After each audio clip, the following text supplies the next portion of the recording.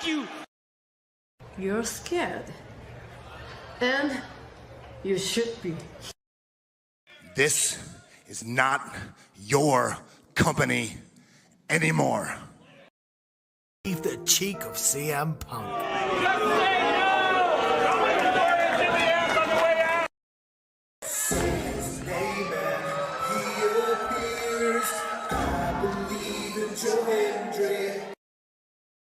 Out!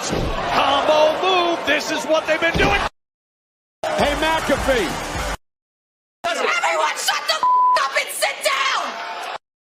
We got a mom in the front row who taught her daughter how to suck dick! I'm Mina Shirakawa. I used to be a model. I want to put on a big show. And that's the bottom line, because Stone Cold said so. What is going on, everybody? Welcome once again to the Saturday Shenanigans, hosted by yours truly, the Renegade J.J. Williams. Hi, guys. Hi, guys. CM Punk drama bullshit to the side. I still consider Heyman the worst AEW champion they've had. First of all, we're going to bring in Walter Cruz. I said that as a joke when, what's his name, did his promo Monday. He said, I'm from a prestige university. I said he majored in Steiner math. We've got the Heeb man, James Hebert, in the house. I do really cool and dumb things on the internet. Right. There's a lot of shit going on here. A lot of fucking crazy ass shit.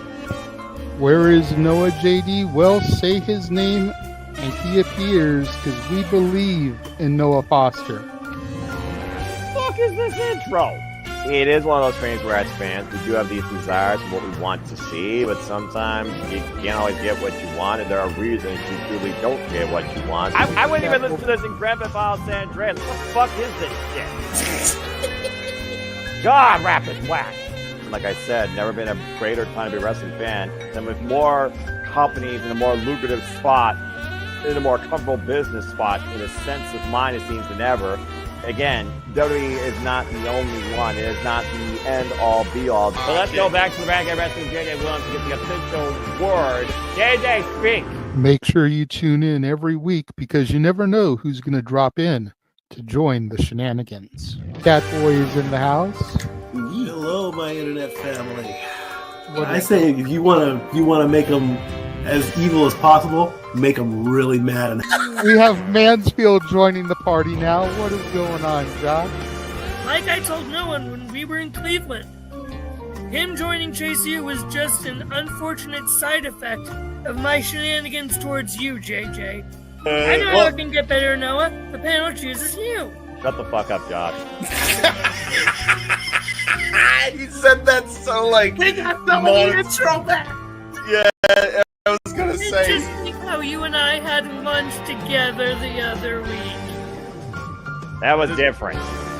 Ladies and gentlemen, the King is here. Say his name and he appears. We believe in King A-Train.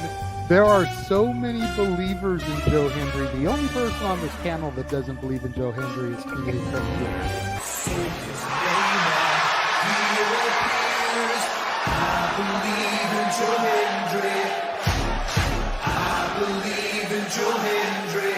Tell the world why you do not believe in Joe Hendry.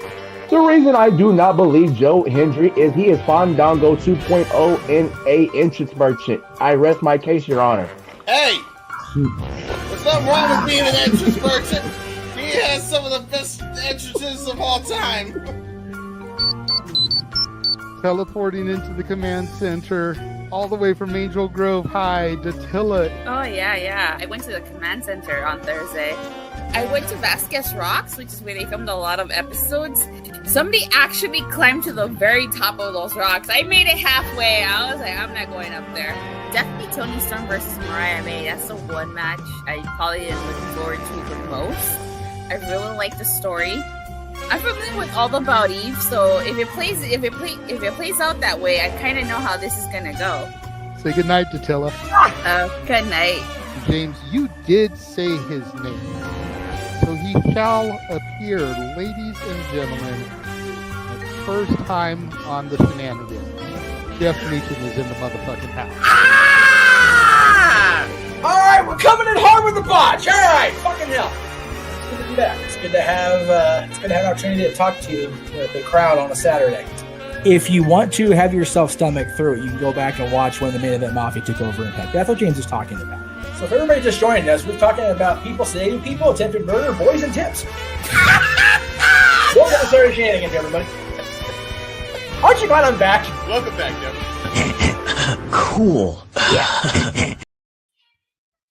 What is going on, everybody, and welcome to another week and another installment of the Saturday Shenanigans across the Simply Reliable Studios channels. I am, of course, your host and moderator, the Renegade of Wrestling, JJ Williams. Good to see everybody here. Good to see everybody starting to float in. Safed is here as he always is. Must have two browsers up because I know he's been watching along as James and Walter do the UFC call. Good to have him here, though. We're not going to waste any time. We're going to go ahead and bring in our panel of loyal supporters here to help out with the topics tonight, as we do, as I mentioned, have Walter and James on another assignment. First and foremost, you had him on the watch along last night for the Tyson Paul match. Give it up for Stat Boy Mike in the house. What's up, my internet family? And we're live, and you can see us. If you know, you know. Are you sure you can see us? You can't see me. And hopefully we'll have no buffering issues tonight like there was during the boxing fights last night. We'll get to that later. We'll make jokes of it now, but maybe. Boxing isn't something we usually discuss on the Shenanigans, so I know. Unless somebody super chats it, then maybe we'll discuss it. But in addition to that, Mike, Big Baller G is in the house. What is up, Big Baller?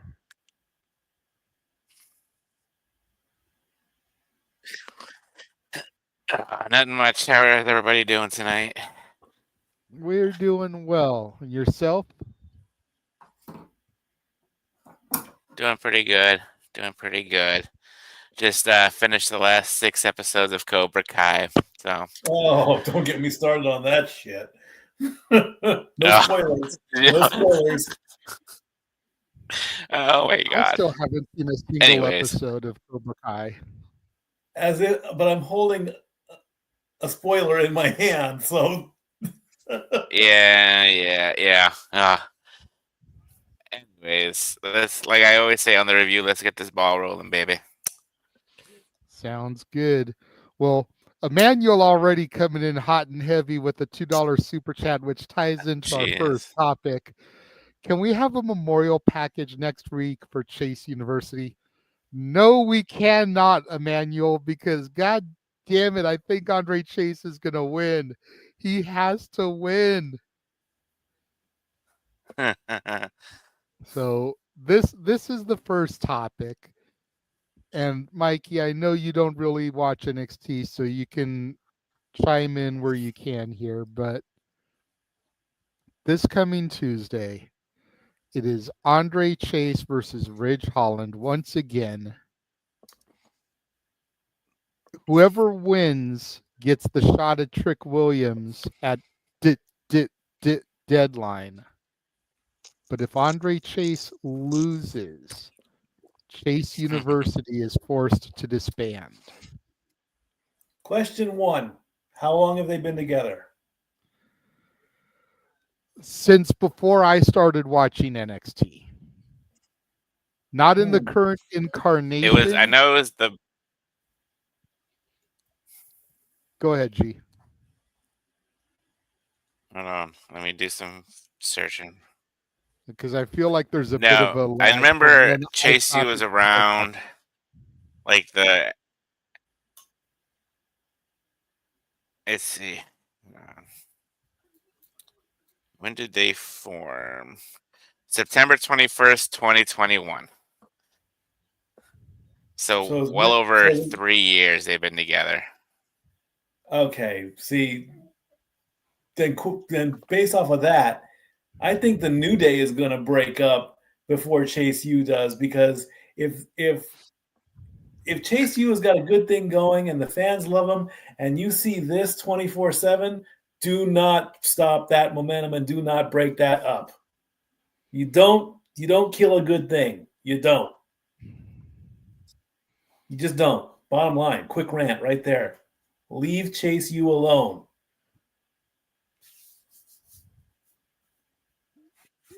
See, I have to disagree with that. Go ahead and make your argument then, G, because I'm like this about it. As much as I throw this up, I'm kind of in the middle here. I mean, they've won the tag team titles twice now. They really aren't doing anything. Like, I don't know. I mean, I see Andre more of a mid Carter than. I mean, if he say he does win on Tuesday, obviously he's not going to beat Trick Williams. He ain't going to beat Tricky Trick. I see Andre as a mid Carter tops. Ouch. Maybe if he does go to the main roster, IC title, US title. Thea, if she goes to the main roster, I can see her maybe going for the women's US title eventually down the road. And then Riley Osborne, I mean, they really haven't done anything with him either. He's still out. And then you got Duke. And he's been on the main roster. He was on the main roster for a little bit too during the pandemic era. So, I mean, it'd be cool to see them together, but I think they could be better off doing their own things, to be honest. Okay, So, solid argument. That's my take on it. Solid argument. You might want to try going out and coming back in, G, because there's a bit of a lag between when I stop talking and when you start talking. Okay, let me leave and then pop back in. And I'll wait for him to come back before I give my thoughts. Fair enough. I mean, having him be a mid-carder, if he does come up to the roster as a mid-carder, I wouldn't mind seeing a feud with LA Knight for the US title. That then the split wouldn't be so bad. But I mean, 3 years that's infancy, man. That's and for a tag team like them to be popular and to be established. They're not even a tag team; they're a stable. Like they're a four-man, four-person unit. Even better. There you go. I mean, that's like breaking up the Brood after 2 years. It's like breaking up the Horsemen. You just don't do it. So why even consider that now? If they're not happy with each other, which I doubt, we don't know what the backstage stuff is. That's one thing. But I mean, if you've got a good thing, don't break it. All right, G, as soon as I stop talking, say something. I'm back. Still a little bit of a lag. We just got to make sure that we're conscious of it. Okay, so here's my thing with this. And ever since I started watching NXT, I've been a huge Chase U supporter, which is hilarious when you think about it, because I pretty much skipped all my classes when I was in college. I can confirm this. Sign up for classes every year, and I'd hang out in the game room all day, almost never go to class. Dominoes so cool. for me to be like this into a school gimmick tells you everything you need to say about Chase U. Now, to Mikey's point, yes, they've been a team for a little over 3 years now, but they haven't always been this incarnation. When I watched it, when I started watching, Duke wasn't in yet, and it was Andre Chase, it was Thea, And there was another dude. I forget his name because he didn't last long. Long blonde hair, kind of a surfer dude. Yes, G? Bodie Hayward. Bodie, okay. I remember him, keep yeah. wanting to say Brody because of Point Break. Yeah. But okay, so yeah, so it was those three.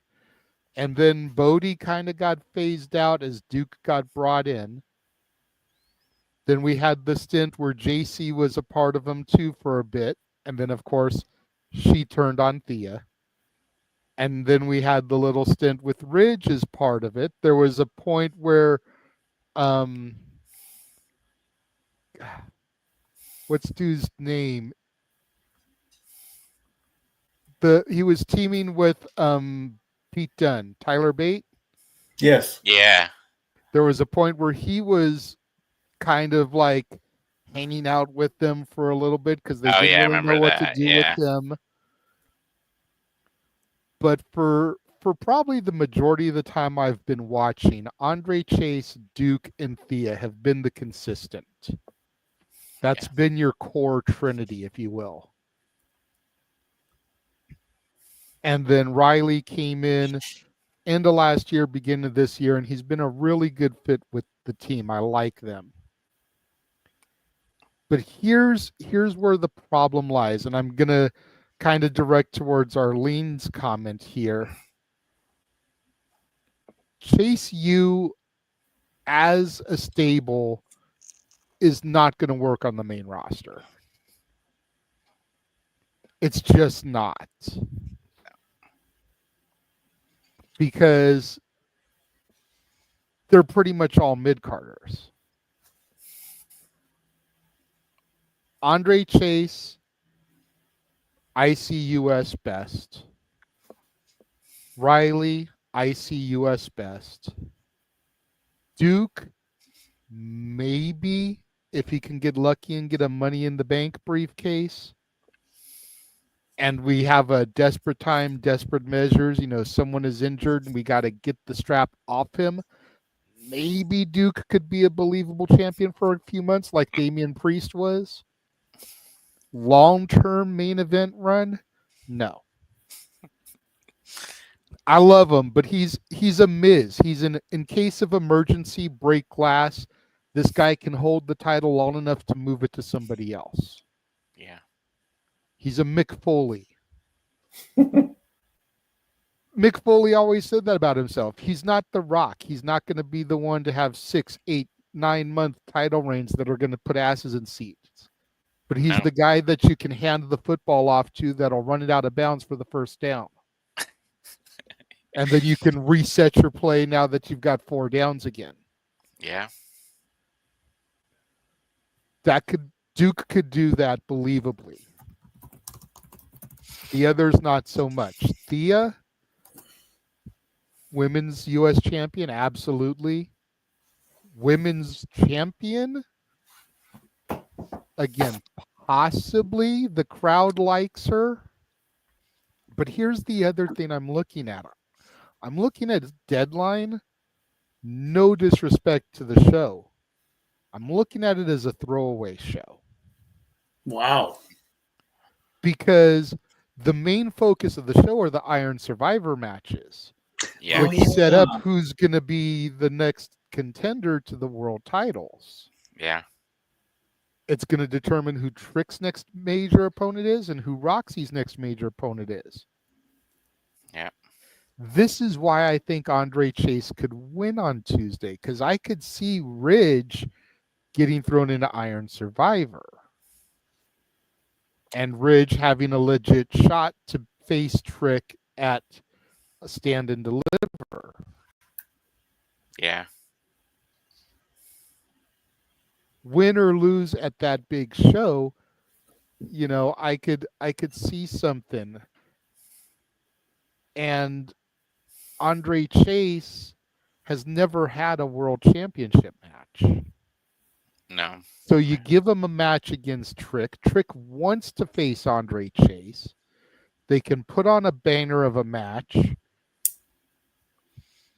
And then Andre Chase, you know, came close, just couldn't do it. You know, maybe frustration sets in and he starts this whole other path. But I feel like whoever fights Trick at Deadline is just collateral damage. Yeah. So why not give the match to Andre Chase? Let him vanquish Ridge. Let him move past that portion of his life. Let him defend the school's honor. And then Ridge, I could totally see Ava being like, well, you lost the match, but you qualified for Iron Survivor. Yeah. And the only way Chase U breaking up would make sense is if they were getting called up to the main roster. Whether individually or they're going to piece them back together on the main roster. Because we all know that Raw's moving to Netflix, so you're going to want new characters there. Yeah. And the heavy rumor, not confirmed people, but the heavy rumor is that when Raw moves back to Netflix, that's going to 3 hours and SmackDown's going to be 3 hours on USA. Whoo! If SmackDown in fact becomes 3 hours on USA, SmackDown is going to need more talent. Yeah. Good point. So moving Chase U up there would be a good influx of people because you get another woman for the US title picture. You get a tag team in Duke and Riley, and you get a solid mid-carder in Andre Chase. Yeah. Yeah. That's the only reason a loss to them would make sense to me.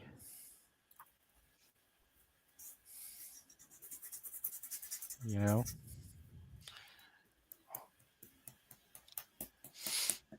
That's a possibility too, Daniel. I mean, Thea was not happy that the state of Chase University was put on the line, that Andre Chase was gambling again. Because it was a gamble with the D'Angelo family that got them in trouble, and we needed the Chase U calendar last year to save the university. You know, I just know that I'm going to be a wreck on Tuesday as we do the watch along. Because I have requested a watch along of this show because of how invested in Chase U I am. I will be sitting here with my Chase University shirt. Andre Chase put a 35-second video out on X today, a call to arms basically saying anyone that's going to be at the center on Tuesday, wear your Chase U merch. He wants to turn the entire Performance Center arena into the Chase University student section. There you go. He wants Ridge to walk in there and see a sea of red and black Chase U shirts and realize that he is the visitor at the home team field. And it can definitely be a monumental moment. Yeah. And you figure, you know, we're going in the holidays. You think about the holiday miracles that happen this time of year. That could even be the way they pull it, is like, you know, it's the Christmas miracle. Andre Chase is going to be facing Trick Williams for the NXT Championship at Deadline.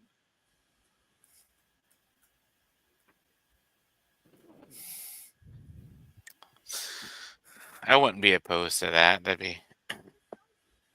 I mean, and it's not like we've never had face versus face matches or heel versus heel matches before. It's like, I know the whole face heel dynamic works better, but every now and again, it's nice to get that match just, hey, you know what, man? I respect you. You ain't had a shot. I'm giving you a shot. Yeah.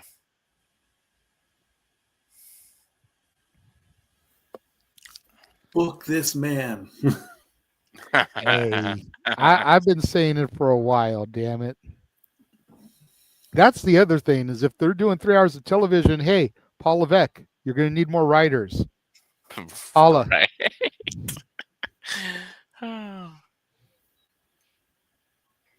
Yeah, because Paul Heyman ain't doing anything anytime soon.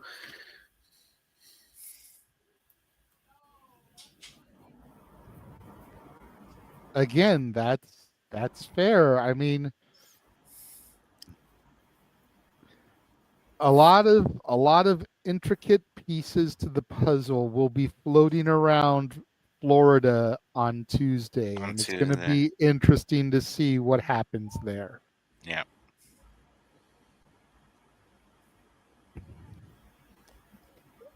Okay. Well, before we move on to the next topic that I have, we'll go ahead and we'll run the watch along trailer that has been updated. You, the viewers, if you've got topics that you would like to suggest, throw them in the comments section. If it's good, we'll bring it up. Otherwise, super chat, and the super chat topics will take precedent over the topics that I've already got lined up for us. So we will be right back. And now for a taste of things to come.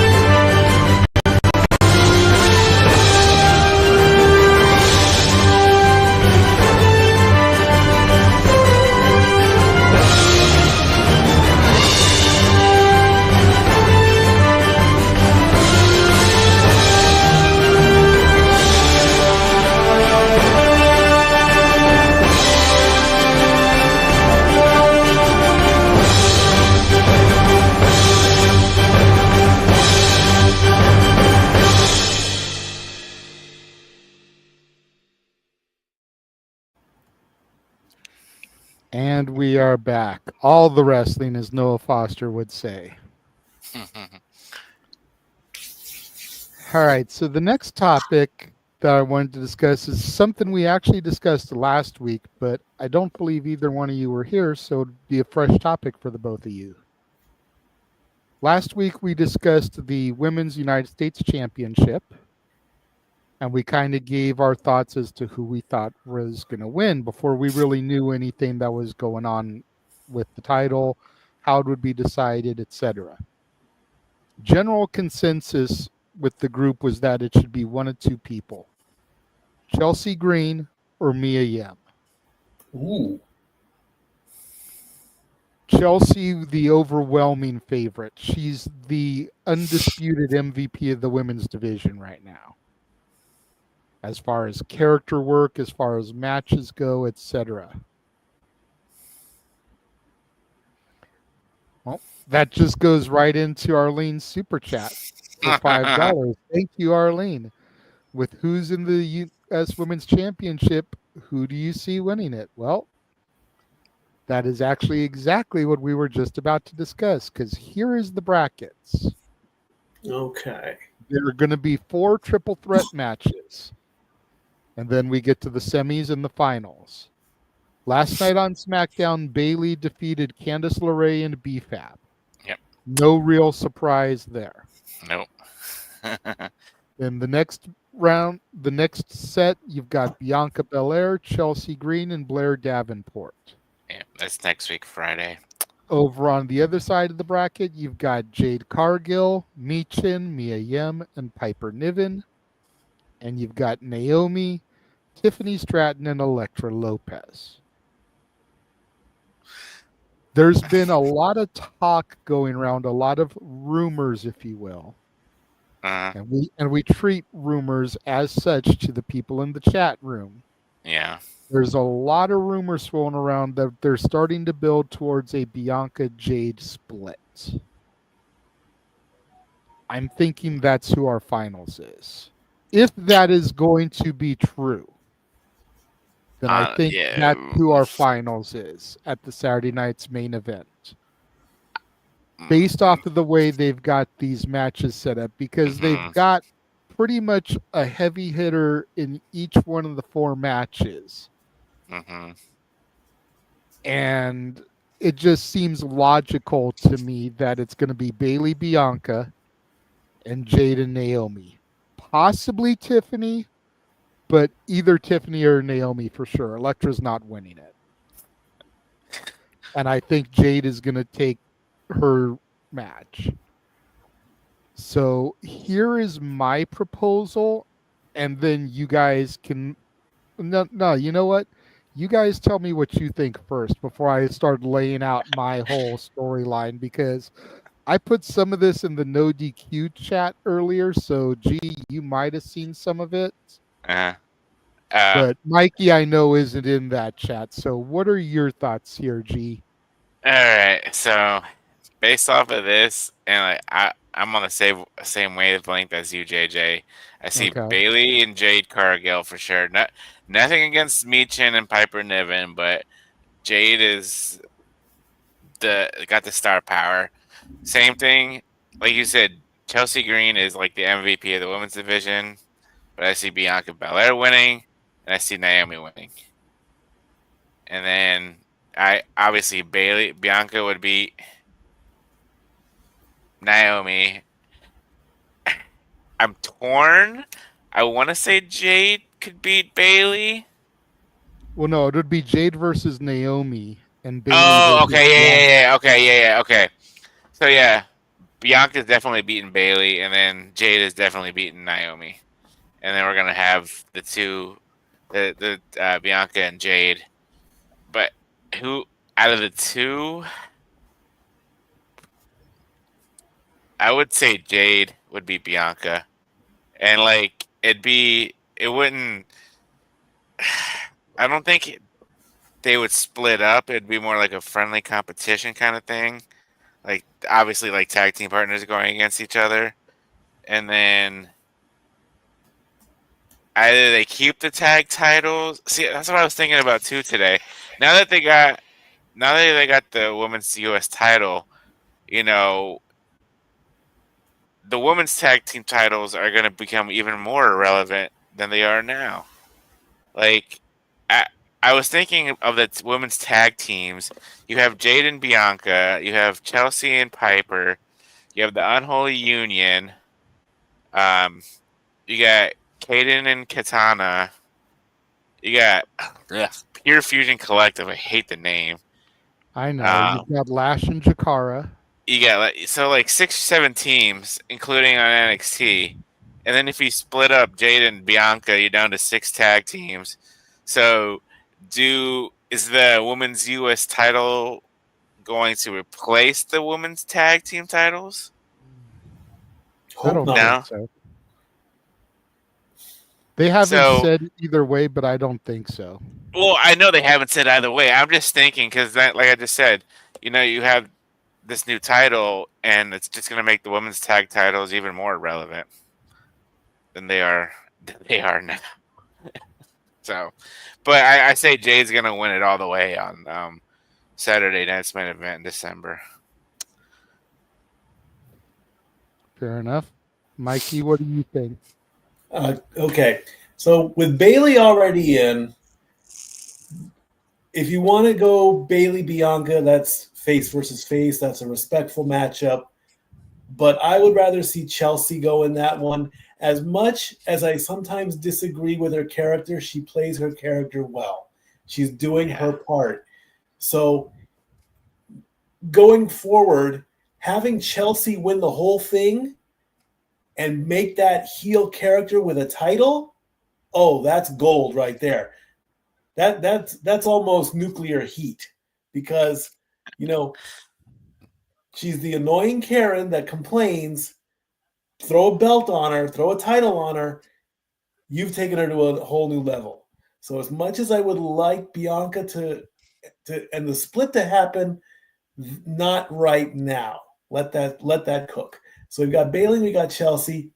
Jade is a given because I've been saying since Jade got the WWE, she needs to stand out.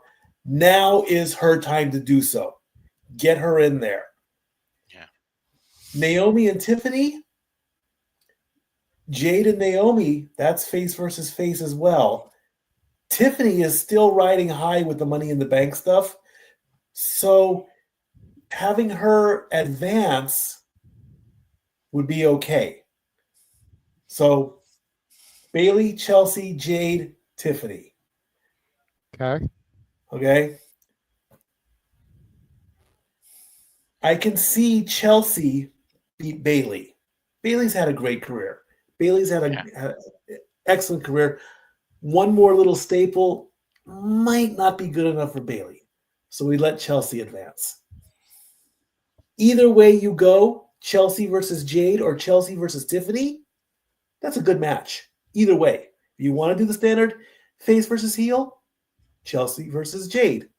If you want to do the battle of the annoying Karen versus Barbie doll, it still works. Tiffy time versus I want the manager, it works. Which one do you hate less? Which one looks better? They're both beautiful. They're both annoying. You flip a coin on that one. But the standout in this, who really needs to do it, is Jade. Jade needs now to be that bitch. I want that bitch. I've been saying that since she left the other company and came over, and now is the time to do it. Let her have her singles run. Let her have her first singles title. Then worry about the tag team belts. If she goes into that where she's transitioning, and then she turns on her, hey, that's money right there, because that's Jade's character from the previous company. Now work with it. If you still want them to be friends, if you still want them to be cool, you know, Bianca will say, hey, girl, I got you. Go get your title. You know, sisters from another mister and all that. Good thing. But now is the time to let Jade shine and be that bitch and let that storm hit. Bottom line. Okay. I like the fact that you're going with Tiffany and Chelsea. I do like that you're trying to kind of liven things up a little bit with some different blood. Here's the thing as far as some of these matches go. And we talk about Bayley versus Bianca being face versus face. And while that's technically true, Bianca still doesn't trust Bayley because of all the shit that she did when she was in Damage Control. Mm-hmm.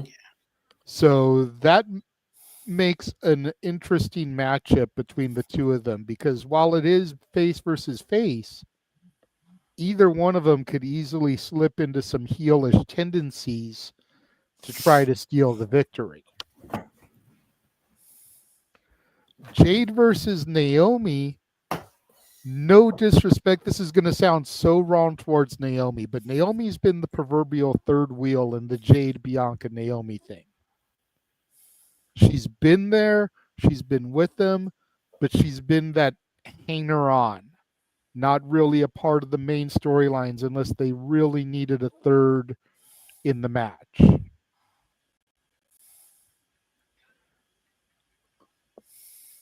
I look at it like this, and I mapped this all out in the No DQ chat. Again, G may have seen this earlier, so I appreciate the fact that he didn't completely steal my shit. But I feel like I said, it's going to be Jade and Bianca, I think, especially if the rumors of them breaking up is true. to Mikey's point, you use Jade winning the title to be the catalyst in the breakup. So we're not pulling the trigger on the breakup just yet. You slow burn it because eventually we've got to get to WrestleMania. Yeah. Ever since Jade's debut this year in the Rumble, and we saw Jade and Bianca standing across from each other, people have wanted these two at WrestleMania. This United States Championship is how we do it. Paul Levesque, take notes, get your pen and paper out. Here's how you do it. Jade beats Bianca in the finals at Saturday night's main event. Yeah. January 6th, the first Raw on Netflix, they lose the titles, the tag titles. Who do they lose it to? Chelsea and Piper. You have Jade pin Piper, you have Bianca pin Chelsea to move on in their matches. That plants the seeds there for Piper and Chelsea to be pissed and start coming after them. Okay? Now you go to SmackDown. The first SmackDown after the Raw debut on Netflix. Jade turns on Bianca. Calls her the weak link because they lost the titles. She still has gold. She still has her Women's United States Championship. Bianca cost them the other titles. As much as everybody wants Bianca to go heel, let's be real. Jade is phenomenal as a heel. Mm-hmm. Mike said it himself. He wants that bitch. This is how you get that bitch. There you go. Royal Rumble. Jade eliminates Bianca from the Rumble. Ooh. She's still hot about losing the titles, so she gets the first strike. Okay. Elimination Chamber. Bianca eliminates Jade from the chamber. Okay. That shows that Bianca has now pinned the champion. Mm-hmm. WrestleMania, Bianca versus Jade. Bianca defeats Jade, takes the title. You accomplish a couple different things here. Jade is got the distinction of being the first TBS champion and the first Women's United States champion. Essentially the first person to hold the mid-card championship in both companies. Yeah. She doesn't get a long title reign because even I'll admit she still needs work.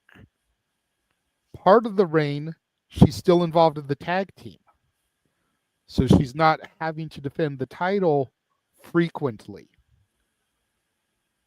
And then once the team dissolves, she's working a program with someone who's going to help her look good in Bianca. Bianca taking the title at Mania keeps Bianca's undefeated streak at Mania going. Yeah, that's true. So you've set up all this stuff. Everything makes sense. You plant seeds here and there for things. Jade's the first mid-card champion for both companies. Bianca keeps her undefeated streak intact. I just think it's solid. It works. We all have great opinions on it. Yeah, we do. But if I'm thinking reality, they're gonna put the title on Bailey. They need to not do that. They're gonna put it on Bailey. We all know deep down that they're gonna put it on Bailey just so she can have that accolade. But she doesn't need it. That's the thing. I know, JJ. I know. I understand. I'm just thinking. I'm thinking typical WWE booking. But that's Vince booking. That's not Triple H. That's true. Yeah, you're right. You're right. This is Triple H booking. You've got to look at things that way. And while yes, Bailey, Bianca are definitely products of his NXT, something he helped cultivate. Yeah. you've gotta give the people what they want, as Yeah, that's AEW true. is so fond of saying with Orange Cassidy. And people want Bianca and Jade. They do. They do. Bailey can get that US title in time. You know, her versus Bianca coming out of Mania would make sense if they keep this animosity between the two of them. Mm-hmm.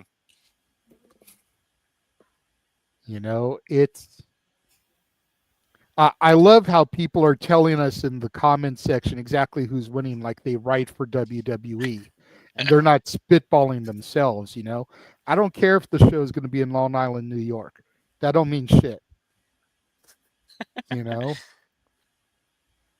Jade Cargill absolutely needs the title. Yeah, I do agree on that. To try to say that she doesn't need the title is horse crap.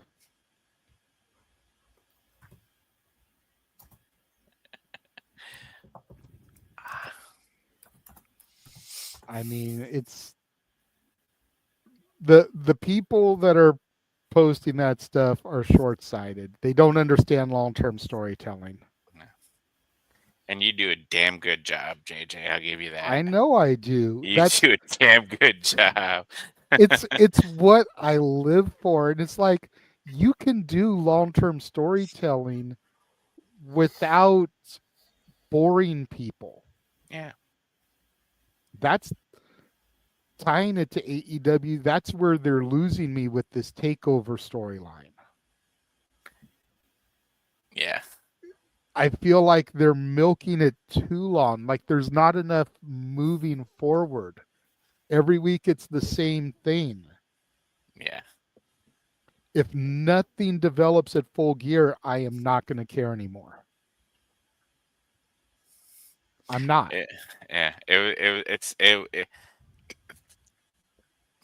It's getting hard for me to watch Dynamite every week. But anyways. All right.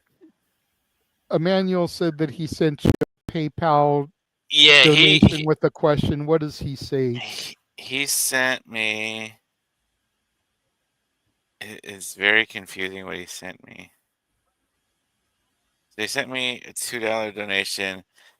He said heel turns that were just in them going evil. Does that make sense?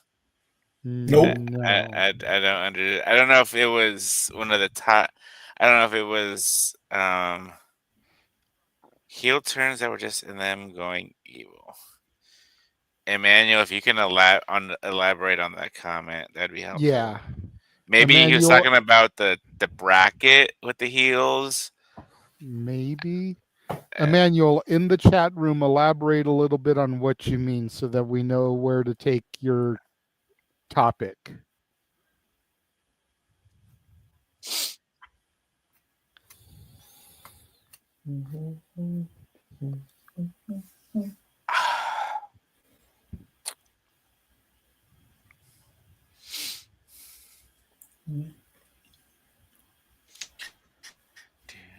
Basically, Kevin Owens is justified in turning on Randy. He's 100% justified. And I know that's not a popular thing to hear, but it's the truth. I mean, I don't want to steal the complete credit for this. I saw this on either Facebook or X earlier this week, but think about it. Kevin Owens spent the better part of 4 years fighting the Bloodline. Yeah. Every time he would get his ass beat, nobody came to help him.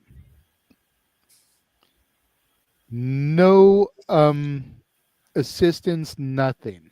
Okay, I see what he says. Then him and Sammy take down the Usos for the tag titles. Yeah. And now then he helps Cody in finishing his story so that somebody can finally vanquish the Bloodline.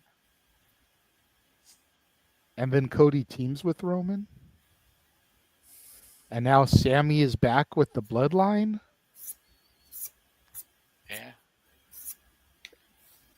KO is absolutely justified.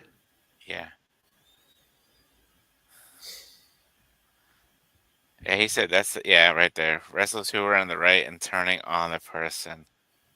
So definitely Kevin Owens. I agree with that. See, those are the best villains. Yeah. The best villains are the ones that think they're doing the right thing. You know, Obi-Wan said it himself in Return of the Jedi, you know, the truths we cling to depend greatly on our own point of view. All Anakin Skywalker wanted to do was prevent his wife from dying during childbirth because of the nightmares he was having. Yeah. That led him down the path to the dark side because can't learn that power from a Jedi. So in order to save her, he had to join the dark side. He thought he was doing the right thing. He just wanted to save his wife's life. Yeah. You know, so a lot of good villains, you know, The Rock. Beautiful example. When he first went from Rocky Maivia to The Rock, and then when he returned after the fans were starting to support him at the Deadly Game tournament in Survivor Series. Die, Rocky, die. You hated what I was giving you so much that you wanted me to physically die. Absolutely justified in his heel turn. Yeah. All he was trying to do was entertain the people, be that white meat baby face that Vince loved in 1996-97 when the times were changing and Vince hadn't caught up yet. Before he got injected with that dose of attitude. He's trying to be that cookie cutter, and the fans didn't want it. Ironically, what happened with Roman Reigns? He was trying to be that white meat baby face, and the fans wanted no part of it. Yep. Just saying, some parallels there.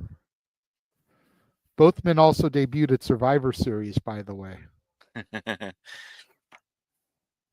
Roman with the Shield, and Rock in the team match, the elimination match.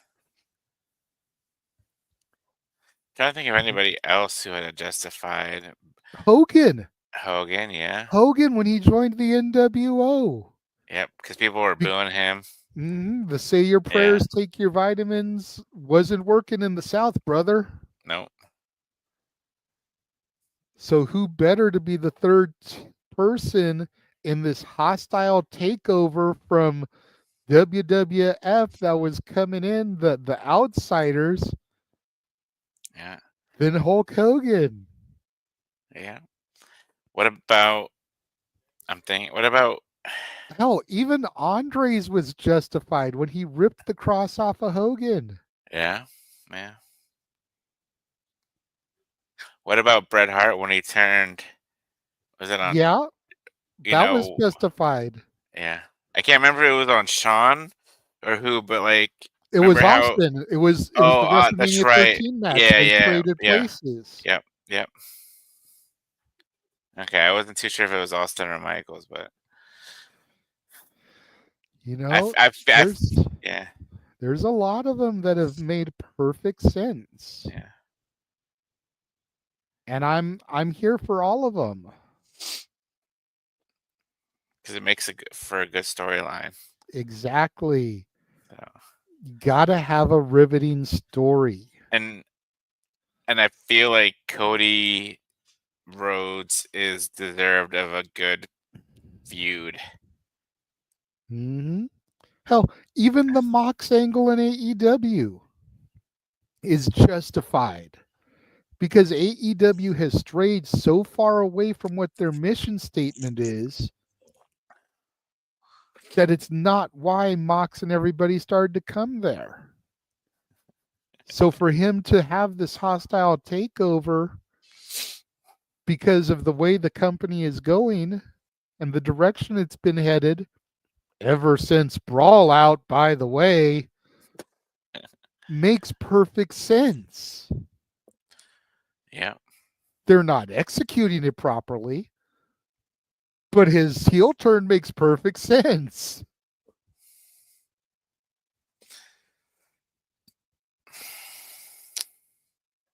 What about female wrestlers that have turned? Can you think of anybody? I can That are think of plenty justified. that have turned. I'm trying to think of ones that were really justified in their turn. Probably the most justified was Lita, because she was getting that heat because of the whole real life situation that went down with her, Edge, and Matt Hardy. Right. Yeah. Okay. So Yeah. they were like, all right, well, you're going to start booing me. I'm going to play that slut. I'm going to be, They chanted it Edge's, too. I'm going to be Edge's second, give me the heat. Yeah. Let's go with it. But she was probably the most justified because, I mean, that's real life shit right there. You can't help who you fall in love with and win. Yeah.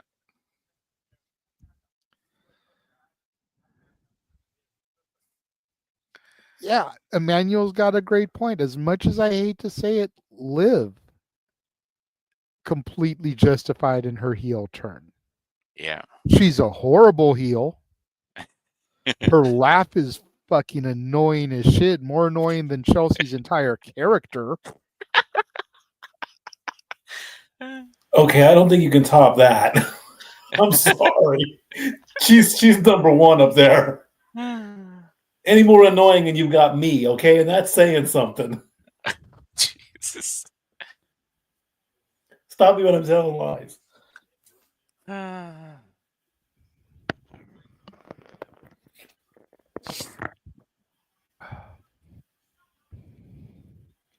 That was a good topic.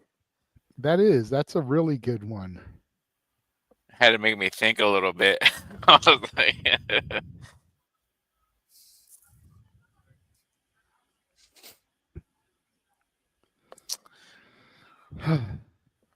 All right. Well, we've only got one more topic left. So we will go ahead. We'll run our trailer one more time. We'll come back with our main event discussion point. And see if anybody else joins us. We will return. And now for a taste of things to come.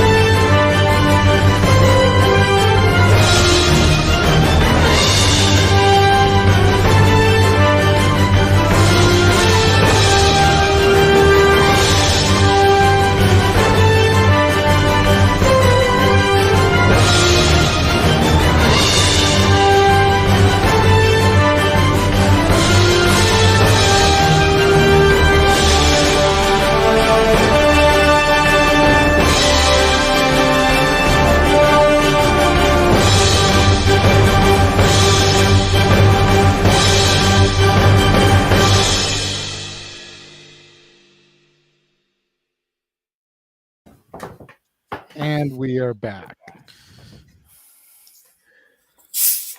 All right.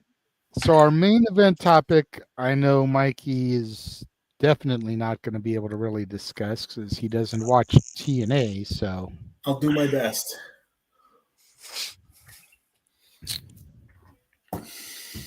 But Speedball Mike Bailey seems to be done with the company. He's been removed from the roster page on the website. It's been reported by multiple sources. Again, I don't know if one source reported it and other people just copy and pasted it, or people have gotten the word from multiple people. But it was brought up in our chat earlier this week, so figured we'd go ahead and discuss it briefly. A lot of people that claim to be in the know are saying that he is AEW bound. So the question becomes, where do we think Speedball Mike Bailey is going to end up? Is he going to become All Elite? Will he find his way to WWE? And pretty much like, what do we want to see from him wherever he goes?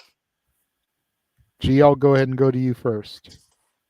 Yeah, I mean, for a guy who hasn't been watching TNA that long, I mean, I've seen most of his matches. I saw him down not a couple years. Now it's probably been like 5 years ago or so. But down in Maryland Championship Wrestling, he came and wrestled down there. So I'm familiar with his work. He had a great TNA run, I believe, 3-time X Division champ, if I'm not mistaken. Something like that. Okay. Yep, confirmed. So, I mean, which is kind of, well, I don't know what's going to happen on Impact, but I know Trent Seven just turned on him. So he's got to have something leading up with that before, I don't know. I would say if I had to choose, well, I know he's fighting at Bloodsport this coming next weekend, right? I want to say. Yeah, Or the weekend after. It's the weekend, not this weekend, but next weekend. Okay. Anyways, so I'm getting confused because I know he's also part of the Wrestling Super Show, the WrestleCade Super Show. It's supposed to be him versus Shelton Benjamin, I believe. Oh, nice. That's gonna be a fucking banner. Yeah. But if I had to choose, that's the same day as Survivor Series, so yeah, it's next weekend. Okay. I would say he would be if we're going by the rumors, I would say AEW would be the better fit with him. I think in WWE, with his style of wrestling, it just wouldn't fit. So I would see him in AEW going, wrestling on Dynamite for a little bit and then going to Collision and stuff like that and back and forth. But I mean, I enjoyed his work in TNA. He was very entertaining to watch. So. Okay, Mikey. Based off of the quick search that I've done and what I've looked in his career, and I can agree with what G says. From what I'm reading and all of his accomplishments and his wrestling style, my biggest worry is, what can WWE do for him? Or will he just be like floating around? He's from Canada, and Canadian wrestlers are pun intended, some of the elitists. Wrestling is Canada. Canada is wrestling, and his style would probably fit in AEW because,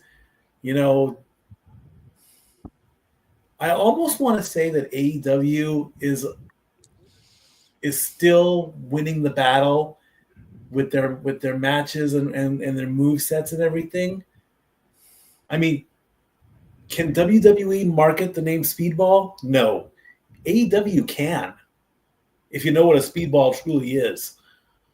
I don't think having the name Speedball in WWE would work either. They might have to totally change his name to something that he might not like. So I would say that I'm going to agree with you on that one. and say AEW is the better fit. I didn't even think about the Speedball nickname. That was like the last thing on my mind. I look at it like this. I don't think it matters where he goes. He's going to be floating around. If he goes to AEW, he'll be featured on Dynamite for about 3 weeks, maybe a month, and then he'll either be in Collision or in catering. Mm-hmm.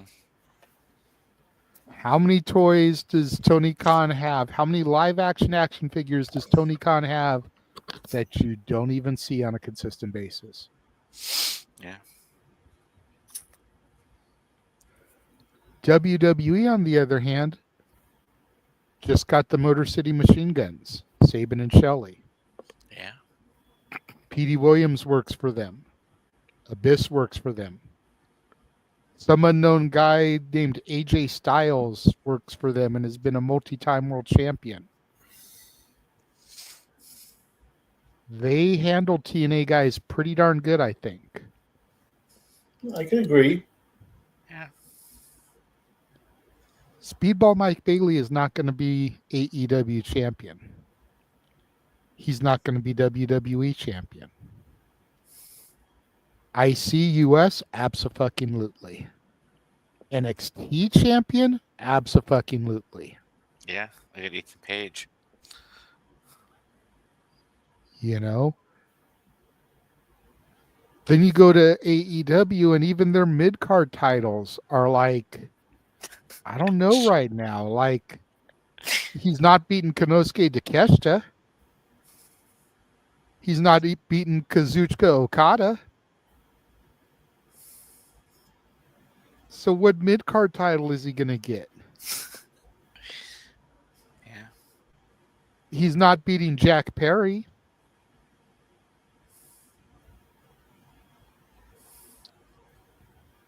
No. You know? I would put him in NXT right now. Not that he's not main roster ready, but give me Wesley versus Speedball. Oh. Give me Javon Evans versus Speedball. Take my money now. Give me Trick versus Speedball. Yeah. Give me Tony D versus Speedball. Give me Charlie Dempsey versus Speedball. Yeah. You know, you put him on AEW, you get a match with him and Hologram, maybe a match with Ricochet, maybe a match with Ospreay, and then what? Yeah, true. WWE main roster, you can put him in there with Sabin or Shelley, because he's got history there. Yeah. You could put him in there with AJ once AJ comes back, if AJ comes back. Yeah, Speedball versus Mello. Speedball versus Santos. Speedball versus Andrade. Speedball versus LA Knight. Speedball versus Logan Paul. Because we still don't know if Logan Paul is going to come back or not. But Logan Paul puts on banger matches. Say what you will about the man. Oh, he's the impressed, man. The performer puts on fucking great matches. And him and Speedball would have a classic. Yeah. You know?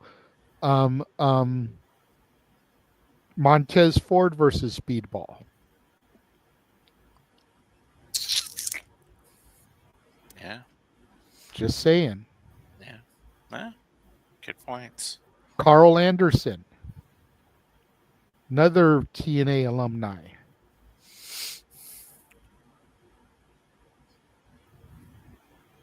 I think that he's going to get lost in the shuffle at AEW. And Emmanuel agrees with me. Where do you put him in? Yeah. It makes no sense long term. The Speed Championship? Safet makes a point. If he signs with AEW, he can do more New Japan shows, which is something that he supposedly wants, but he could also go to New Japan without AEW. Yeah. You know, I wouldn't be opposed to him doing some New Japan work. You know, AJ did that when he left TNA. It was his work in New Japan that got him signed to WWE. And that evolution of his character. Yeah.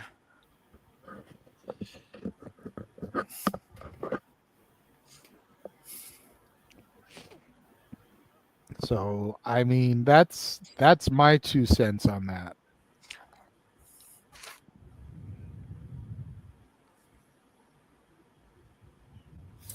Daniel says Speedball and Cody would be a good match, whether it's title or non-title. I agree.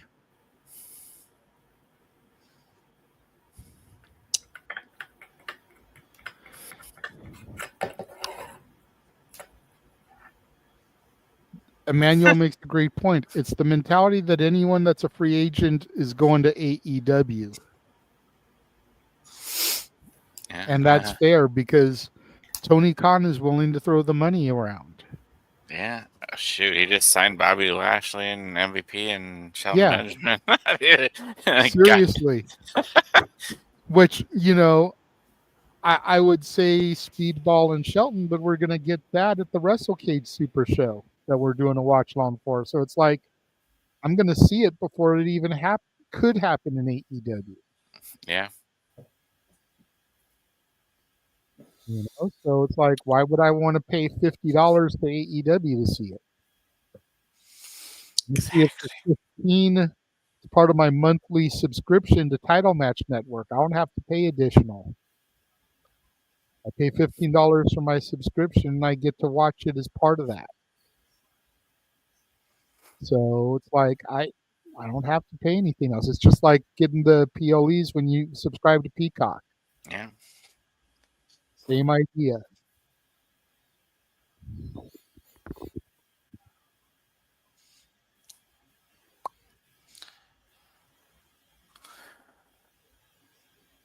Arlene brought up a question.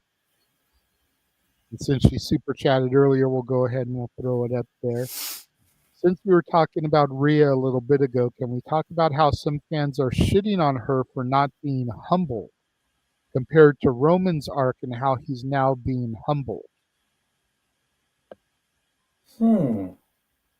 I haven't heard the fans really shitting on her for not being humbled. So I don't know about that, but as far as the arcs are concerned, I mean, I haven't seen SmackDown to see what happened or Raw, you know. I know that she comes back for the Survivor Series team, but I haven't seen it happen yet, if that makes sense. The spoiler is out there. Yeah. So I know she returns, but it's like, I don't know. Like, I feel that WWE feels that she's too valuable term to really get that humbling. So they haven't come back from overseas yet? Oh no, they're back from overseas. Just Triple H is giving them extra time off for the holidays. Yeah. So they taped a episode of Raw after this week's Raw. Yeah. I'm not sure if that's going to be this coming week's Raw, if they're going to hold off on it for the Thanksgiving week. That they didn't say, but I believe it's this coming week's Raw. If I'm not 100% sure, but yeah, like that would be the one would gist of it. assume. One would assume it's this week's, but then why would you give them this week off and next week is Thanksgiving? If you're trying to give them extra time off for the holidays, why wouldn't you give them that Monday off? Yeah. That's the part that doesn't make sense to me. I know, and when they said that they were doing like a double tape in Raw because of that, like, I was like, wait, the holidays aren't until next or the week after. I'm like, what? I mean, at least the man is giving them time off. So Yeah, definitely. Like no hate on Triple H for doing that. Just the logic of it doesn't make sense. yeah, because they're double taping next week on SmackDown. Yeah. Which makes sense because then the next week would be the Black Friday episode. Yeah. That makes sense. Why wouldn't they double tape this coming Raw so that the next week could be the taped Raw and they get that whole week off for Thanksgiving? That doesn't make sense to me. Yeah. Yeah. Well, let me. And they wouldn't have to report to anything until Survivor Series Saturday. Yeah. Yeah. I'm confused, but I am too, but it's not making my me circus, scratch my not my head. monkeys. Yeah. So Emmanuel, that's Triple H's thing. Yeah. But I don't know why she's not being humbled though. To Arlene's initial point, like I like that Roman is being humbled. Roman also spent 4 years dominating the brands. Yeah. Roman needs to be humbled. Rhea didn't have that much time as the dominant champion. And ever since she lost the title, which she never lost it, she had to relinquish it. Mm-hmm. She's now been injured twice by Liv Morgan. The first time seems like it was legit injury. This time it's obviously kayfabe. Yeah. Because if it was legit, she wouldn't be back this quick. Just saying. Protective face mask or not, she would not be back this quick. The soonest she would be back would be the Women's Rumble. Yeah. I don't know. Either of you got anything else you want to add to Arlene's thing? Not really. No, you covered it pretty good.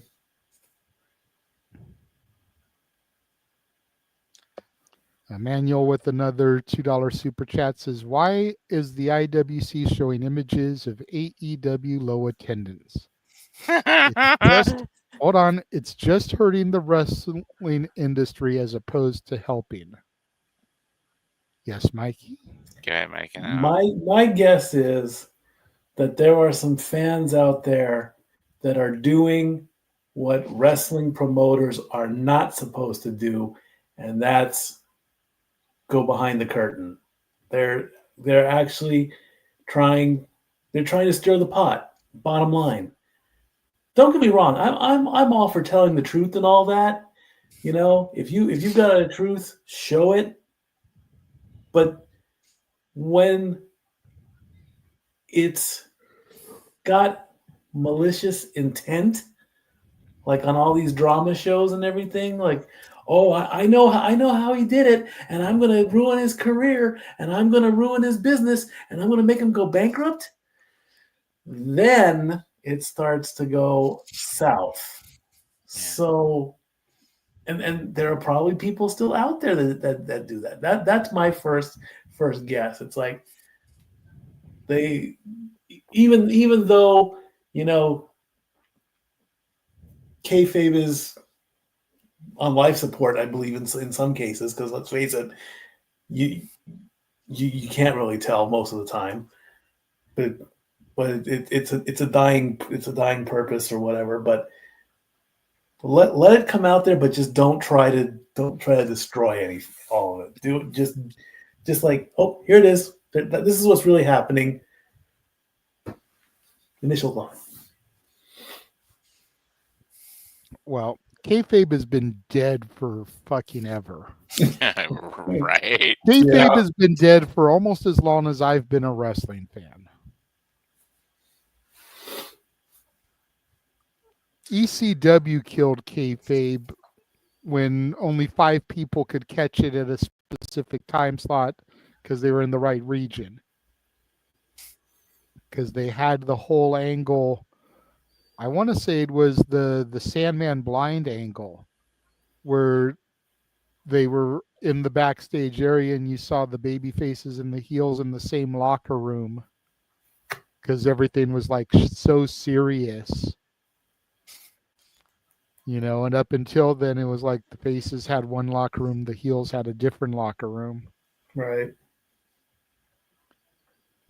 But, gee, what do you think? Because I have my thoughts, but I don't.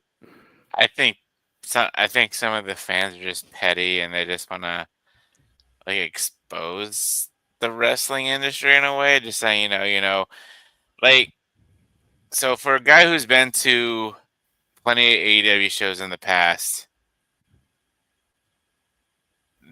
there wasn't really a low attendance. The last time I went to a show, AEW show, me and my buddy, we were sitting on the hard cam side, and I think I've told this story. I can't remember if it was to you guys or on the review, but anyways, this one of the ladies came up to us and asked us if we wanted to move to the camera side so the seats would be fuller. And I mean, there were still people sitting on the side that we were sitting on, granted, but it wasn't as full as the side that we see on TV every Wednesday. Now, compared to a WWE show that I went to, I didn't go to Hollywood Havoc or Raw, but the SmackDown or Raw that I went to before, it was filled out capacity. There might have been, excuse me, a couple seats here or there missing, but you don't see people shit posting on WWE. They're just shit posting on AEW because I feel, excuse me, oh my God, I feel like people want AEW to fail, and we don't want to see AEW fail. We want to see it thrive and be successful. And the way that I think they can do that is if they go to smaller venues like TNA does, so it's not as bad looking, and you'll have like 3,000, 4,000 people there. And when you have your big shows, because they're big shows, the pay-per-views, they sell out. So have your pay-per-views in arenas or wherever, but your TV shows, like they did for Collision in Texas or whatever, they did that whole month or something like that. Do something like that, so where you'll be successful and you won't have people shit posting. Oh, every single week. Look at the crowd. This half of the crowd is empty. You see the pictures on there, like Edge was cutting a promo and like the hard cam side was completely empty, and it's people are just petty. They have nothing else to do. They live in their mom's basement, and they're like, all right, we're just gonna post some AEW pictures and make it look bad. So social media, the internet wrestling community, whatever you want to call it, I don't know. They're just some petty people out there. So that's my take on all of it. That basement line never gets old. I agree with you on some points, and I disagree. Oh, with people you are living in mom's base. I agree with you on a couple of points. I disagree with you on a couple of points. I don't think anybody wants AEW to fail. I don't think that's why it's done. No. I do think a lot of it is pettiness. I think it's because Tony Khan and the AEW locker room have gone on record in interviews and shit trying to hype AEW as, this is where the big boys play, to take a quote from old school WCW. This is where the elite go. This is where the best wrestlers are. Okay, great. Why can't you put an ass in a seat? Yeah. If you are truly the best, if Will Ospreay and Kazuchika Okada and Mercedes Moné and all these people that you're paying up the ass for are as great as you want me to believe that they are, Why can't they fill up a 20,000 seat arena? My first answer would be ticket cost. Whoa, hello. Before we go any further, teleporting in via the Morphin Grid, Datilla is here. Yay! Hey. Don't sound so enthused to be here, Datilla. No, I'm just these days I'm just really, really tired. There are days I just don't want to do anything and just lay in bed all day. That's what your Tuesdays are for. I watch Explosion on Tuesdays. That's about it. I've heard of this bed you speak of, but I don't. Yeah, it's yeah. Mm-hmm. I don't even know what a bed is anymore. I sleep on a love seat. Not even a full couch, a love seat. I mean, I got my eyebrows done and my nails done today. Ooh, Datilla got her nails done. The only thing I didn't do was my hair. Maybe next week I'll go do my hair. Well, what we're discussing right now, and then we'll run back some of the other topics for you, is why is the IWC showing images of AEW low attendance? Probably because they want AEW to fail or something. That's what Big G said. That was one of the things he said.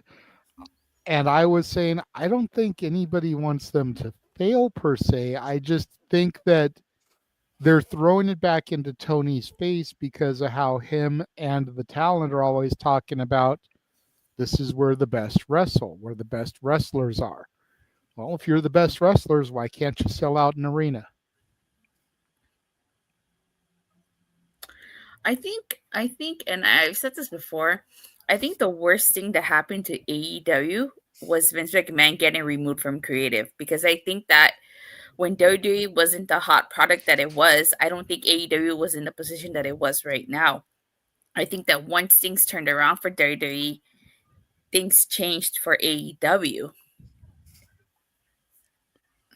Vince being removed was definitely part of it, but I don't think anybody can argue that it didn't start with Brawl Out. And that was a good year or so before Vince's removal. True. But I do think that Vince was a major factor in that, in the way things are right now in AEW. Because I feel like I just wonder, I wonder how things would be for AEW right now if WWE was still just terrible like it was prior. You know, I don't think they would be struggling to fill in seats, because I think people would just be like, well, I'd rather go to AEW than go to a WWE show. It's possible. It's possible. The only counterpoint I can really provide to that is that the greatest angle in pro wrestling in the last easily probably 10 years was started by Vince McMahon, the Bloodline angle. That's true.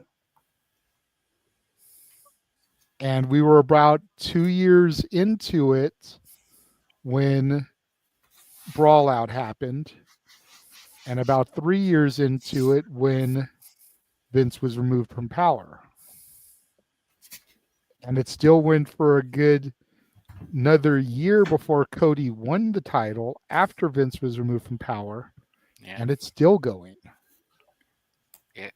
The Bloodline angle is what got a lot of people back watching WWE. Yeah. Shit. If this Bloodline angle is gonna go on, I'm barely gonna be 32. This Bloodline angle is gonna be going on till I'm 50. Let me see what Arlene sent me. That's quite possible. Well, I know Statboy is ready to tag out here. Let Datilla take his place. So go ahead, Statboy. Yeah, no, that bed is calling my name. Follow me on Twitter at LBStatKid1977. Drop me on Instagram on Statboy13. We're getting closer and closer to the next upcoming watch along in college football. the Volunteers lost to the Bulldogs tonight. Oh well, it happens. It's okay. But the Georgia Bulldogs, they were pinned against the wall, as they said, because if they would have lost, they would not have made it into this crazy new title situation. And hey, you never know when a stat boy like me is going to pop up and support my internet wrestling family. I love you all. Stat boy out. Bye. Okay, bye. Oh, jeez. But you make a valid point, Attila. I mean, Vince McMahon's removal definitely didn't help AEW, but I feel like AEW was already starting to falter before Vince's removal from power. You know what's crazy? It's like when you look back at 2019 when AEW first started, and it's like things reverse. Like at that time, AEW was selling out. It was really hard to get tickets to their show. I know. I remember trying to get tickets to All Out. That it was expensive and it sold out quick. WWE was struggling to sell tickets, and now it's like the opposite. Yeah. So it's crazy how much changed in 6 years? Yeah, give or take. I mean, 2019 to 2024, so 5 years. 5 years. Yeah. It's almost 2025, so make it 6. Fair, but they just had Dynamite's 5th anniversary back in October, wasn't it? So yeah, it just started. Yeah. Before Big G reads what Arlene sent him via PayPal, we did get a super chat from Emmanuel to Datilla. Best and worst Power Ranger episodes.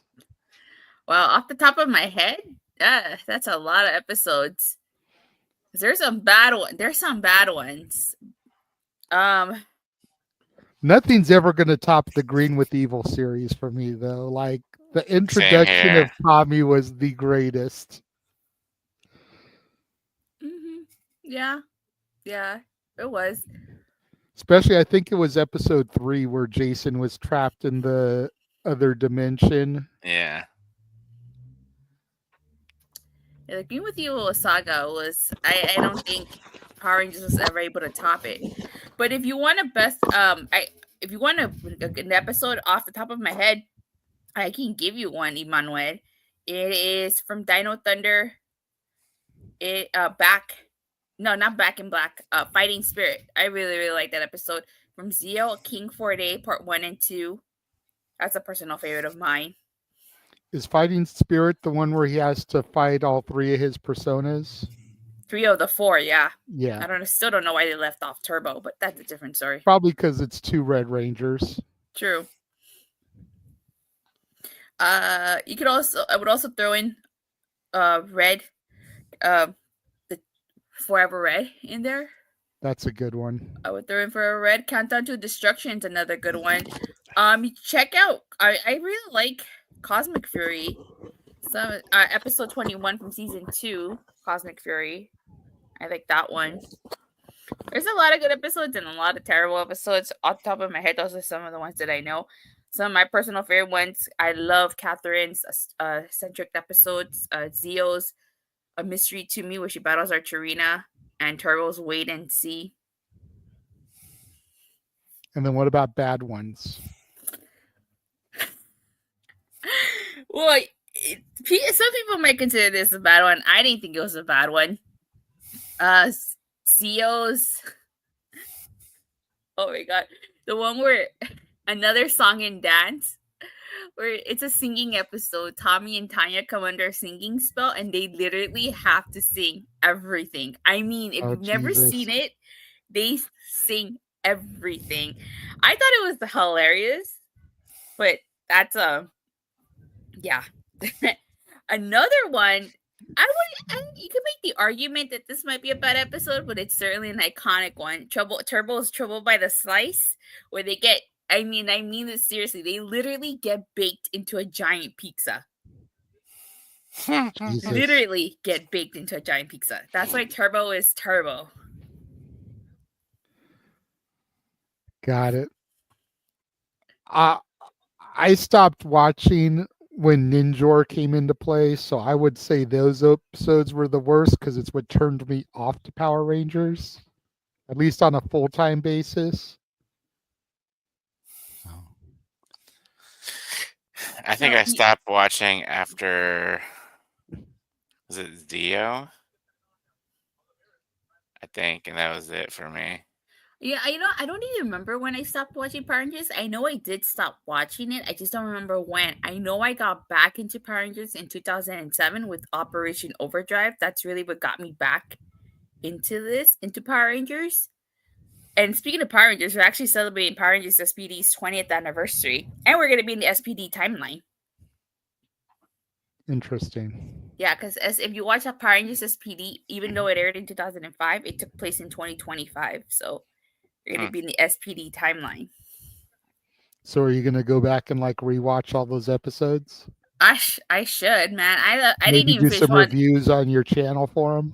I didn't even finish watching Lost Galaxy. I think I left off on like episode 11. It took me 11 years just to get to Lost Galaxy. I have noticed, Emmanuel, and we do appreciate you for it, because I know once Jeff gets home from the hockey game, he's going to try to pop in. And I know once the UFC fights are done, Walter and James want to pop in. What was the episodes where they like traveled back in time? There was a few. Are you talking about Mighty Morphin? Yeah. Okay, so there's actually a few of them. Kimberly goes back in time by herself in the Wild West Rangers. Mm-hmm. And then there's Rangers in Reverse where they get turned into kids. I remember that. And then there's I think it's Return of the Green Ranger, where the Wizard of Deception makes an evil Green Ranger, where they sent him back in time as well. And then there's another one with the Alien Rangers. I can't remember it off the top of my head. It's not, but it's when they get turned into kids again. Daniel says Green with the Evil miniseries is #1, and the time the Rangers were turned into kids is a bad one for him. Oh, the first time they turned into kids, that would be Rangers in Reverse, because Kimberly was still a part of it when they turned into kids for the first time. I remember that. Yeah. All right. What did Arlene send you, Big G? This would be an easy question to answer. She says, are you guys worried that Heyman didn't answer the call, and why? Well, I haven't seen SmackDown, so okay. I've seen the people have been posting the GIF of when Solo came on the screen, how Sammy dug in his pocket and tossed his phone, trying to say that that's going to be why Sammy turns on them and whatever, because he's secretly with Solo. But I didn't know about, Heyman being called and not answering. So should I go ahead and say? Go ahead, because I'm probably not going to watch it back. So at the end of SmackDown, because Jey Uso was saying, "Make the call, Uso," to Roman Reigns, and at the end of SmackDown, Roman was like on his phone in his locker room. He's like, call, and like he paused for like a good 5 to 10 seconds. Call the wise man, and it went into this phone is no longer in service. And it did it again. And if we go back to SmackDown a couple months ago, you got to remember Solo smashed Roman's phone, or Paul Heyman's phone. So, but Paul Heyman still has the Rock's phone. So, basically Roman doesn't have, or Paul Heyman doesn't have the phone that was for Roman Reigns anymore. So that's why, that's why it went to this phone line is no longer in service, because it got smashed by Solo. So simple. Okay, but to counterpoint that, Paul Heyman's not just going to go out and get a replacement phone. Like, This is Paul Heyman we're talking about. Dude's been carrying a cell phone since they had the Zach Morris brick models. Like, seriously, he's always had a cell phone.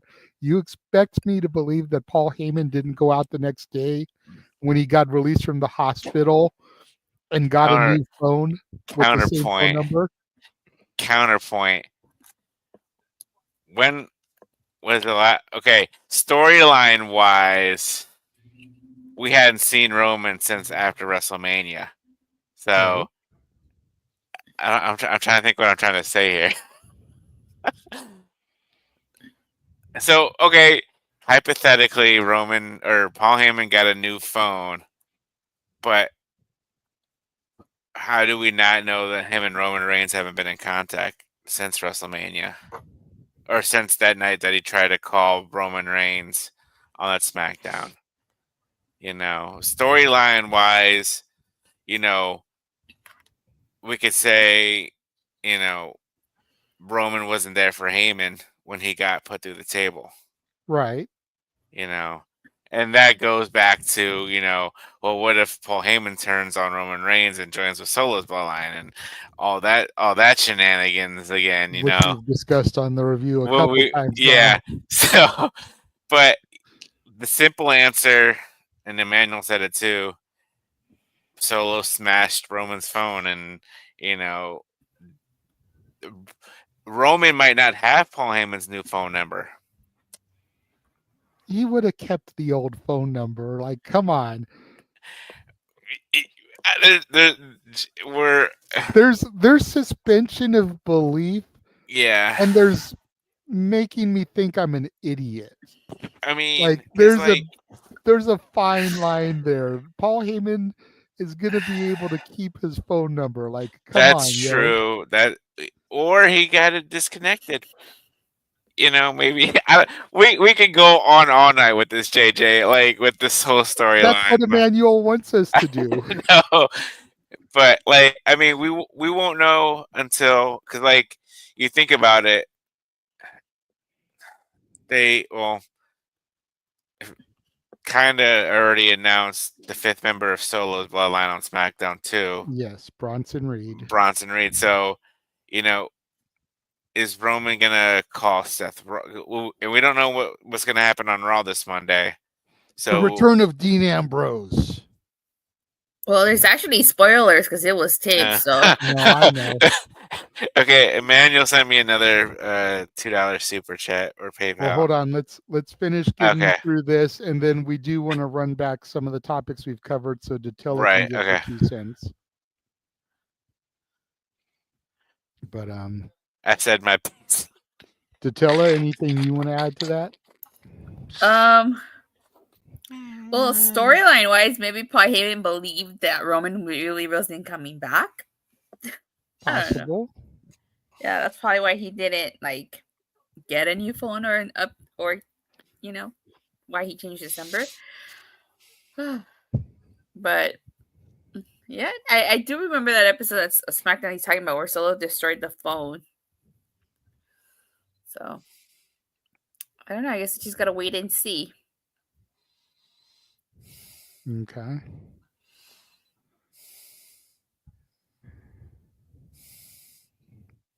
So running back the topics that we discussed, we did get a few that were super chatted.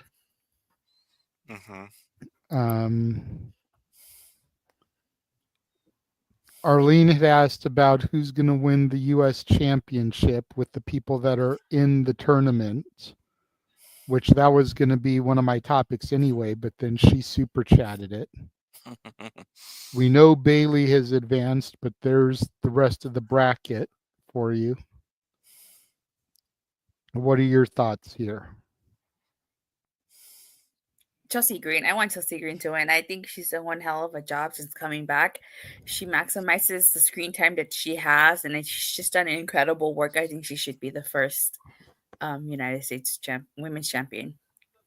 So you think Chelsea Green is going to beat Bianca Belair and then beat Bailey because she advanced, and then beat whoever wins on the other side of things? Hey, anything's possible, but Chelsea Green's my personal pick. But I also wouldn't mind Naomi. Okay. Yeah, we discussed this a little bit last week before we knew what they were going to do, if they were going to do a tournament, a battle royal, whatever.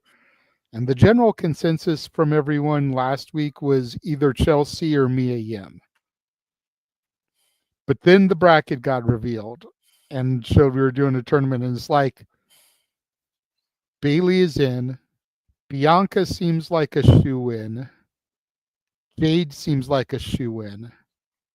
And then for the last triple threat, it comes down to either Naomi or Tiffany. And the heavy rumor is they're going to start pushing towards a Bianca Jade breakup. So them meeting in the finals just seems like the perfect way to start planting those seeds with the way that the tournament bracket is laid out.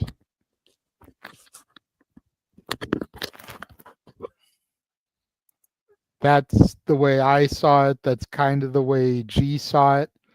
Statboy thought Chelsea would somehow get past Bianca and thinks that Tiffany will somehow get past Naomi. But I don't know how you don't book it to be Jade versus Bianca if the rumors of a breakup are true.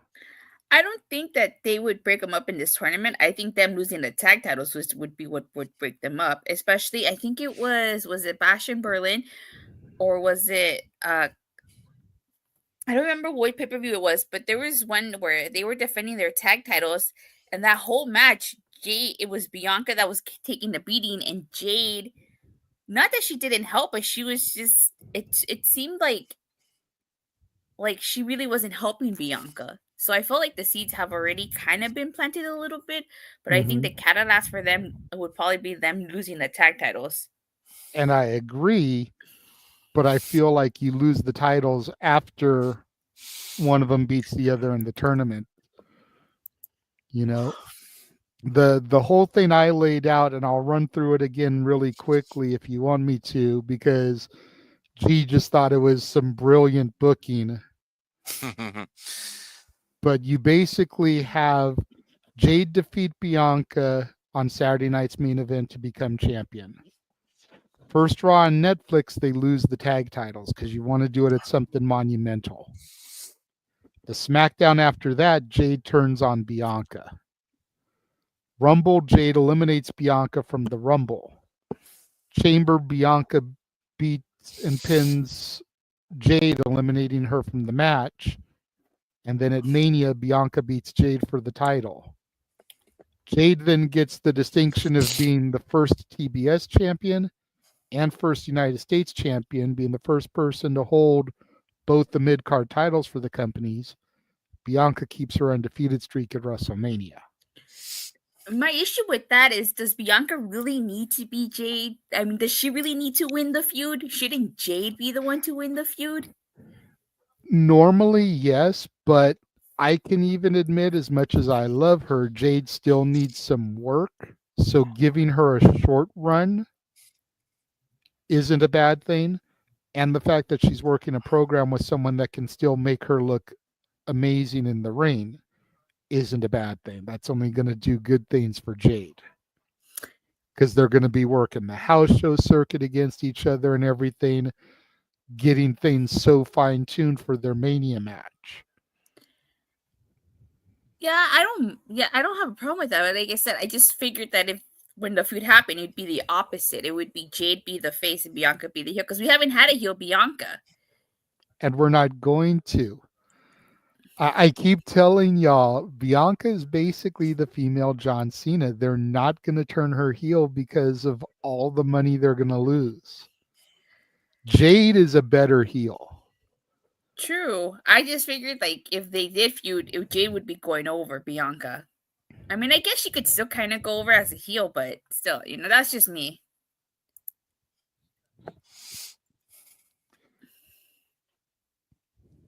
So there was that.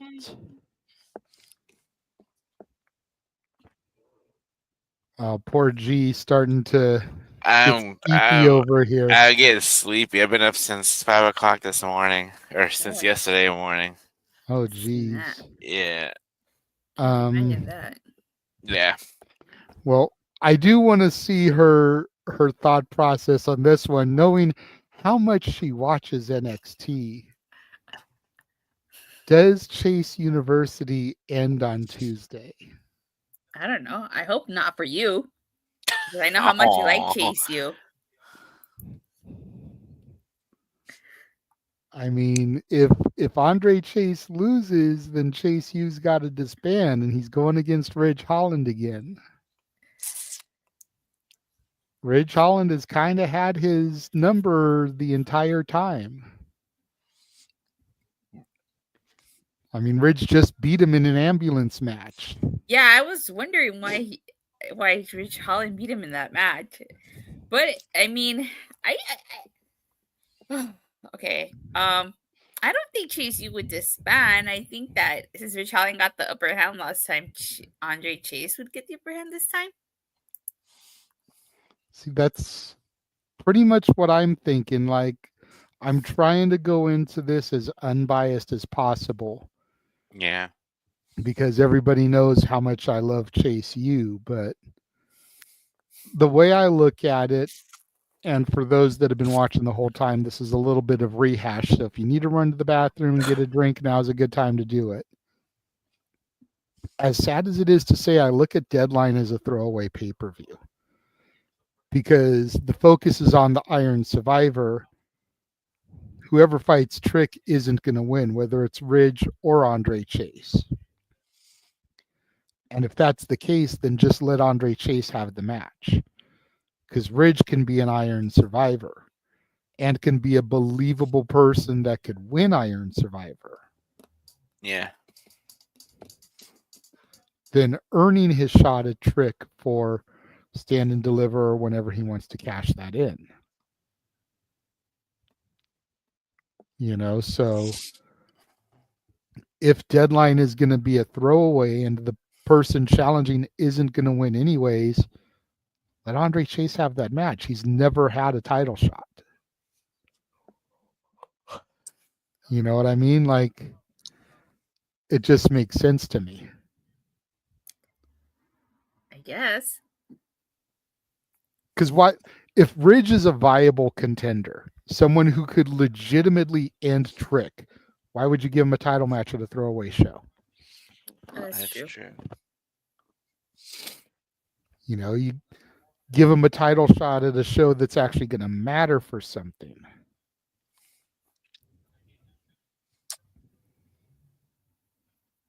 So, and Daniel here thinks that Chase wins, but then she gets screwed by Chase U when the title's on the line. Because of how they were so upset that he put the university basically on the line to get the title shot.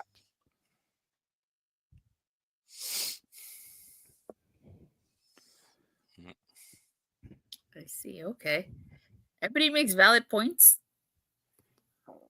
I mean, I really can't comment on this because I don't watch NXT on a weekly basis. You know this. Bad Datilla. Gotta stay up on it more. I mean, I give up on trying to get you to watch it every week, but you should watch it more than you do because there's so much good stuff going on over there. You know, we just had that 10-woman tag match with Jordan Grace teaming with Julia and Stephanie Vakir. Like, that, I figured you'd want to see something like that. You don't even tune into the episodes that Joe Hendry is on. I said it would take a lot more than Joe Henry just to get me to watch it weekly.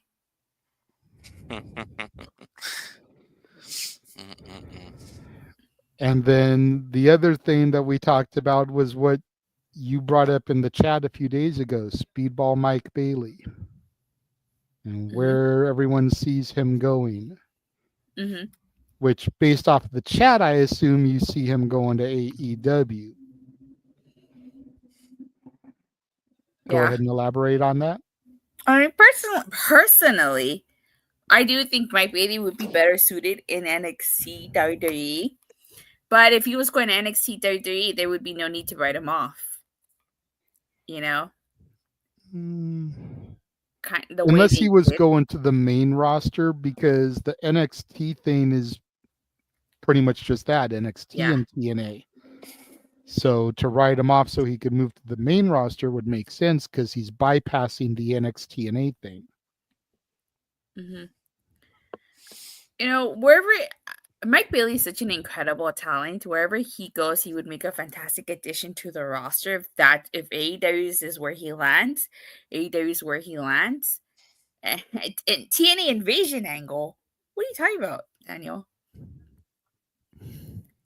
So I mean, if he's gonna go to AEW, give me Mike Bailey versus Will Ospreay too.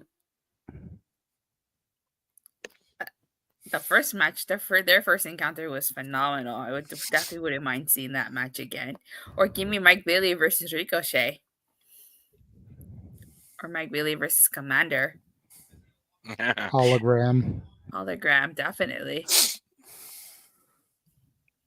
The problem I foresee with him going to AEW, and I mentioned this earlier, is that after you get those couple of matches out of him, then what? Like, I feel he's going to get lost in the shuffle over there. He's not beating Jack Perry. He's not beating Okada. He's not beating Takeshita. He's not beating any of those guys that are mid-card champions. You know, do you rope him into a tag team or a trio just so he can get a gold? You know, some championship? Whereas over on the other side of things, while I agree NXT would make the most sense for him, like you pointed out, the way he was written off doesn't make sense with the NXT TNA crossover, but like, give me Wes Lee versus Mike Bailey. Give me Javon Evans. Give me Tony D'Angelo, Charlie Dempsey, Trick Williams. You get over to the main roster, you've got Sabin and Shelley over there. We can run that back. Once AJ comes back, you can run that.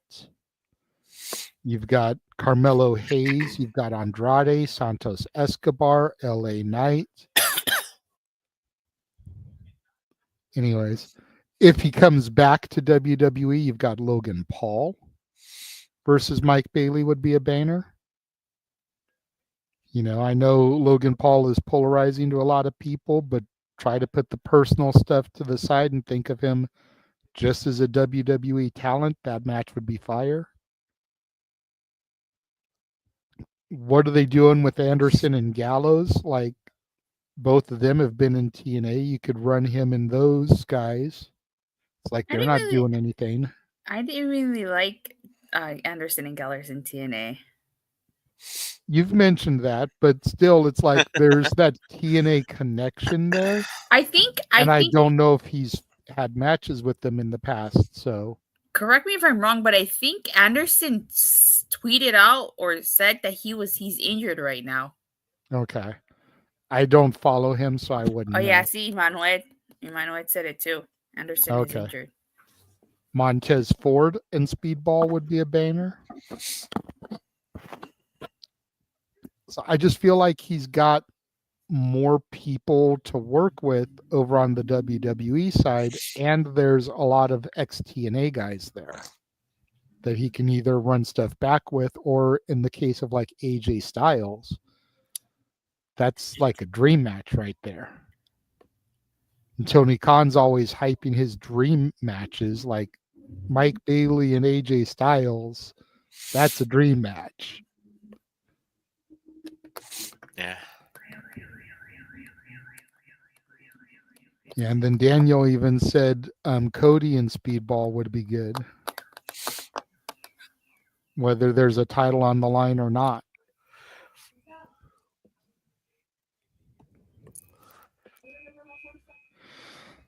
All right, Big G, what were you sent so that you can give your answer on that and then dip out?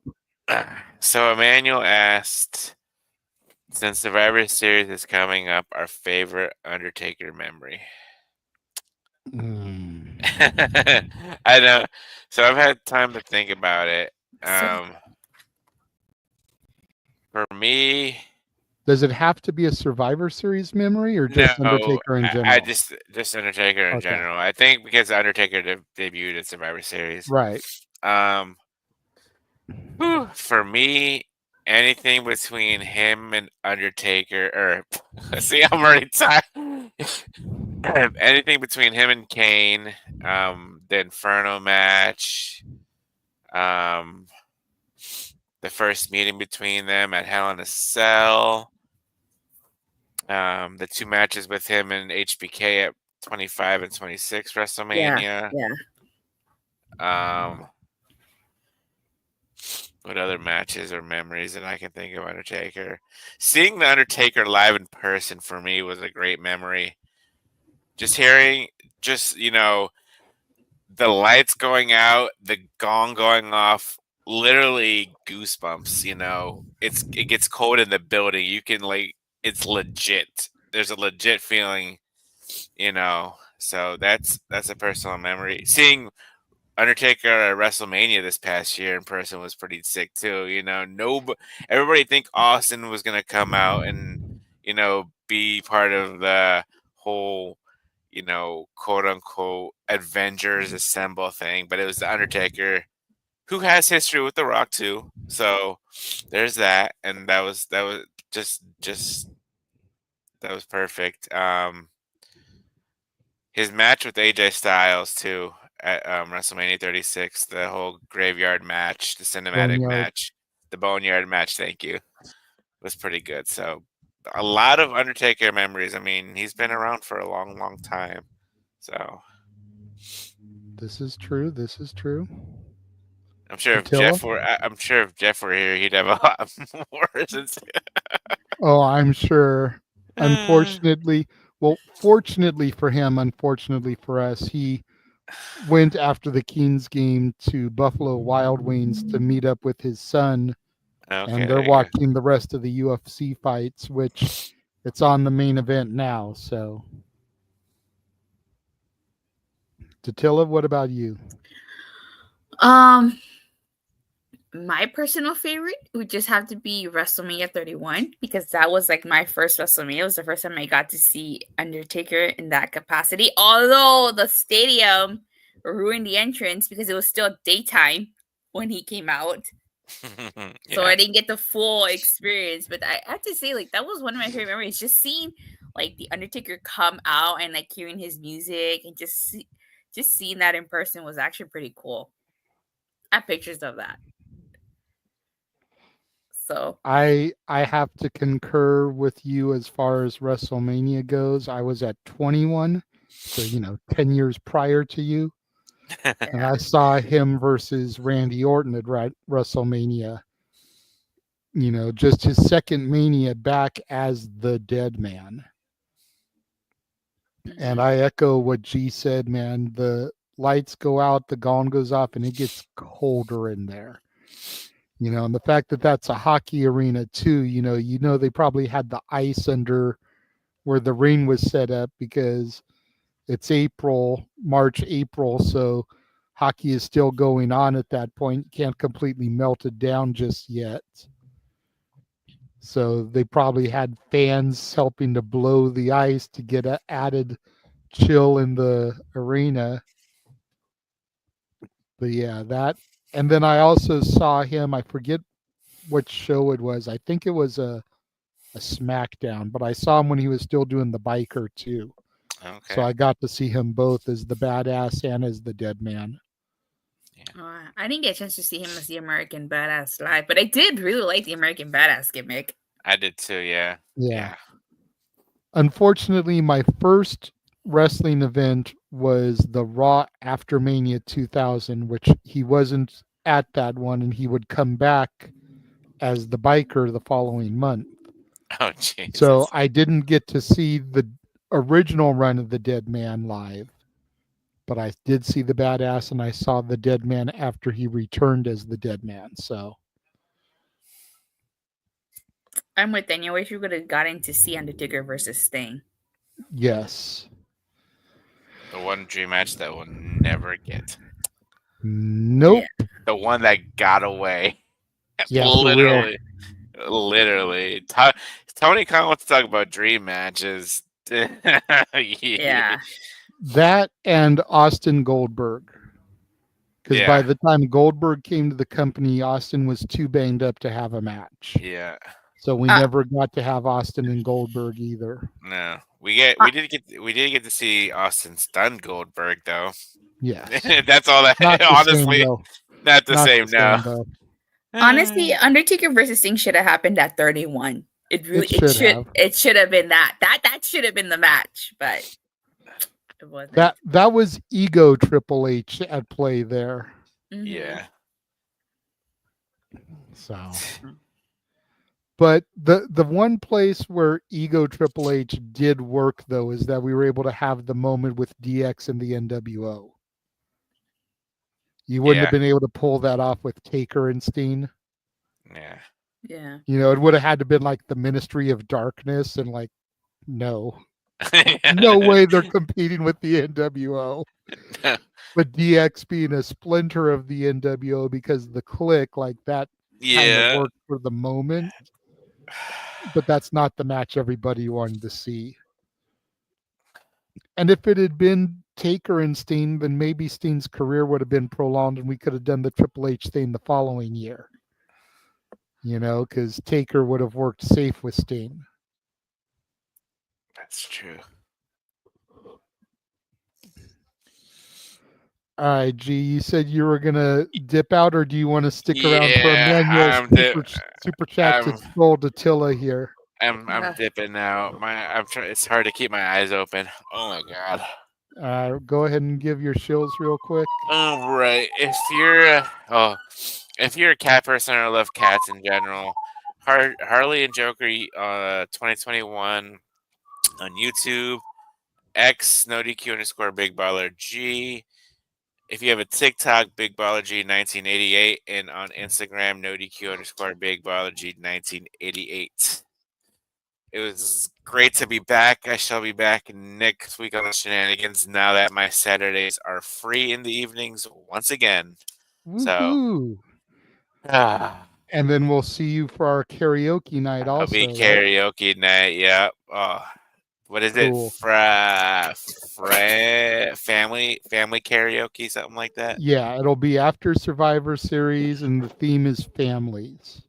All right. Which seems kind of, whatever, but it's like we're going to be doing songs from groups that have family members part of it. So you think like Van Halen that had the two brothers, AC/DC had the two brothers, Oasis, Hanson, the Jonas Brothers, the Pointer Sisters, the Jacksons, all those type of things, the Beach Boys.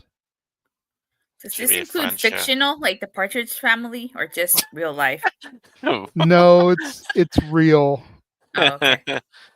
Because I did think of that because I was like, wait a minute, do I go like full tilt here and do like Alvin and the Chipmunks and stuff? Like, I mean, they are siblings. They are siblings, but they're also fictional, so. True. All right, guys. You guys enjoy the rest of the show. I'll see you guys next week. Take it easy. No, Arlene, I did not ask about that because I forgot about that one. What are your thoughts on him not answering when Roman called? You did ask me. Oh, okay. Yeah. Okay. Forgot.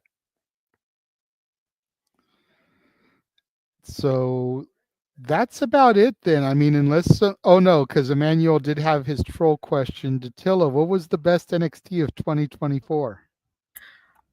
Honestly, I really did like Kalani Jordan versus Sol Ruka. I actually really like that match. Okay. Yeah. I like that. All right. Well, I will go ahead and run the commercial one more time, and if no other questions come in, then we'll go ahead and sign off.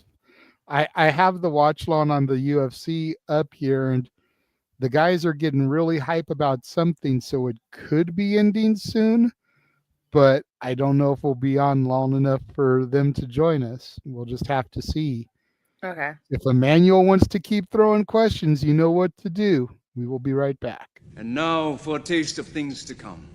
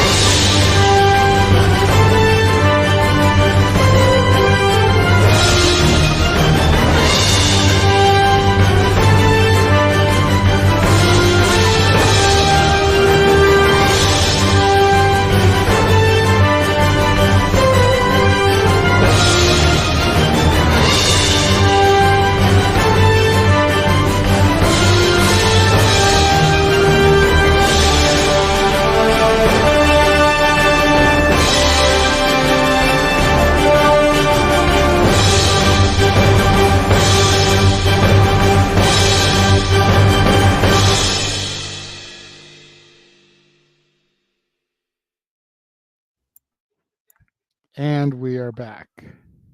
It always feels like I'm in a superhero movie with that theme, with that song. That's why I was like, I don't see anything up in the sky. Right?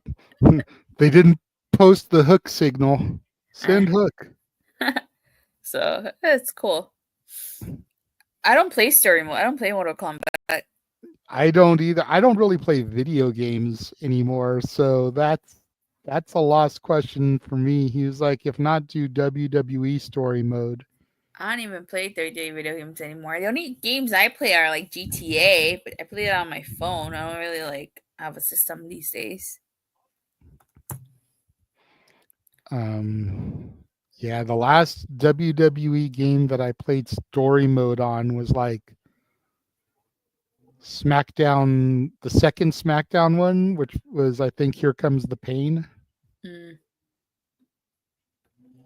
So that kind of tells you how long it's been since I played story mode on a game. I think the last time I played story mode was 2K15. Yeah, so that's how long it's been since I like played a day game.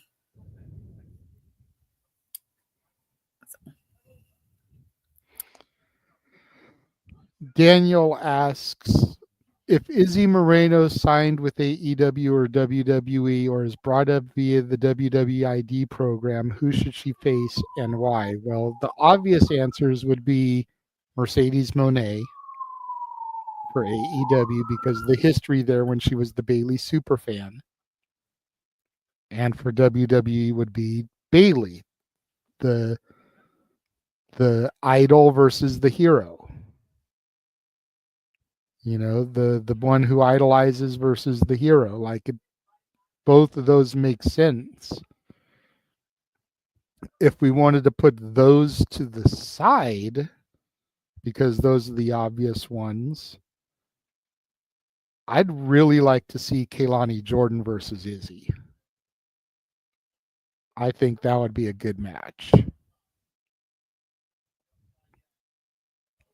Over on the AEW side of things,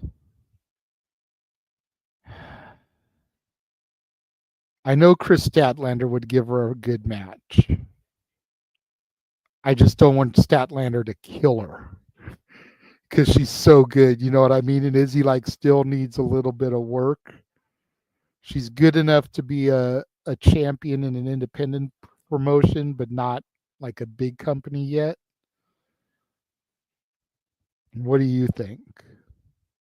I think those are great choices. I do agree. Obviously, the two obvious choices would be Mercedes Moné and Bayley. And then who would you pick aside from those? Aside? Yeah, like if you left those two out because they're the obvious choices.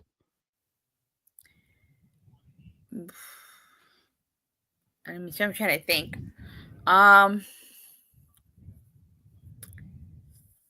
Maybe Diana Perazzo? Okay. Maybe Diana for AEW, for WWE. Maybe Roxanne Perez. Okay. Roxanne makes sense. She was on the very first Mission Pro show, which is where Izzy is the champion for right now. Based in Texas. So, Roxanne, Texas. Definitely some synergy there.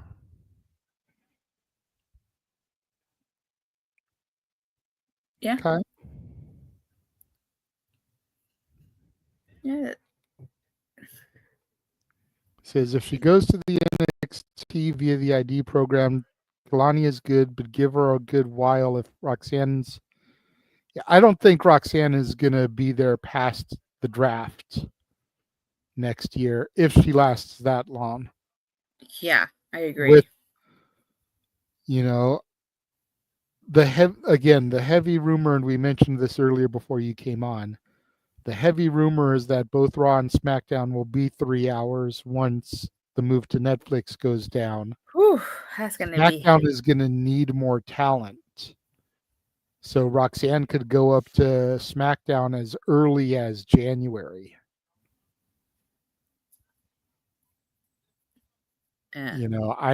She's not going to survive the draft, though, for sure. The only reason she's even still there is because Cora Jade got injured. So the second part about Izzy dethroning Roxanne for the women's championship, that's not going to happen. Izzy's birthday isn't even until like the summertime. I forget exactly when, but like July, August, September, somewhere in that general region is Izzy's birthday. So she's not even going to be 18 until then, and neither company is going to sign her till she's at least 18. So that second part isn't going to happen. Yeah, I would think that by then Roxanne Perez would drop the title. Yeah. Roxanne is going to lose it at Stand and Deliver. I think she'll hold it until then and put the belt on somebody then, like make somebody at that Mania level show. Mm-hmm.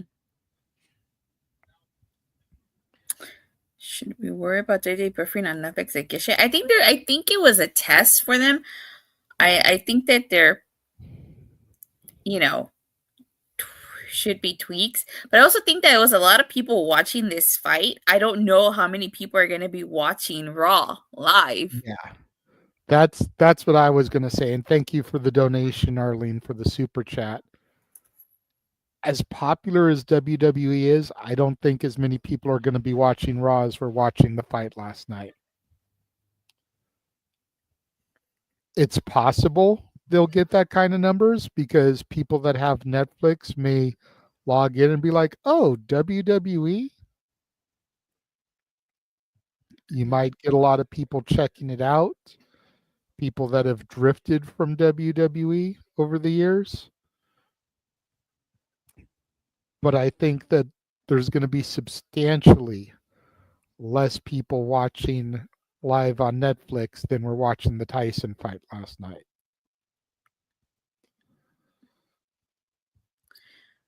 I'm very curious to see how this is going to work because, are you what I mean is are you gonna, how when you watch a pay-per-view on Thriller, or especially on Thriller, you have the option, if you catch it halfway, you have the option to rewatch from the beginning or watch it live.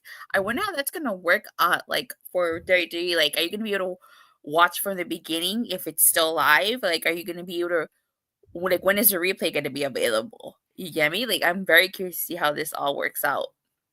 That's fair because I know there's a little bit of a delay from Peacock. Mm-hmm. An event ends, and when you can start watching it back, you can't watch it back as soon as it ends. You've got to wait a couple hours. Yeah. and started running it back. I don't know if it's like a processing thing or if it's because, they're trying to do the post PLE scrums. So they're technically still live, even though the event that you're trying to watch isn't live. Mhm.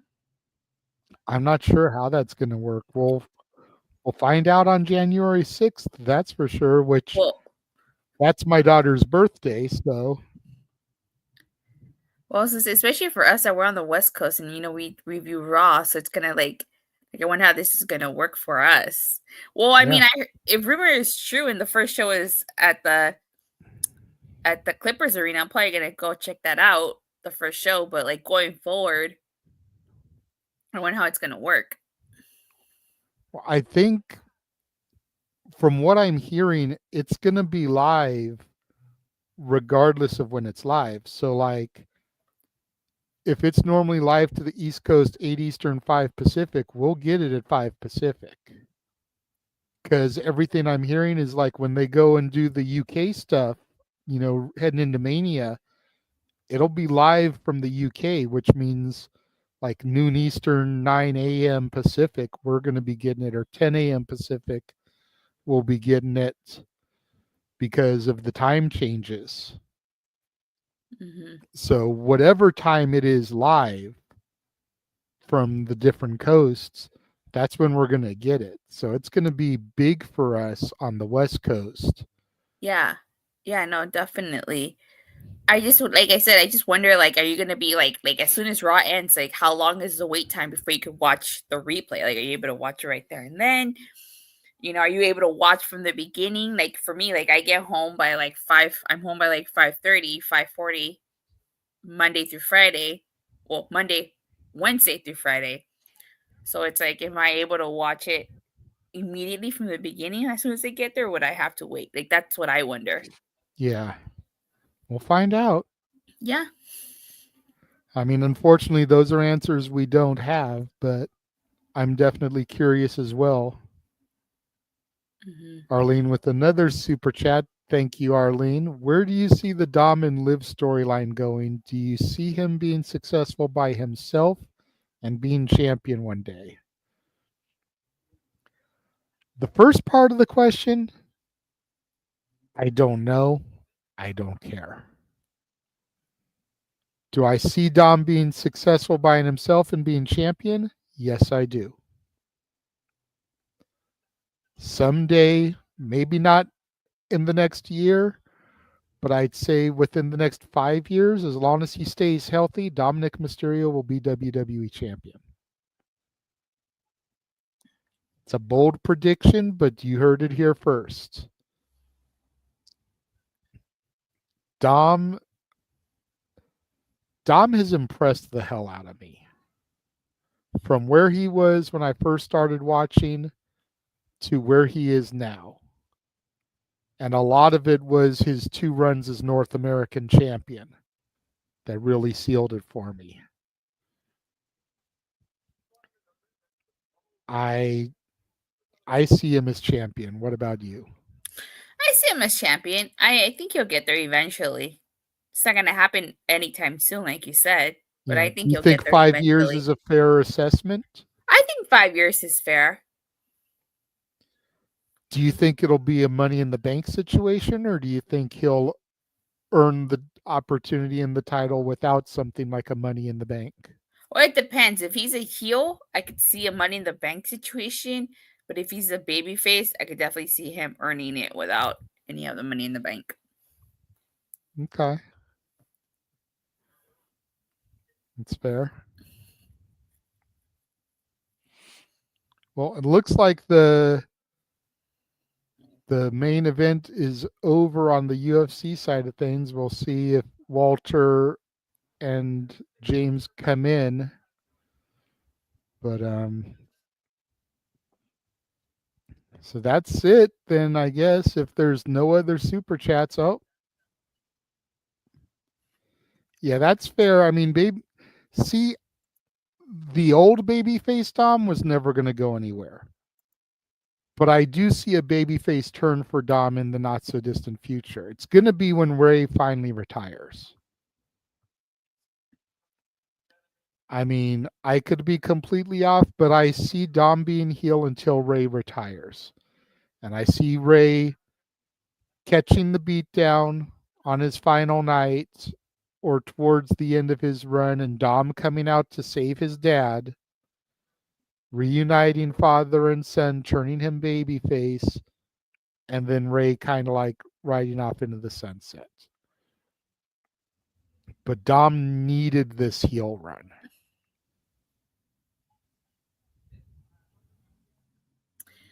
Yeah, I agree. I think he did need the heel run because I feel like it would have been I don't want to say maybe a Roman Reigns 2017 situation where like he was a babyface and he was getting booed, you know? But he did need this heel run. 26.2 miles outside parts unknown, our favorite username says, I haven't been following the indies much, but what's the deal with these different color cane wrestlers? How is WWE allowing this? Is a cease and desist imminent? I don't know how they're getting away with it unless they're trademarking, you know, like I know there's one that's called like Blue Cane. So technically it's not cane that's being used, it's Blue Cane. So it's a different name. You know, there's one that's called Gain, G-A-Y-N-E, that does like a rainbow colored outfit. I think because there's just enough of a tweak on the name, they're able to get away with it because they're not outright calling themselves Kane.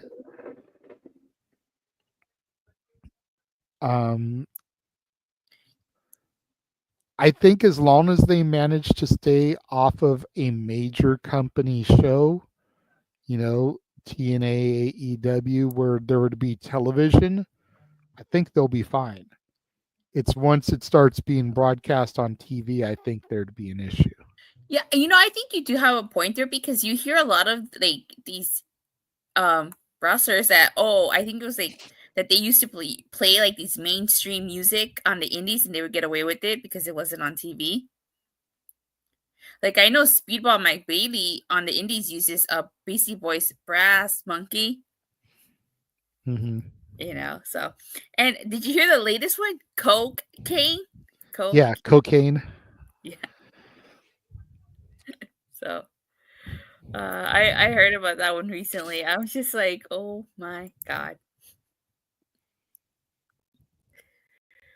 See, Emmanuel says, I got a question. Who's going to cheat first? Live on Dom with Finn or Dom with some other woman wrestler?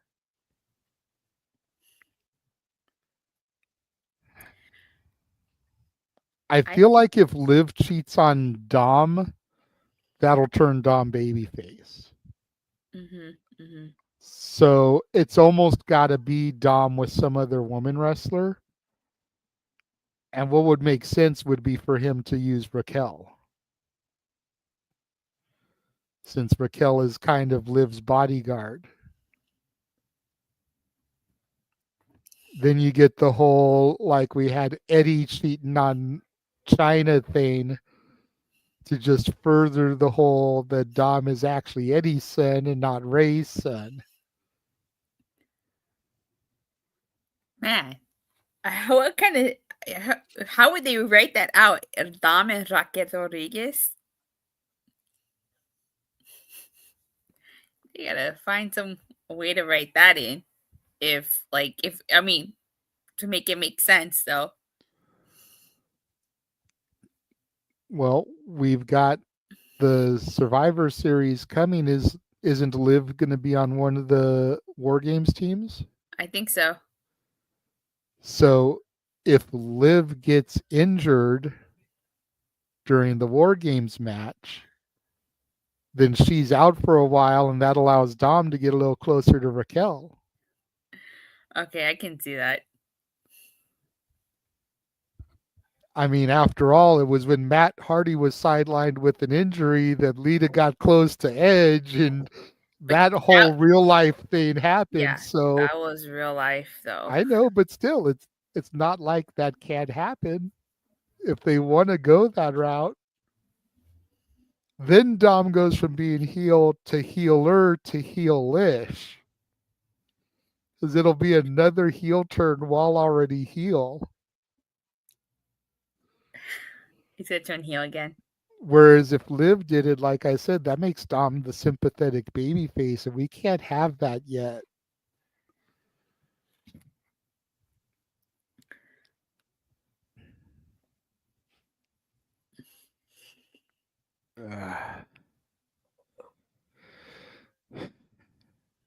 Yeah. So I'm only trying to stall because it looks like they're starting to wrap things up on the other show. oh, no worries. I kind of thought that Liv was just using Dom, so that whole thing with her possibly cheating with Bella, I think that could make sense. Yeah. So this war games with the women's doesn't make sense. Liv versus Nia, yet Liv cheated to win the crown ring, yet they are tag teaming this event. Did he not really give too much attention to the women's war games because they were more focused on the men's war games? Mm-hmm. I definitely agree there. I mean, I feel like there's ways they could have done this that would have made perfect sense to me. But for whatever reason, they're not going the way that I think makes sense. Yeah, like the women's war games matches, I feel like was just kind of like thrown together. Walter wants to show off his robe that he had custom made. What's up, dude? How much does that cost you? A pretty penny. Okay. He messaged earlier. He was like, "Eat your heart out, Hugh Hefner." Yeah.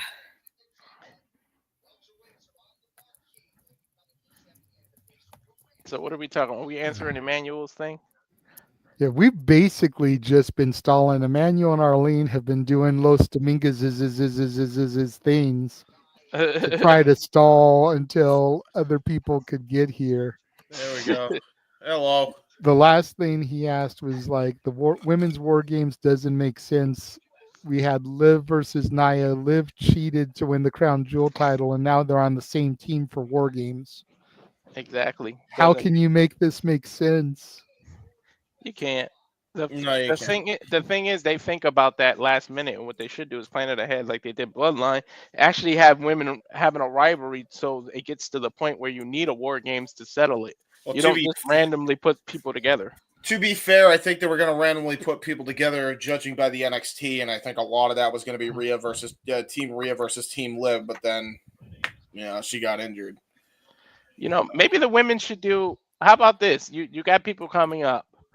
Give some stakes. You used to do Raw versus SmackDown, brand supremacy. How about the women's war game is NXT versus the women's roster, and you just make them win for brand supremacy. And maybe if the NXT women win, they get called up, and maybe the other people have to go down to NXT. Make it some stakes. Yeah, true. That's fair because we've all been saying for a minute that NXT's women's division is better than the main roster women's division.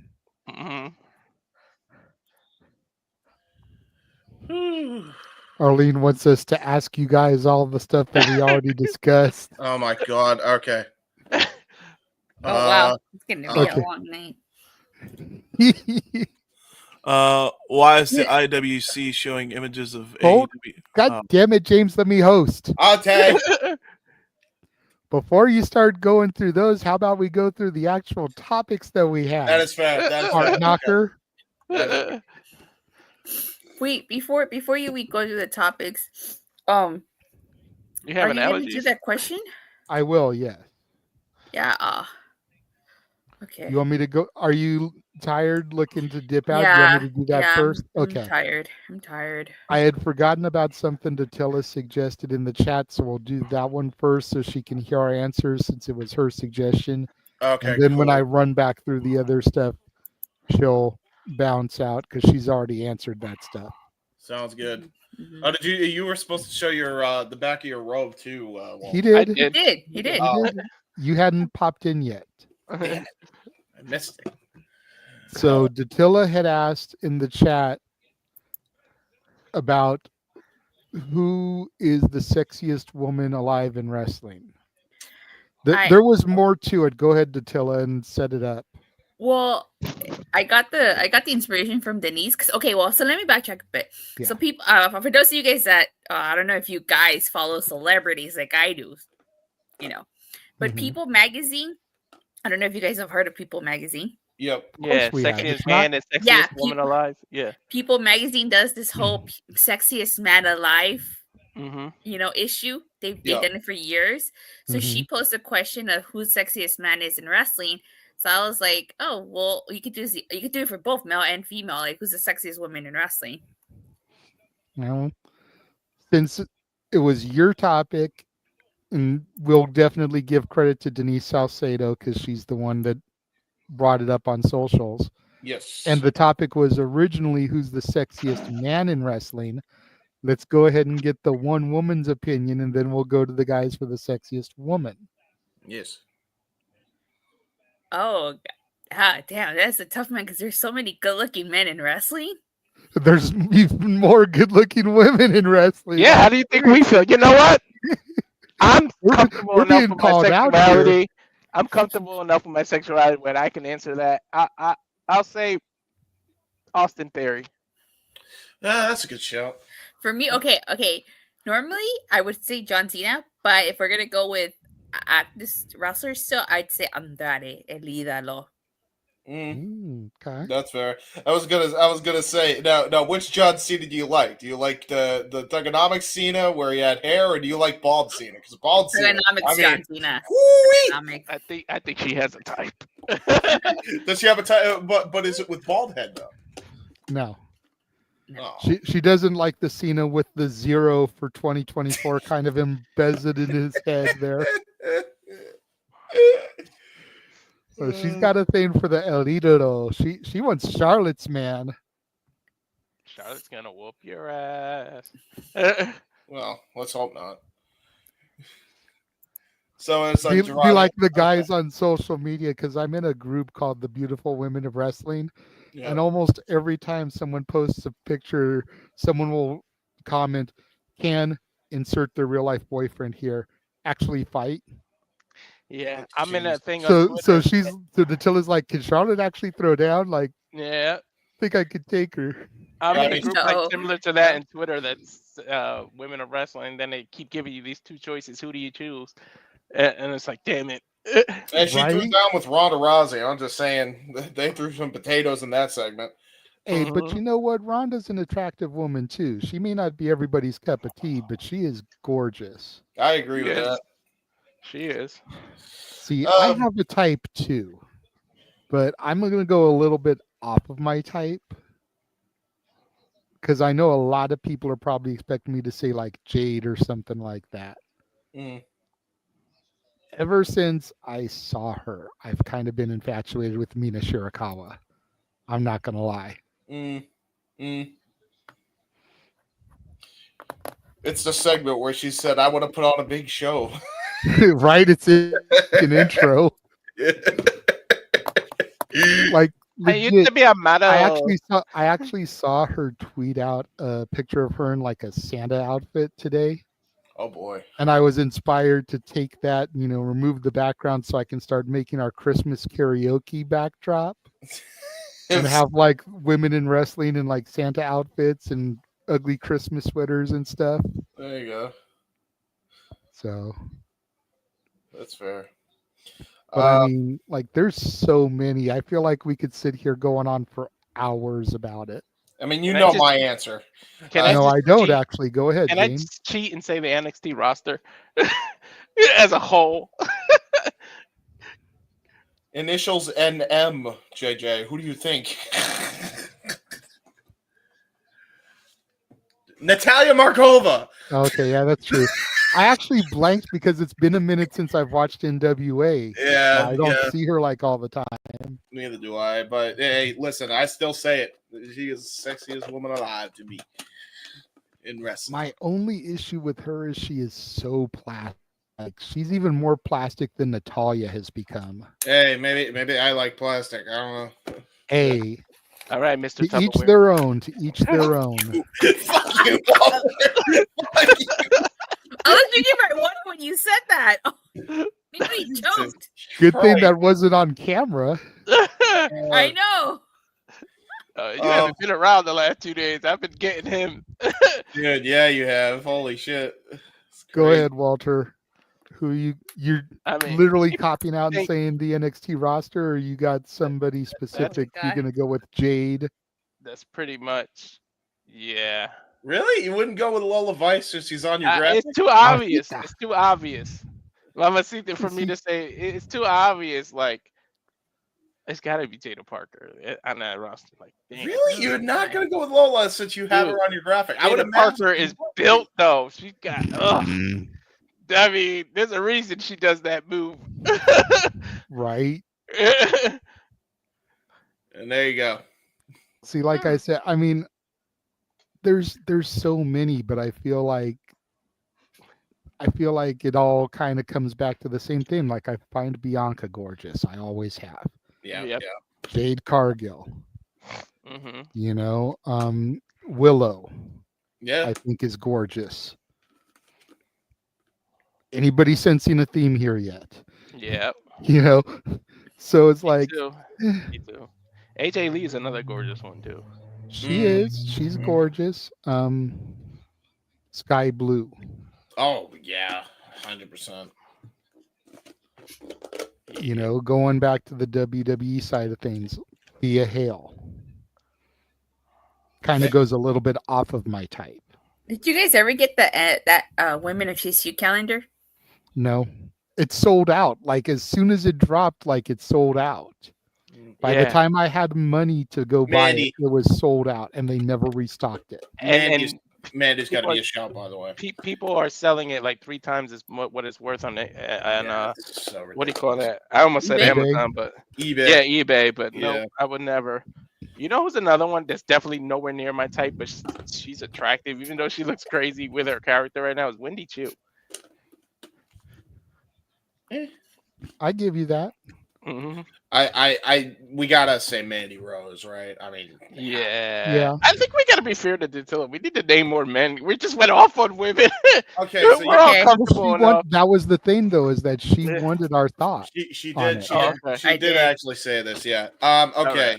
But for I agree men, with what Walter said. You know, I'm kind of secure in my manhood. I feel like Yeah. Theory's a good-looking dude. yeah. I agree with him on that one. I think Mello's a decent-looking dude. Yeah. Yeah. Andrade too. I agree with your pick. I think Andrade. Santos. Dude. Yeah, Santos. Mm-hmm. You know, trying to throw the love around there, give a little bit of everything. You know, Angel Garza and this dude, like, and I say that like, is he the one with the ponytail or no ponytail? Yes. Okay. I always forget which one is which. Yeah, But the ponytail one definitely is a good looking dude He's too. definitely a Rico Suave type dude. Yeah. This dude, they need to make him. I love. Don't get me wrong. I love Legado del Fantasma. I love Santos, but the star of that group is Angel Garza. Angel Garza is like I shit you not. They've been looking for their next Eddie Guerrero for years. They got him an Angel. I don't know why they don't push him in a singles role. They should have pushed him when he first got to the main roster in, like, what was it, 2020? And they've buried him, and I don't know why. He is so athletic. He's so charismatic. I don't know why you don't make him, like, at least try to take power from Legado. Like, it just makes no sense to me. Like, this dude is a star just waiting to break out. And the female demographic would go nuts for him. I don't know why you don't push this dude. Mm-hmm. Fair. And over in AEW, Osprey's a good-looking dude. Oh yeah, 100%. Yeah. MJF. Yeah. Yep. Ricochet's a decent-looking dude. Mm-hmm. Yeah. Trick Williams is a good-looking dude. Kenosuke. No, I'm not a huge. As far as looks go, I'm not a huge fan of Trick. And not that he needs any more ego, but Ethan Page is. Yeah. Ethan Page. I gotta say, I feel like Kenosuke doesn't get a fair shout. He's a pretty good-looking dude for his type. I feel Okada. like. Yeah, Okada's a decent-looking dude. Yeah. Mm-hmm. Both of them are, to be honest. Yeah. Who else? There's a few guys. Trent, when he had the long hair, though. Trent Beretta. 90s Shawn Michaels. Obviously, he was called the Heartbreak Kid for a reason. Yeah. But I mean, bald Shawn Michaels. I mean, whoo-wee. Oh, damn. Not now, because he's a little too muscular, but Randy Orton, when he was like 2003, 2004, that dude, and then he had like 0% that dude's fucked. his whole life. Like, he fucked. Like, that's Arlene's man right there when it comes to wrestling. Yeah, 100%. Yeah, Randy Moose is a decent looking dude. Like, he is cut. Yeah. Nick Nemeth is a good looking dude. Of course. Well, I mean, yeah. Stealing the show and your girlfriend. Yeah. I actually had that t-shirt for Dolph Ziggler, stealing the show and your girlfriend. There you go. Fair dues. Sufficient, Datilla? Yeah, I think there's a lot of interesting choices. That's for sure. I mean, what about you as far as women? I mean, we were secure enough in our manhood. Yeah, to like right. some dudes. Name a few females. Yeah. Damn, I forgot Kelly. Shit. True. Sable and Tori. I mean, come on. Trish. Yeah, Trish too. Yeah. Trish. Which version of Trish though? Are we talking later look? Or are we talking like when she first got to the WWE look? Heel Trish. Heel. Yeah, turning on Chris Jericho, being the super slut with Christian Trish. Yeah. Dude, Trish is killing it now. Shit. I was always a Lita dude back in the day. Like, yeah, I still think she's gorgeous too. Underrated female, Victoria. Yes, but Victoria. let Datilla name some females. Melina. Okay. Melina. Yeah. Kelly. Yeah. I was never a big Kelly guy. It's just me though, I guess. She's attractive, but I wasn't into her either. Alicia Fox is the one that is underrated. Yep. Nope. Deonna Purrazzo. Had to steal the James gimmick on that one. Yes, Deonna is Deonna, yes, but Alicia Fox gets the James gimmick. Nope. She's just nutty. Well, every time I ever encountered her in real life, she was a royal bitch. Oh, really? She gave off that vibe. She does give that vibe off. So you're not a people person. Thunder Rosa's a hell. Yeah, Thunder Rosa. I was gonna say Daniel Thunder giving some love to Thunder Rosa. I said Thea, Manuel. You wasn't paying attention. You must have gone to the bathroom or something. Mariah is a hell of a shout to tell. Nah. Tony too. Both of them. Tony. Yep. Safette said Liv Morgan. Nah, not my type. Nope. We're talking NXT Liv Morgan before her current gimmick, then yes, but I'm you know good. What? This may be a little bit out of left field, maybe a little kooky to some, but I actually think Sarah Logan Valhalla is attractive. I think she is like low key attractive. Like she doesn't get the credit she deserves. Yeah, true. Another Mandy Rose faction. Her and Sarah Logan were a team for a while.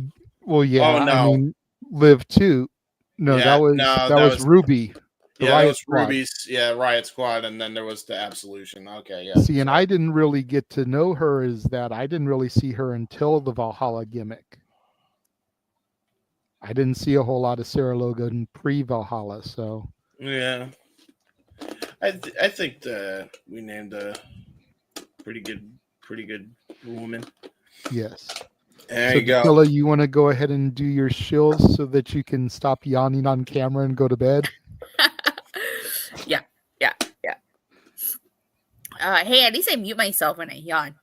No, that's fair. I try to cover my mouth like, Yeah, that's why I go like that. That's why I go like. Mhm.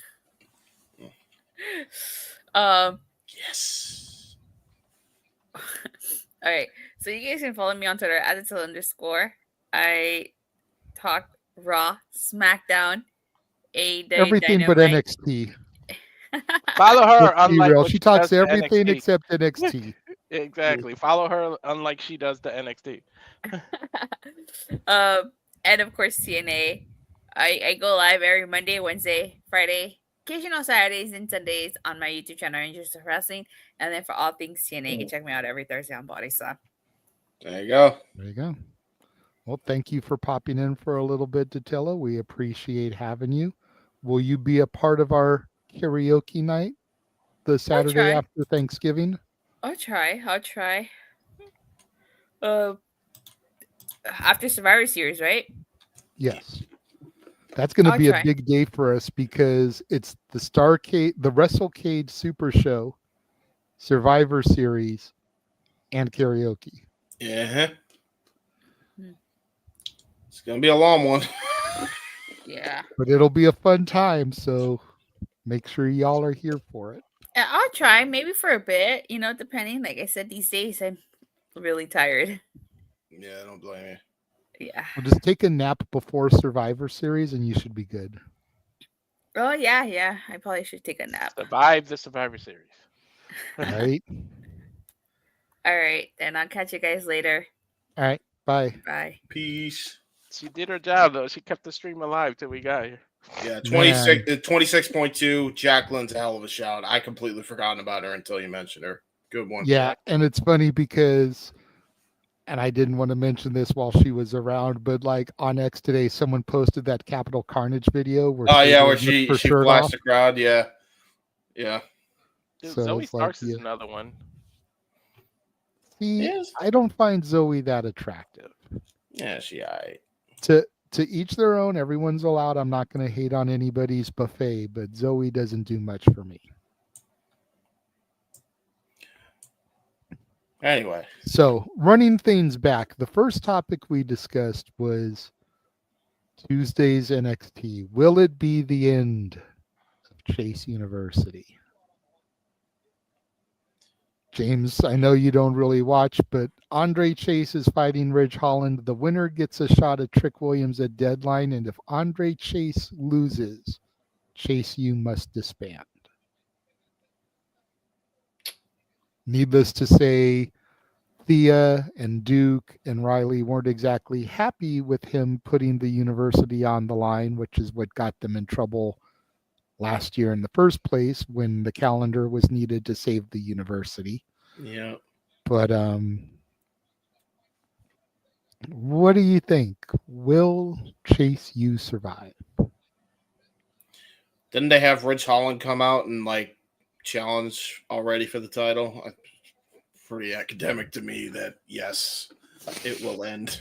Unfortunately, no more Chase U jokes for Noah. I'm sure Noah is just looking forward to Chase U. I think he's like, yes, finally, no more Chase U, no more Chase U bets. Walter, buddy, I know you're right there with me on this. You're probably the second biggest NXT fan in the group. After that ambulance match, Holland has been on a streak. He's due for some loss. I don't. Chase U is just too.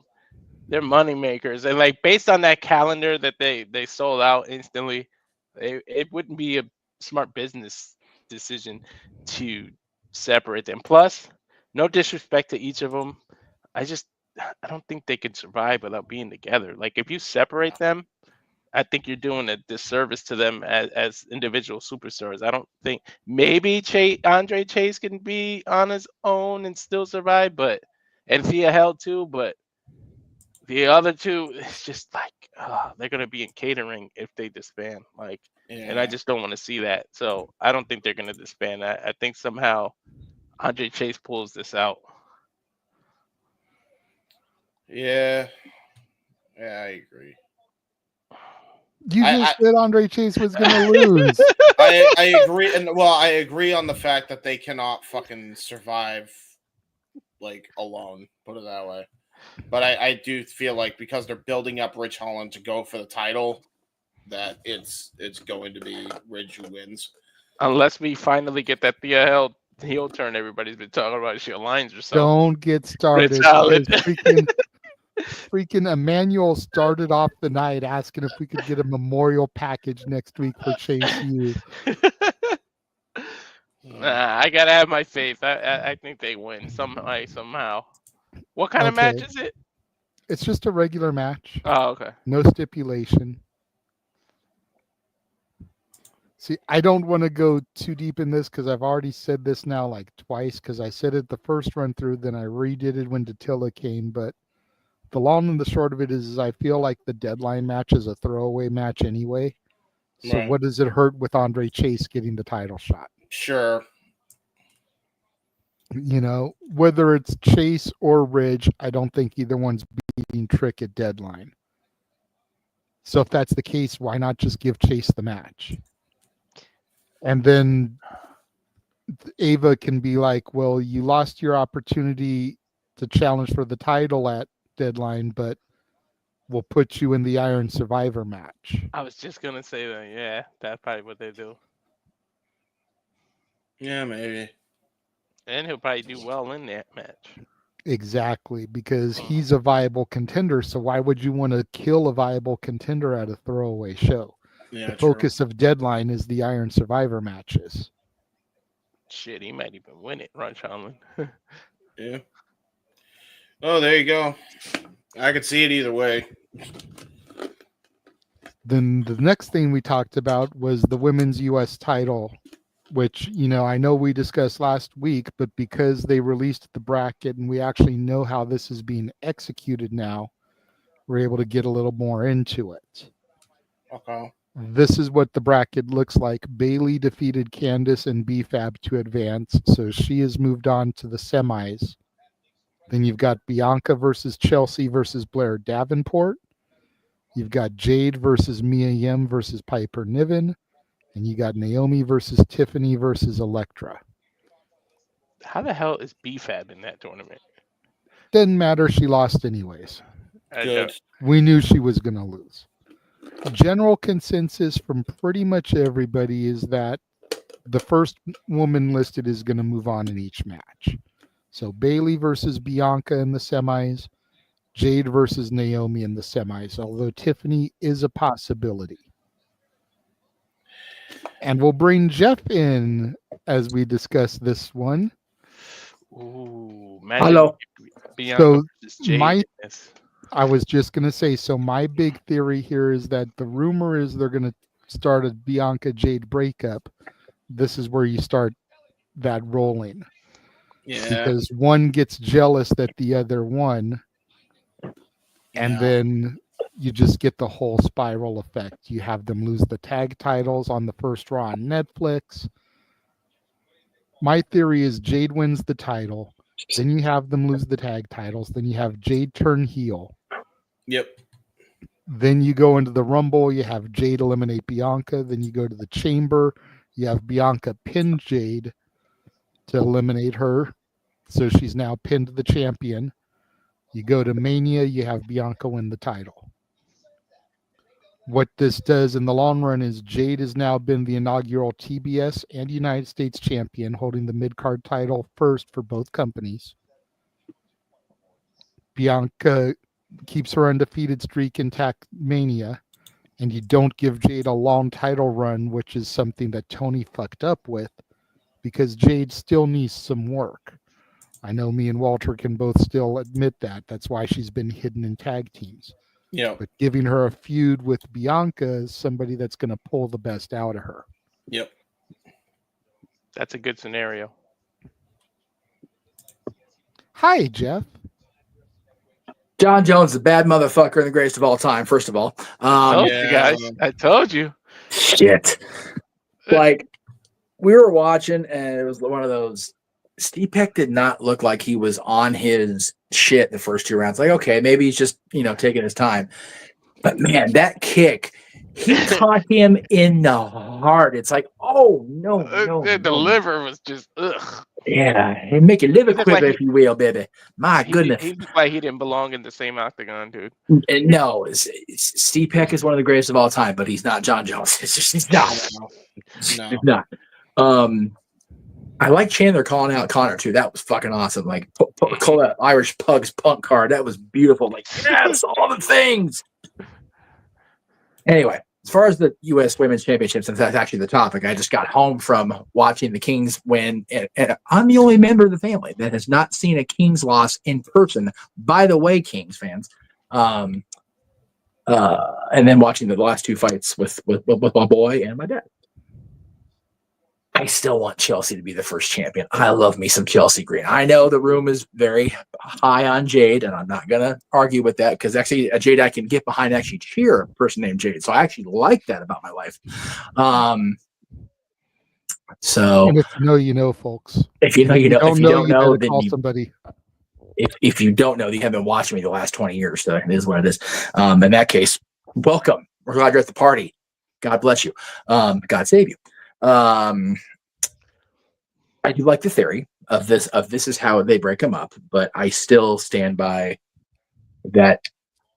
Aaron made a valid point the other day on his Q&A that Chelsea's been relegated to a comedy role, which, it's hurting her to be a singles champion long term. But if they start building her now, when they get to the finals and she does become champion, it'll be a little less a little more credible. I don't mind if it's Jade or Bianca. And your point about Jade being the first mid-card women's champion at both companies is a solid theory. I like that. It's good stuff. So if they're not careful, they're going to make Chelsea the female R-Truth. They got to be careful. Yeah, it's a really fine line that they're riding, and they're riding it on a very loose set of shoes. It's rough. I still don't like the idea overall of having another championship. If they were going to have a counter on Raw, I would maybe be down with it, but that's another title. I've been up AEW's ass for having too many similar titles. WWE's just too many titles, period. So it's one of those, people are still not fully down with TNA yet, but they get their shit done, and it's minimal titles. They have 1 2-hour show, and they have the pay-per-views, and they're getting it done, and they've got the best in-ring work in wrestling. I done said it, and I meant it. Even with Speedball apparently leaving. So I know that was supposed to be on the docket, but yeah, I personally, my personal thing is still Chelsea should be the champion, but if it's Jade, I'm not going to shed a tear. Very few people on this bracket that I would actually be upset with it, to be honest with you. Yeah, I mean, really quickly to counterpoint you before I go to Walter or James, because they haven't given their thoughts on it yet. I feel you on Chelsea. I just feel that, like, with having Bayley and Bianca and Naomi, and people of this caliber in the tournament, like, they're almost making it too obvious. Right. And Bianca and Bayley have still had that rift kind of all year, going back to Bayley being a heel and damage control. Yes. And this is how you can kind of exercise that. Yeah. I did like the nice touch. I'm sorry. I was going to say, the other thing that I did kind of touch on when I ran through this the first time is that I feel like Bianca's going to pin Chelsea and Jade will pin Piper, which will start them on their path to being the ones to dethrone Bianca and Jade for the tag titles on that first Raw. So you still get some gold on Chelsea. It's not singles gold. No. But that's how you get her and Piper some gold again and give an actual team the titles to keep elevating those and not just have the women's titles become meaningless again. I like that idea. I do too. And with all love and respect for Piper, I don't see her being a singles champion in the American-based brands of WWE. The NXT UK was still a thing. Singles champion, maybe. And we keep hearing NXT Europe's going to be a thing still. It's like, I'll believe that shit when I see it because they've got territory. With this WWID thing, I don't think it's going to happen. I think they're just going to like label some territory. It's like, here, we do this now. The other thing I was going to point out before is I love that they've tapped into Bayley's history with Candace twice now on SmackDown. I think that's a really solid touch for us SoCal wrestling folk that saw Davina Rose come down and battle Candace here in SoCal. I know not everybody in the room's high on Candace, but I'm happy for her that she is a champion of WWE, even if it is the Twitter title, for lack of a better term. But it was cool to see that little Easter egg thrown at us. That's cool, kids. James or Walter, which one of you wants to go first here? Go next. I'll go. My heart does want Chelsea to win. I just feel like she deserves it for everything she's put in. And Meacham's another one that deserves it, but I think Jay hit it right on the right on the nail on the head, because I feel like that's all this is to set up Bianca versus Jade. Although I wish they would have just started at the Rumble and then went to WrestleMania. But I mean, with the talent that they put in the pool, like you said, Jay, they're kind of making it obvious what they're going for. And they are. That's what I don't like about it. Like, if you want to put Bayley, Bianca, and Naomi all in the same match, that's cool. Because then you give people like Candice, like Blair, like Chelsea, like Piper, like even like Elektra, a legitimate opportunity to win a match. But by having it anchored with a star in each one, pretty much are forecasting this match. The only match there's really question for me is Naomi, Tiffany, and Elektra. And that's, is it going to be Naomi or Tiffany? Elektra is an afterthought. BFAB's an afterthought. Blair's an afterthought. To Jeff's point, sadly, Piper's an afterthought. Yeah. And the fact that Tiffany has the Money in the Bank case, you can make a case as to why she's not going to win, because she already has something to need to the future. 3 letters for you. M-I-Z. Miz was U.S. champion and Mr. Money in the Bank. Yeah, that's true. And it carried it beautifully when he did. And yes, RVD was Intercontinental and Mr. Money in the Bank, but that was an attempt to get Shelton's ass back over, and that flopped like a fish out of water, unfortunately for Shelton Benjamin. That's true. That whole year was about Rod winning the world title. So anyway.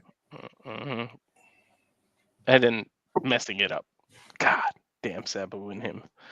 Damn police. I was going to say it was neither one of them. It was the police trying to make a name for themselves, which Rob talked about in our interview in 2008. It was like, I know I should know who you guys like. Dude, shut the fuck up and just issue the ticket and go away. Like, what a dick. Dude. And anyway. The thing is, what's messed up is if that happened today, they would have got away. It would have been a slap on the wrist, and he would have had to lose the title. I don't think. Sabu's possession probably would have cost some heat. Yeah. Sabu had more than just a weed on him. 100%. Yeah. Love you, Sabu. Sorry, but it's. I really like JJ's scenario. The whole. I do too. I do too. I mean, it's very obvious how they telegraphed it, really. I mean, just judging by the names alone, it was super telegraphed. I mean, they're obviously going to do this thing where they have the women's tag team champions fight, or at the very least, they're going to have Naomi somehow beat her, or Tiffany somehow beat Jade. And then there's going to be the jealousy angle. I mean, it's one of the two options. It's so telegraphed, it's actually absurd. Especially since they're having the finals on Saturday night's main event. Yeah. Like, oh, that's how they're doing it. Okay. mhm. Yeah. What they You can should have see did there right there under finals, they've got the main event logo.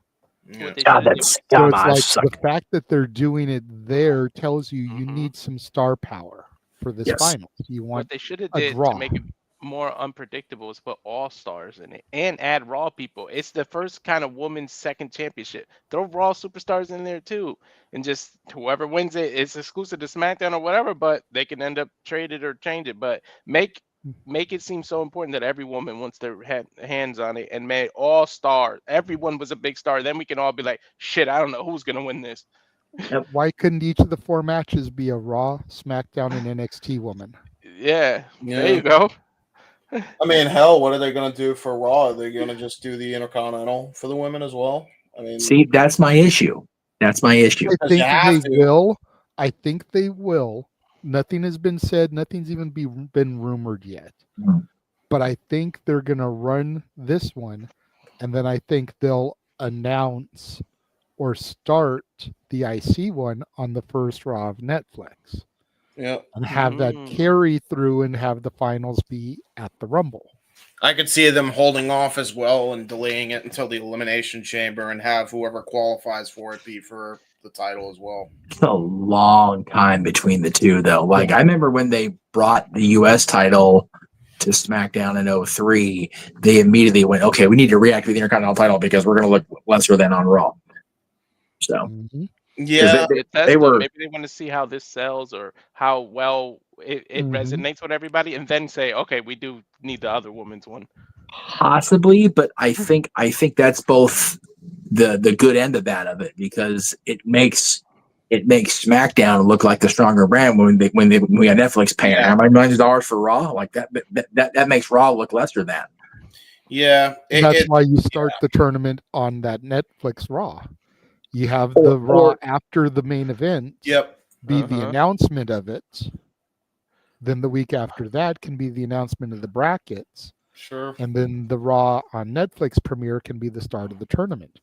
And then, like I said, carrying on through to the Rumble, because the heavy rumor is that Raw and SmackDown will both be 3 hours. So with 3 hours, you can do more than one tournament match each week, since you've only got from January 6th through February 1st to complete the tournament. Oh boy. To have the finals be at the Rumble. So if you have 2 quarterfinals, then the semis, then you can have the face-off on the go-home show. Or how about screw it? Why don't you just make whoever wins it have to defend the title on all brands? Make this title important. Defend it on NXT, Raw, and SmackDown. If the men's US wasn't already SmackDown exclusive, I would agree with that. But it seems off. Can I see the bracket one more time, Jay, just for a second? Thank you. Okay, so they did the one last night. So what's today? The 16th, so it's 15, 22nd, 29. Yeah, I mean they can pull this off if they do one per week and still do it by Saturday's main event. So okay, I was trying to see how they're dividing up the matches per, like what they're doing per week. They can do 2 of the semis in the same week, so that's fine. Yep. Okay. Which that would mean we've only got like what, 5 weeks until Saturday's main event at this point, or 4? December 14th, so 22nd SmackDown, the 29th, the 6th, so that's 3 weeks. And the 13th, that's 4 weeks. And then we'll have the 14th. So okay, so there's 4 weeks. So if they started on the first Raw on Netflix, they can have the finals at the Rumble. It'd be the same basic time span. So again, your theory holds credits, and that gives them. I mean, based on what we're hearing about the taping schedule and what they're going to do for Christmas, it gives them basically 2 weeks to figure out if this thing's going to work. And I don't. That's a very short amount of time, especially with these tape shows. Yeah. To see to get a really solid reaction to the title. One negative I don't like that all the matches are triple threats. Like you should have. Well, the first rounds are. First round. First round only. Yep. Okay. Yeah. Because you get the winners, and then you go to the semis, and then you go to the finals. Gee, by the way, I wonder who they got that from, because we did that first. Yeah. Again, The check's in the mail, I'm sure. Yeah, never, ever. I don't know. It would have been better to add more women in. That if you're gonna put lesser people like BFAB, you could have had more women, all be 1-on-1, and you could have had winners on house shows and just announced it on SmackDown. This person beat that person. If you're gonna add people that don't matter, but they also cut the house shows schedule back. Remember, so Yeah, they're not doing those. Yeah. This honestly feels like, it felt like that when Aldous announced it. It feels like it now. It feels like this is just SmackDown. Seems like, other than the Bloodline and Cody's story with Kevin and Randy at one point, they got nothing going on. Raw, there's so much shit going on in those 2 hours right now. Yep. And SmackDown, yes, they have Nia and Tiffany as champion and Money in the Bank, but there's no strong women's story. The story has been their battle with Liv going into Saudi Arabia. Now they've got nothing. Whereas Liv, being Liv Morgan, being with Judgment Day, Rhea's imminent return, War Games being built on that brand, Raw's got a ton of shit going on for the women. Yep. As tasty as War Games seems right now, and I still say it is, I don't give a fuck, at least they've got a story. Yeah. And we always talk about, you can have all these great matches, but if you got no story, you got no steak for your sizzle. Yep. Right, Tony? Mm-hmm. Mm-hmm. I'm sorry, is that loud? Go ahead. Never mind. Oh, no, that'd be out loud. I think at this point we should be. So that covers that. Yes. Before we go forward, we'll run back real quickly to the one that James and Walter just discussed that you missed. This coming Tuesday. Yes. Could be the end of a prestigious university. You What talk do about think? you talk about that. I got to go put the barrels back. Go ahead. Oh, you told me not to jinx it, so I haven't. But after Tuesday night, if it happens, next week's show is going to be the wake and memorial for Chase U. I got the graphic in my head, brother. It's here. It's happening. I haven't made it yet. Look at how Emmanuel started off the show. That's Tara, and he sent it to you. That's an even bigger dick move. But you get the $2 out of it, so what are you gonna do? Oh shit, that's mean, Emmanuel. But you're not wrong. Look, I have said from the beginning, even though you converted me, well, you and that bubbly little Thea Hale, but it's not gonna carry to the main roster. I know. It's not. There's no out. There's no end game at this point. It sucks for the Chase U diehards. I'm sure Noah, if he was awake, he'd be happy as Dickie, but right now, knowing this is the end, I'm sure. If it is the end. I'm going to be a mess on Tuesday. You know this. I know doing this. a watch along of it. That was y'all's fault doing a watch along. I would have done that. I would have touched that shit with a 40. I know you do. I have to. You're a glutton for punishment. If it is the end of Chase University, I have to be on air giving my legitimate. Of course you do. That's yeah. I get you. I feel you. You know. The fact that it's a number one contenders match gives me a little bit of pause because maybe, just maybe, but they've had Ridge keep whooping that ass every single time. And they've got to redeem that kid because he's still catching shit for dropping E on his head. And E may never come back at this point. Now, if they're holding that E card until the New Day tribute and he does come back, then Ridge's reputation may be saved. Especially if he wins this contenders match and has a strong showing against Trick at Deadline. That's the thing. I love Andre Chase. I think he's a hell of a character. I like Duke. I love me some Thea Hale, especially her Halloween costume choices. Bravo for that, Thea Hale. But man, Ridge was the guy in that group with Sheamus and Pete Dunne that just I felt like he could be that next guy because Sheamus isn't at the beginning of his career. He's winding down, right? Pete's got that flair that he can do the comedy with truth, which you're doing, which I find is hysterical that they're doing that with Truth and Pete Dunne. That's wonderful. Ridge never really found his place before that accident happened with E. So if he gets this opportunity, it's going to be major for him. And I think that the only problem with Chase U ending now is that it should have ended a year ago with the calendar thing. That should have been the end of it if they were going to kill it at all. This last year has just kind of seemed like it's just been like treading water. Other than the story with Ridge, which was basically handed to them by Shawn and Triple H. Going, here, we need this guy to be here. Do this. Riley's got a big future. No doubt of that in my mind. I think Thea still has a little work to be done, but she'll get there. Same with Duke. Same with Chase on their own. The Andre Chase character is what will not continue outside of the NXT bubble, for my money. As great as the character is, he's very much more of a studio wrestling character or an old territory character than he is traveling the world. Agreed. And it sucks because he's a super nice guy from what I hear.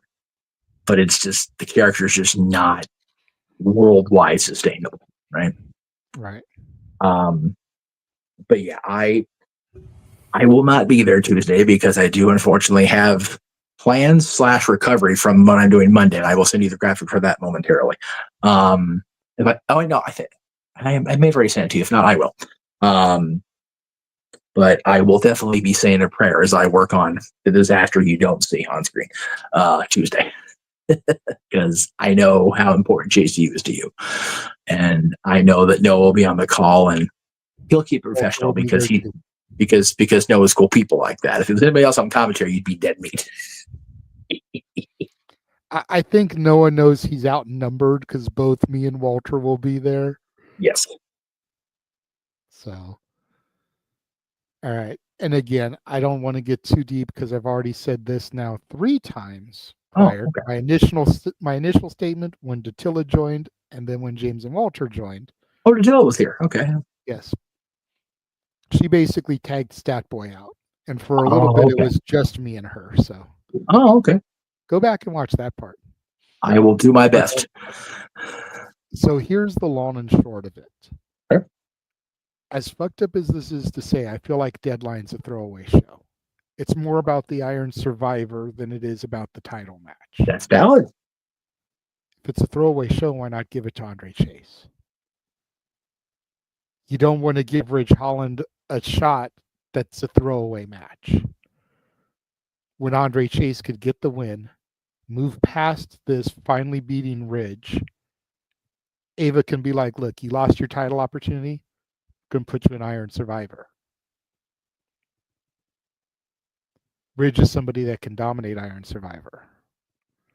Ridge is someone that can build his reputation and his future off of Iron Survivor. True. Then you run one of 2 scenarios. Both of them end up with Trick defeating Andre Chase. That's a given. He's not going to win the title. Yep. So you have him lose, and you have Andre Chase snap, adding a new dimension to his character. I finally vanquished Ridge. I finally got a title opportunity, and I lost. I'm tired of all this losing. Or you do what Daniel has mentioned multiple times when this comes up. You have Thea and Riley turn on Andre Chase, costing him the match. They were not all that pleased when Andre Chase put the university ending on the line in order to get the title shot. You're willing to risk us. They turn on him. Neither outcome is what I want. I'd rather Andre Chase lose and Chase you keep chugging along like normal. But either way, you either get a new dimension of the Andre Chase character if he snaps, or you get the breakup of Chase U anyways, which splinters them off to go solo to possibly be called up when SmackDown goes 3 hours and needs more talent. The Hill would fit in the Women's United States title picture. Riley versus LA Knight. Duke versus LA Knight. Either one of those matches would be good. I just want to point out at 11:25 p.m. on Saturday night, November 16th, I heard JJ entertain the idea of Thea Hale turning heel. It's not that I want it. It's what I know. Daniel has brought up every time that this topic has come up. So it's like I'm just repeating so he doesn't have to regurgitate it. Well, usually you shoot it. He did anyway, so. But usually you shoot it down out of the sky like a sniper. I do, and I did pretty much every other time it came up. But as he pointed out, I'm feeling like a broken record now. So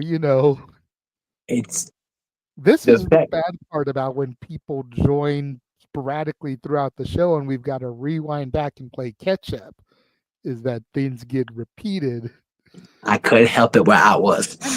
I know all three of you had other obligations, so it ain't a big deal, but like they were all the same obligation as it turned out. Pretty much. We know you have. You've been wanting it for over a year just to make my life miserable. We love Los Dominguez is. Yes. But you've been wrong for that for the better part of a year. Every time it looked like she was going to go down the dark path. Arlene with the super chat. Is this what makes Thea Hale turn heel? The thing is understand that if she does finally snap and her and Riley turn on Andre, they'll have to super chat you to make you feel better. It'll be okay. It'll be okay. So there was that. He sheds depression in a size 3X for the record, kids. It's just throwing it out there. WWEshop.com. Now we're all caught up and we can keep going. There you go. Everybody at once. Yes. Speedball Mike Bailey. Oh. His departure from TNA. Where do we think he's going to end up?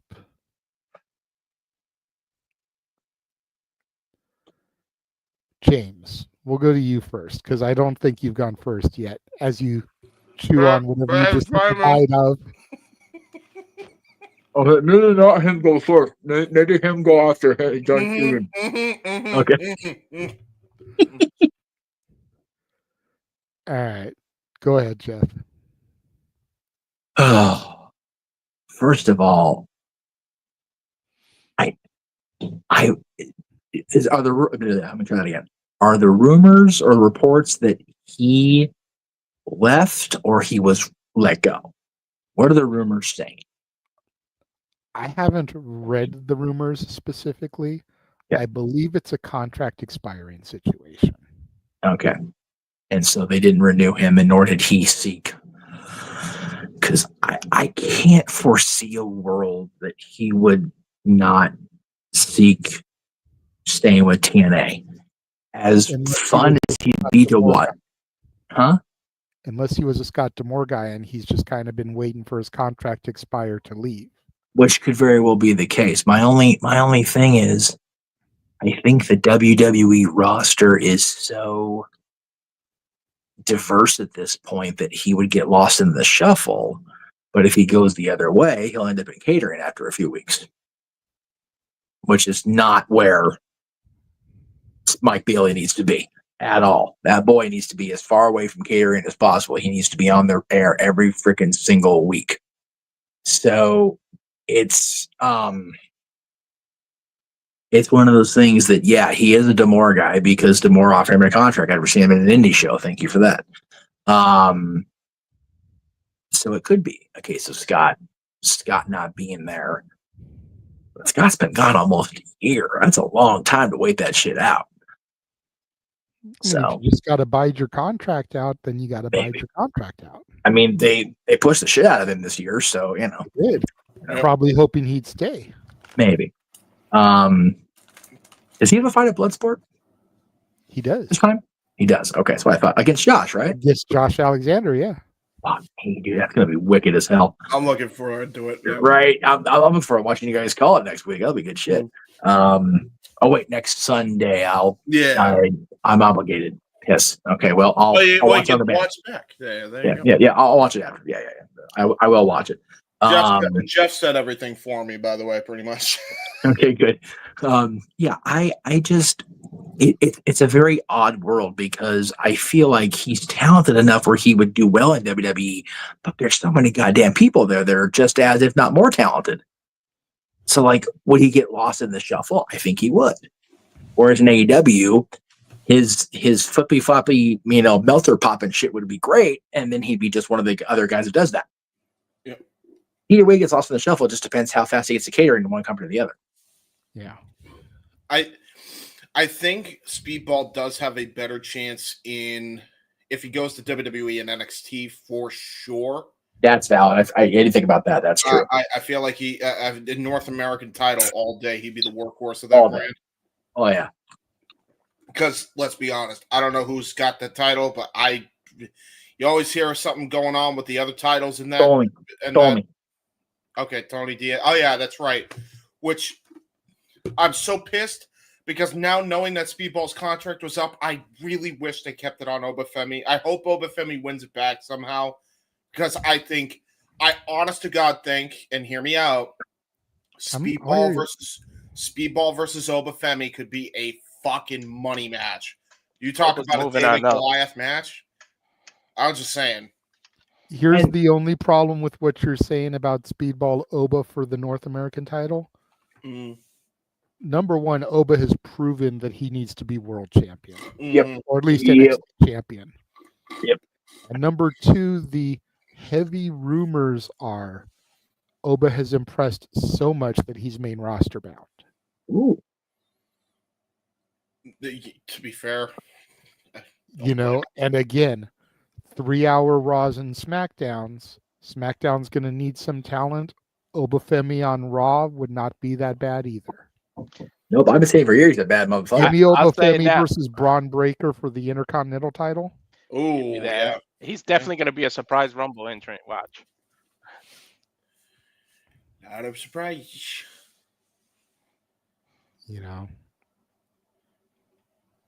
But yeah. Overall, I agree with everything else Jeff said. I really don't want him to go to AEW. I'd rather him in WWE because he at least has a chance in NXT with the North American title scene, I think, for sure. I think that's without a doubt. I think that's his best bet. What's weird is TNA already has an NXT relationship, and he wasn't nowhere near it. He wasn't involved in it. That was going to be my point that I pointed out is that, why would they write him off of TNA the way they did if the NXT-TNA partnership exists? Yeah, true. Yeah, which is what leads me to believe that either he will go to AEW, or he's going to be main roster bound. And if he's main roster bound, put him on SmackDown. Yeah. Again, I keep talking about how they're going to need talent moving to 3 hours, but you figure SmackDown just got Saban and Shelley. There's history there. When he comes back, SmackDown has AJ Styles. That's a dream match. 100%. Oh, yeah. All day. Speedball versus Logan Paul. Speedball versus Montez Ford. Holy hell. Speedball and the money in the money in the bank match in general. Yeah. If he still has a WWE relationship, put personal feelings to the side, Speedball versus Logan Paul. Mm-hmm. Yeah, of course. Yeah. Well, Speedball versus Cody, whether there's a title on the line or not, as Daniel is pointing out again in the chat, as he has every time this has come up. Speedball versus LA Knight. I said LA Knight, but yep. Mm-hmm. Yeah. Stupid suggestion. If they feel they'll get lost in the shuffle, potentially like I feel, he could be the speed champion. Right? I mean, it's in his name. Yeah. The one thing Statboy actually brought up that I hadn't thought about, would WWE continue using his nickname Speedball, considering that it is a drug-related term? Yeah. I don't know. Hell, anything's better than cocaine. They might use it, and they might use it and just explain it away, kind of like what they call mansplaining, just saying it's because he's fat. Like they might do that. It just like have Michael Cole or somebody explain it on commentary, like it's That's not fair. about the drug. And then y'all brought up the Bloodsport match he's having against Josh Alexander. Yes. That's going to be a banger.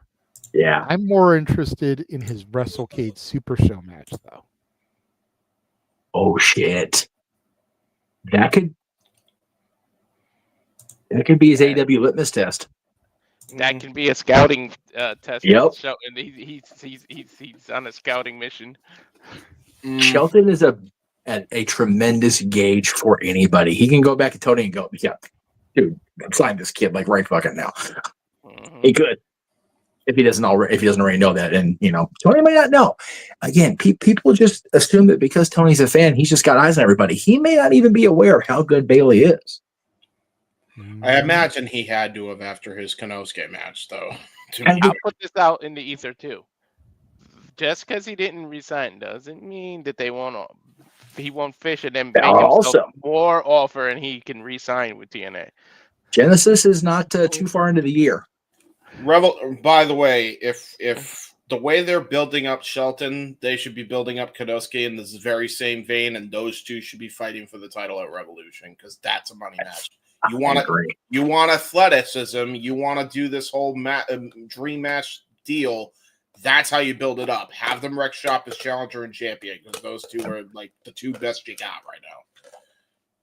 And I love this, not on 100% on topic, but since JJ brought Shelton up, I am so happy they put him and Bobby and MVP back together and they get this run they fucking deserve.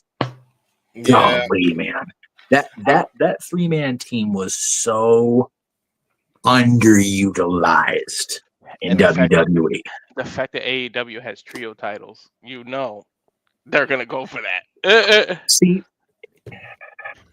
my only thing against that is that Bobby's not exactly the beginning of his career either. He's still very good, and Shelton has proven he still can go, right?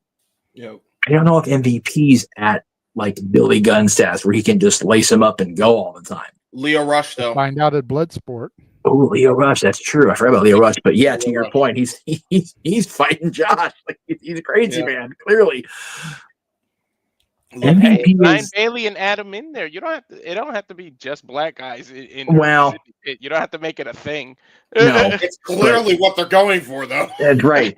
And MVP seems determined to just show everybody in that big tower of Connecticut that you underutilize me. He's stepping into the ring with Josh Barnett on purpose. He's clearly psycho.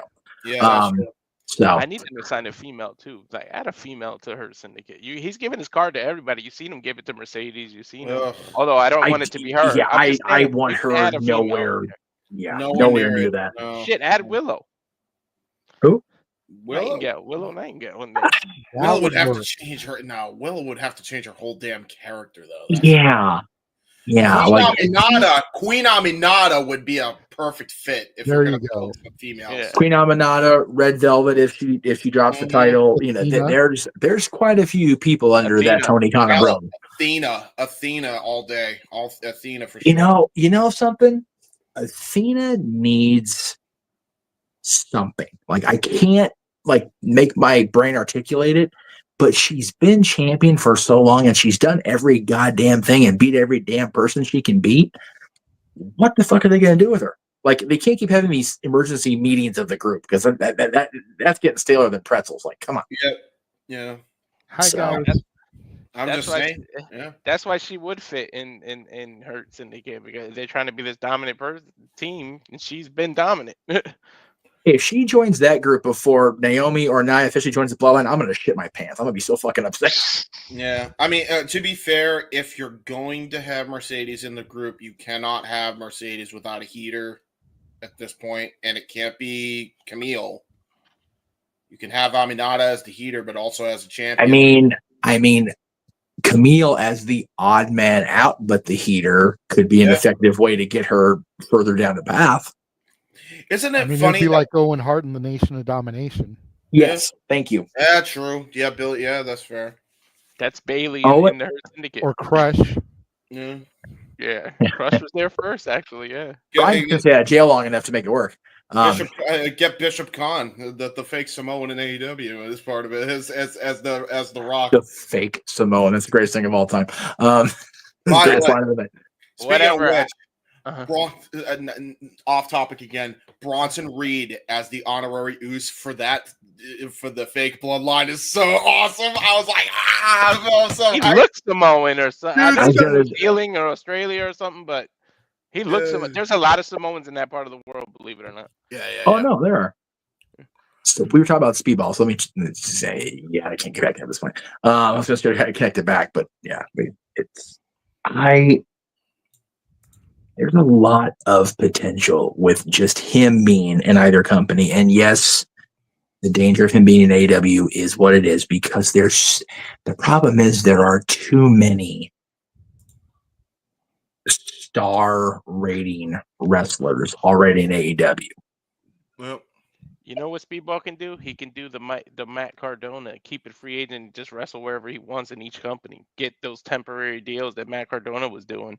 Test the waters like that and make people want him and raise his stock and somebody to give him a long-term money deal. Yeah, but the thing is, if he takes that long-term deal and only goes with AEW, then I still fear he's going to get lost in the shuffle. If he deals with WWE, he won't be able to bounce around like that. AEW, they're a little less shitty about that. I mean, Matt was on AEW TV not too long ago. New Japan's still out there too. Mike Fitz there. Oh yeah, I wouldn't mind seeing Speedball in the Tokyo Dome on the 4th. I'm just throwing that shit out there. And not to mention, he would be a fantastic fit for the junior heavyweight division. Him and Kushida could have bangers. Noah might have a freaking. Noah might pass out if Bailey's on New Japan. Noah's going to pass out the first week of the year anyway. Have you seen the fucking watch along trailer? I'm just saying. Seriously. Yeah, it's getting beefy. He could win Best of the Super Juniors next year too if he joins New Japan. Yeah, I mean, hell, we had another UFC card tonight to the watch alongs. Soon enough. Remind me. What's that? I said, don't remind me. Mm-hmm. They announced 3, right? Didn't they announce up to like March? They announced 3. Yeah. You know what though? It's good. I know for your watch along trailer making, it's driving you fucking insane. However, as it always does. But it's even more prolific now. However, it's making scheduling the karaoke nights a hell of a lot easier. Yeah, true. It is. And speaking of watch alongs, let's go ahead and take a moment and show the latest trailer. Volume down. And now for a taste of things to come.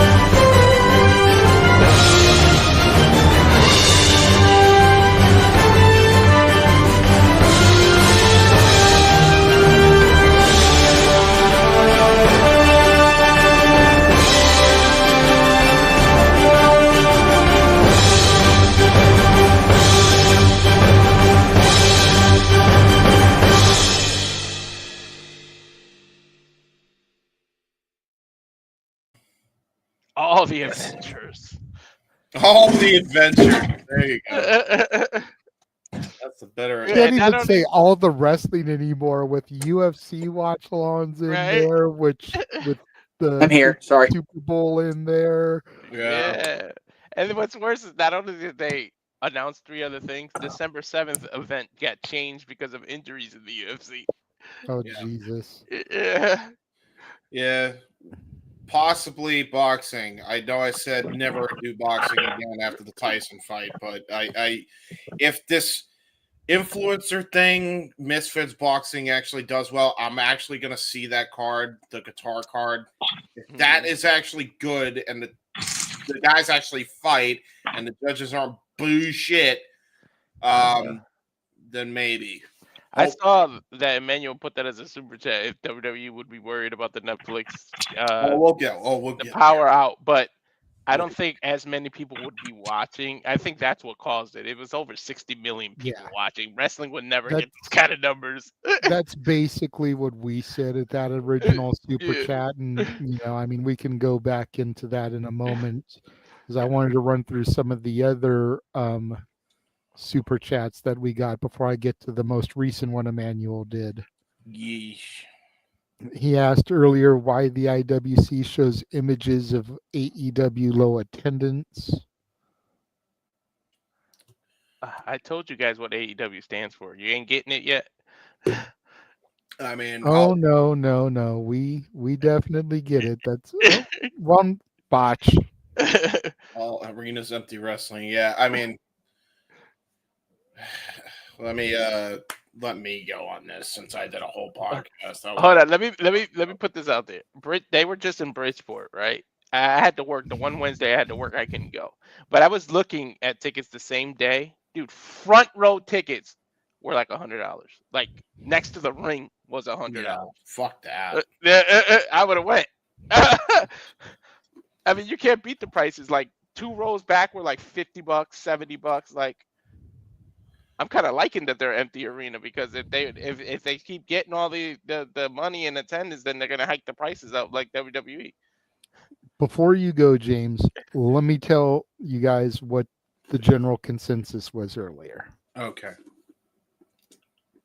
I forget who it was that said it, but one person said that it was just a matter of people wanting AEW to fail. I think it was Big G that said that. Okay. And I pointed out to Big G that I don't think that's it at all. Nope. Because I don't know a single wrestling fan out there that wants AEW to fail. Nope. What I feel like it is that I feel that it falls onto Tony, and not for some of the reasons you may think. I feel like a lot of it has to do with the fact that Tony and the talent constantly hype AEW as we're the best wrestle. Okay, great. Okada, Ospreay, Monet, these are supposedly we're the best wrestle. Why can't you fill a fucking arena? Mm-hmm. No story. That's why. No cohesive. It's about the way they try to promote their company to make it stand out. Yep. And then nobody shows up, and it's like, so how is this we're the best wrestle if you can't even fill a 10,000 seat arena? I mean, go ahead, James. You said you wanted to tackle this one first, so here's the facts, folks. Reality check is what it is. Mm-hmm. That's it. It's as simple as that. Nobody wants AEW to fail. They take a picture because it's that fucking shocking that it's that goddamn empty that they decide we got to take a picture of this and send it and post it on social because this is fucking embarrassing and they should be fucking embarrassed. Period. It's not a hard concept to figure out, folks. It's not any of us wanting AEW to fail. We've stated that I don't even know how many times at this point. But they are failing because they're pointing the finger of blame at everybody else instead of pointing the finger where it needs to be, which is Tony Khan. And if you want a more long, in-depth freaking analysis, you can watch my 4.5-hour-long podcast where I basically called AEW to task on doing exactly that. And the people that they are specifically doing it to, even the fucking Cornettes of the fucking world, just fucking ignore it, shut up, and prove people wrong. Like, what was the thing I said to you on one of the watch alongs? JJ, I literally said Tom Brady didn't become the greatest quarterback to ever play the game of football by answering every Tom, Dick, and Harry on social media about his controversies that he's ever been involved in. In fact, he didn't mention anything about those controversies until the fucking road special. And guess what that did? Gangbusters. Funny. In fact, that's without a shadow of a doubt, Netflix's most successful event because that's the only one that didn't have lagging issues. I'm just saying, yeah, man, like that's what Tony needs to do. That's what the Bucks need to do. That's what everybody on that roster needs to do. Get the fucking phone out of your hand and put on your chin strap and get the fucking. That's what needs to happen. I couldn't agree more. I sat through the 4-hour and 40-minute episode that you did. Don't ask me how, but I did it. I wish it didn't have to be that long. I had to pause more than once to use the bathroom. I'm not going to lie. It was that long of an episode. Should have. I wish I had commercial breaks so people could have done that. I need to get on that again. But yeah, I highly encourage everybody that has the time to dedicate to an almost 5-hour podcast. Go and watch that. Yep. Split it into 2 days. Like WrestleMania. Yeah. There you go. Jay Hebert Mania. Not to defend them, but you got to keep in mind they are only 5 years old. So I mean, I'm so sick of this fucking excuse. I got this, James. I got. Go this. ahead, JJ, please. That means nothing because when they started, they were selling out arenas. They were doing good ratings. They had all the interest in the world. I believe it was Datilla brought up the point that what changed everything was Vince being removed from power. Okay. And while I agree that that was part of it, it goes back to Brawl Out. That's where the pebble really got dropped on the mountaintop that turned into the snowball.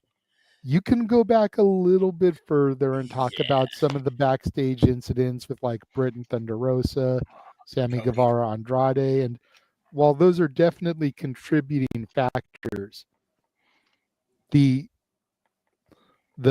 zero in the timeline that separates before Christ and after death is Brawl Out.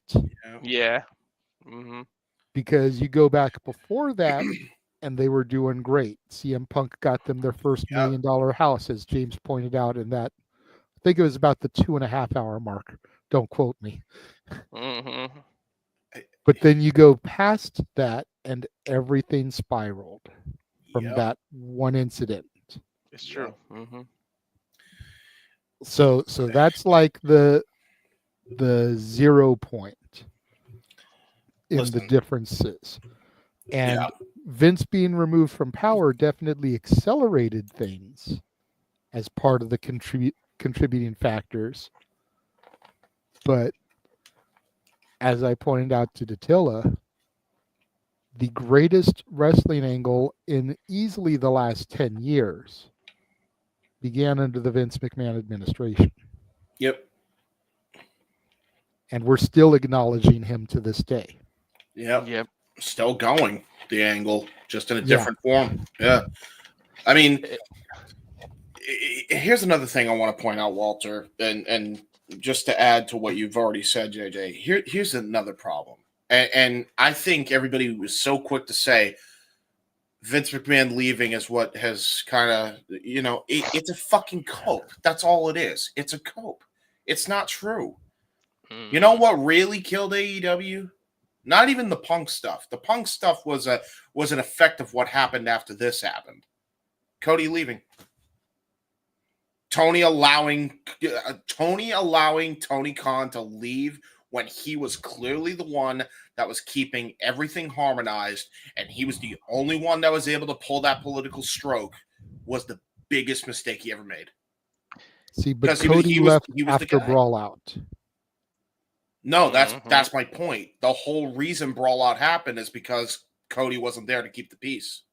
That's why. No, he left after. But Cody left after Brawl Out. No, I know. So how could Cody is in the fact that he was there to keep the peace during Brawl Out. So I know. Okay, let me explain what I mean by this. I'm aware that Cody left. No, Cody left after Brawl Out. No, it was before Brawl Out. I swear it was before Brawl Out. 2022. Brawl Out was September 2021. Cody left the end of that year. Oh, you're right. Okay. That's the fucking crazy part. Brawl Out was already 3 years ago. Really? They weren't even 2 full years into the company being operational when that shit went down. Wait. So Cody was. Yeah, dude. 2021. Really? It boils down to Tony Khan not being a boss. He's too much of a fan and wasn't a boss. He couldn't get his children to play together, and that's what fucked it all up. Yep. You should have forced them to have to work together and made a storyline out of it, and you would have made big money. It boils down to Cody. God, it's not Cody's fault at all. Fuck me. No, it's not. It's Tony Khan being a fan first and not a businessman. Exactly. It boils down to Tony Khan being a fan first and not showing legitimate authority as a president, as a CEO, a general manager, whatever you want to call it. Okay?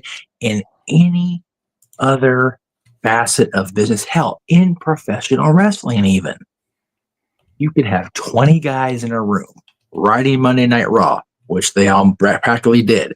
And Vince could wake up with a hair in his ass Monday morning and go, no, fuck it, rewrite the whole thing. And they did it because they knew they had to. Exactly. He's the boss. He was the boss. Hunter is the boss now, but he's apparently not so dictatorial. Yeah. And there's also checks and balances in place because Nick Khan runs the business, Triple H runs creative. There's no checks and balances. There's checks and balances like there should be in Washington. But anyway. I knew you were going to go there for some reason. I knew it. The District of Columbia is red now, and it's going to be red for 4 years. Anyway. For the record, I was correct. I just looked it up. Cody left. That Brawl Out situation happened in 2022, so that would have been 4 months after Cody left. Cody left in the beginning of 2022. I have my All Out years mixed up. Then I apologize. Yeah, okay. No, that's fine. Yeah, 2021 was when Punk was happy. 2022 was when Punk turned the fucking corner and decided to off Phil. So there are a lot of contributing factors, but and you know, pardon me while I assume the Bischoff's long sucking position here for a minute. Eric has said for over a year that AEW had all this goodwill when they started because they weren't the WWE. They were everything WWE was not going to be, everything that TNA was not going to be. Tony ran off at the mouth that, oh yeah, we're not going to make the same mistakes Eric Bischoff did. He's made them and compounded on them now at this point. And the thing is, Bischoff was seen as the last resort. We'll never have another wrestling guy run the company after Oldie did, after Dusty did, and it turned out that they did because Bischoff was a wrestling guy. He just didn't sell himself as that, which is why he got the job. Tony coming out and saying, you know, Tony's biggest problem is the same problem that a lot of people on social media have. They don't know when to take their hands off the mobile device. Yep. And he can't keep his mouth shut. Or his thumbs inactive, and claiming, you know, admitting I book for the sickos, dude. As much as wrestling fans get crapped on by the outside world, we don't like crapping on each other. Yeah. Sicko. You people are like so proud to be called a sicko. Like you don't even know the definition of what the fuck that word means. It's really bad. And I disagree with JJ only in saying that wrestling fans don't want AW to die. Yes, that is true. The problem is a lot of people that are calling themselves wrestling fans are not actually wrestling fans. They're just AEW diehards who can't stand the very letters WWE being together. Yep. So they just hate on everything that's not hate everything that's associated with That could be WWE. fair. Yeah. And because TNA is now in bed with them, oh fuck them too. Yeah. There was Because a guy. New Japan's want to cooperate with them and let them knock them or whatever. Oh well, fuck them too. Yeah, I mean, Duke. There's a guy named Duke who does a podcast with Devon of all fucking people. Literally Devon. Like he said it. These people are jelly bags. They can't stand that they're not the winners right now. That's what it is. Yeah. That's the the truth. other problem. The other problem is there's no hierarchy. There's no like this person is this person is this person is this. There's no boundaries or nothing. It's everybody's running. It's to your point. Everybody's running the circus together. Stupid thing is, there actually is on paper a hierarchy. I know on paper it is, but the fact that Tony's like that guy, like you ever work with, like you guys are all friends and and then one is up promotion, you get promoted, but it's like almost like they're still one of the boys, and it's like you guys are all on the same level, and it's like hard to take them as their boss. Ever. Yeah, it never works. It's like you got to understand this is the boss, this is that, and it started with what I said years ago. I kept saying you can't be an active wrestler and an EVP at the same time. It just makes no sense, and that's the issue. He gave too many people powers. Except it depends on who is the EVP, because there are exceptions to the rule. Okay, the Bucks aren't it. I'll tell you that. The thing is, if the person that is in charge, whether it's out front, behind the scenes, whatever, is allegedly not good with confrontation, you know what? I know it's 2024. I know the world is changing around me and I don't like it, and that's great. You cannot be in a position of authority, not necessarily power, but a position of authority or running a company or being that person if you don't have the ability to not necessarily be confrontational, but you have to take a stand at some point and not go out there on live television and claim you were afraid for your life and then release the footage that made you afraid for your life. You're going, why are you such a pussy? Yep. There was nothing to be afraid of. There's nothing to be afraid of there, dude. You were well protected by people bigger and stronger than you. You're good, little curly haired man. It's okay. Yeah. It's yeah. The fact of the matter is, everybody that was so anti WWE for all these years, because the creative was such dog shit, and because people had felt a certain kind of way about Vince McMahon, like James did, when alternative popped up, it's like, ooh, ah. Yep. Nobody. It is just past 12 o'clock, so it is just past midnight on the West Coast on the 17th of November. Nobody is ever going to surpass WWE again, period, end of sentence. Yep. It's not going to happen, at least not in our lifetimes. Okay?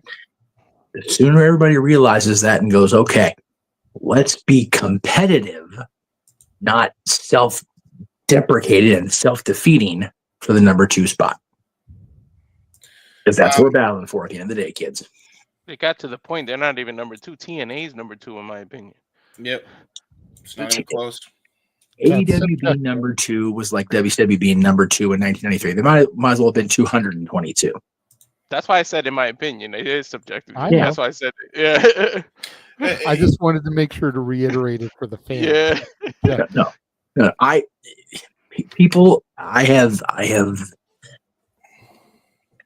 I've been watching for over 34 years now. A lot of you guys have been watching as long, if not longer. Aaron's been watching longer. Mm-hmm. We've seen the ebbs and flows of this, man. You know, JJ had the fortune of coming in when the wrestling business was never higher, ever. 1998. WWF was cooking with gas. WCW was still not on the decline yet. It was coming, and it was coming fast. But they were on the decline at ECW, while not at its peak. They were still doing well. And the indies were starting to bubble. You know, I don't know exactly when you two started watching, so forgive me. But we've all seen the ebbs and flows in the last 2 decades alone. AEW had that drop in the water that rippled, and it rippled well for about 1.5 years. And then Tony's true persona came out from behind the thick layer of curly hair. It's like, this guy's a little rough. Not sure if we can handle this shit. And no, we couldn't. And the other thing, too, is that TNA had nowhere to go but up in the last, we'll call it 8 years since AJ officially debuted with WWE. Yeah, pretty much. They had nowhere to go but up because they were so looked down upon in the post-Hogan world. Yep. And they've rebounded. It's been subtle. It's been gradual. But they have rebounded to the point, to Walter's credit, other than their terrible network opportunity, which is, subverted by TNA Plus, thank God. They've got the best in-ring work on the planet. And their characters are good enough that they can carry the 2-hour show. To the point, who was the main event? It was a TNA wrestler being really, and we had to talk about it. Like, look, I feel like if they were on a better network, if more people would share the opinion I have. The other thing is the entire genre is changing. Last night and tonight were great examples. Last night was one of the most hyped things I've seen in years, and it shit the bed. No, Amber Heard is jealous of how much that shit the bed. Okay. Yeah. Awful. The female fight was tremendous, but the overall experience was fucking bad. Yep. Tonight's UFC card was solid from top to bottom. Even the early prelims were good. There you go. That's the difference. People are starting to watch UFC. People realize WWE's partnered with UFC, so they're giving WWE another opportunity. AEW doesn't have that goodwill with their core fan base that they established 5 years ago. They don't have that goodwill with the wrestling, the casual fans. They don't have that goodwill with the outside world of wrestling. Ever. They just don't have it anywhere across the board. And they're now fighting from far behind the 8 ball trying to get it back. And they don't have a strong leader to do it. Well, not only do you not have a strong leader, you have a weak-ass leader, a weak-minded leader that's going after fans on fucking Twitter. And going back to my original point, now that I've definitely corrected myself, and I know for a fact that he did leave before All Out happened, my point stands. Cody Rhodes leaving that company was the biggest fucking blunder in that company's history because he was the only one keeping that piece together. When he left, it is no fucking coincidence that everything that happened preceded it. All the backstage drama, all the infighting, all the nonsense that was going on in that locker room came out. It was always happening, by the way, in the 5 years they've been around. Okay? Let me make that evidently clear. Okay?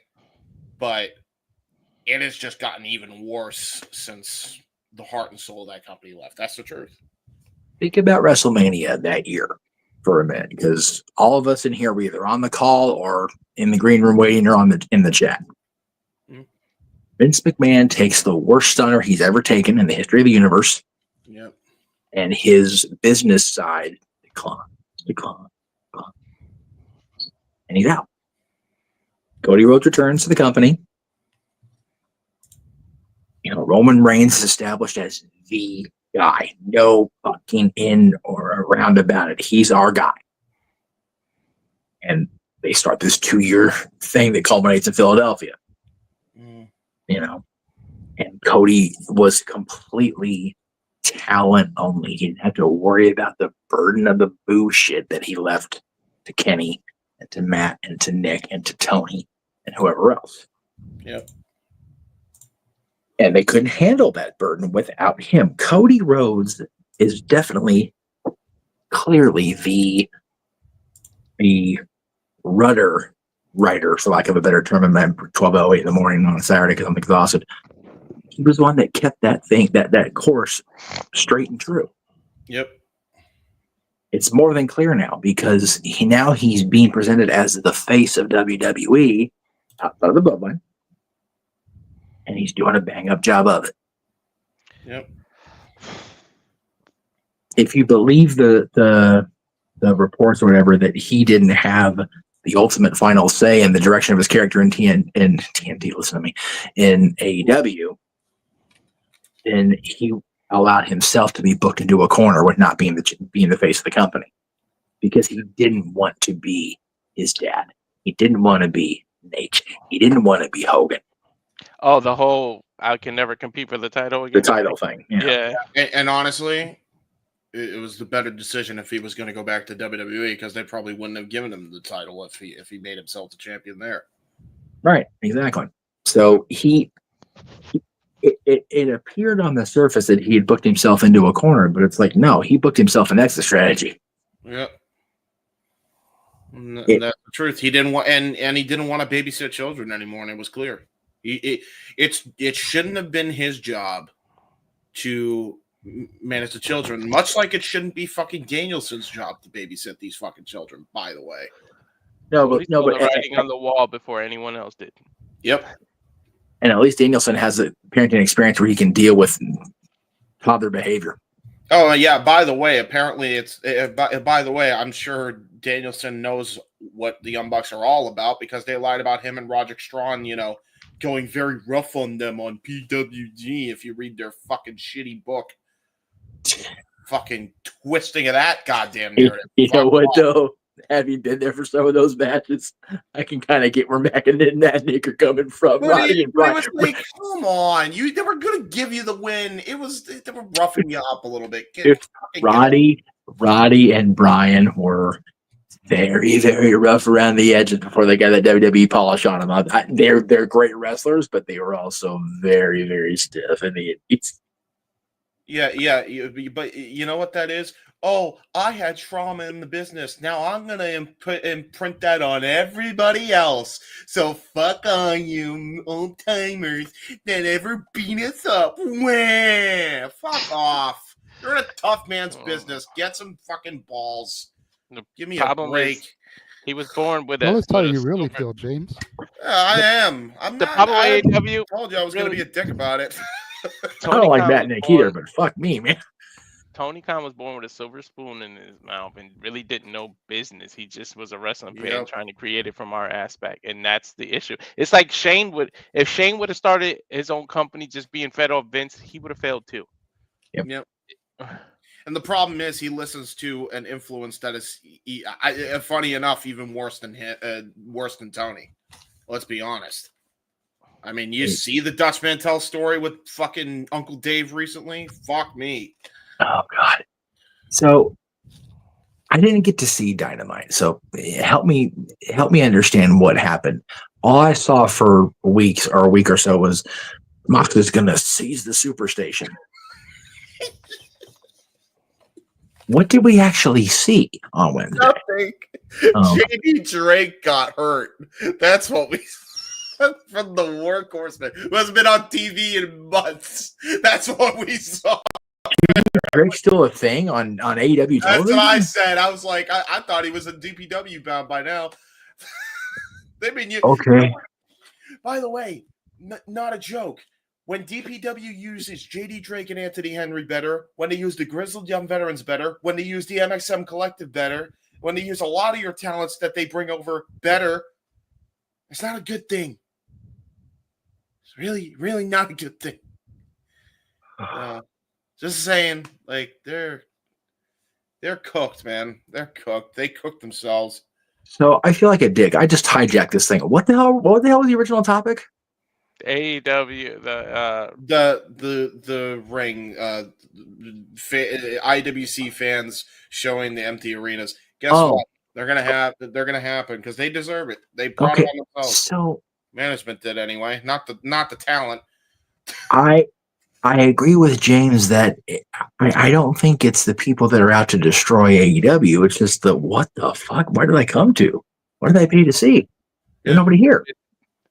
People don't like when you hold a mirror to the truth. It's just people holding up the mirror and trying to hold the company accountable for the things that they're doing, and then people just don't like it, and it's blah blah blah, and it's there in their feelings. They're just holding a mirror to them to show it, and it's not that they don't want AEW to succeed. They're doing it so that they can get better and prove them wrong.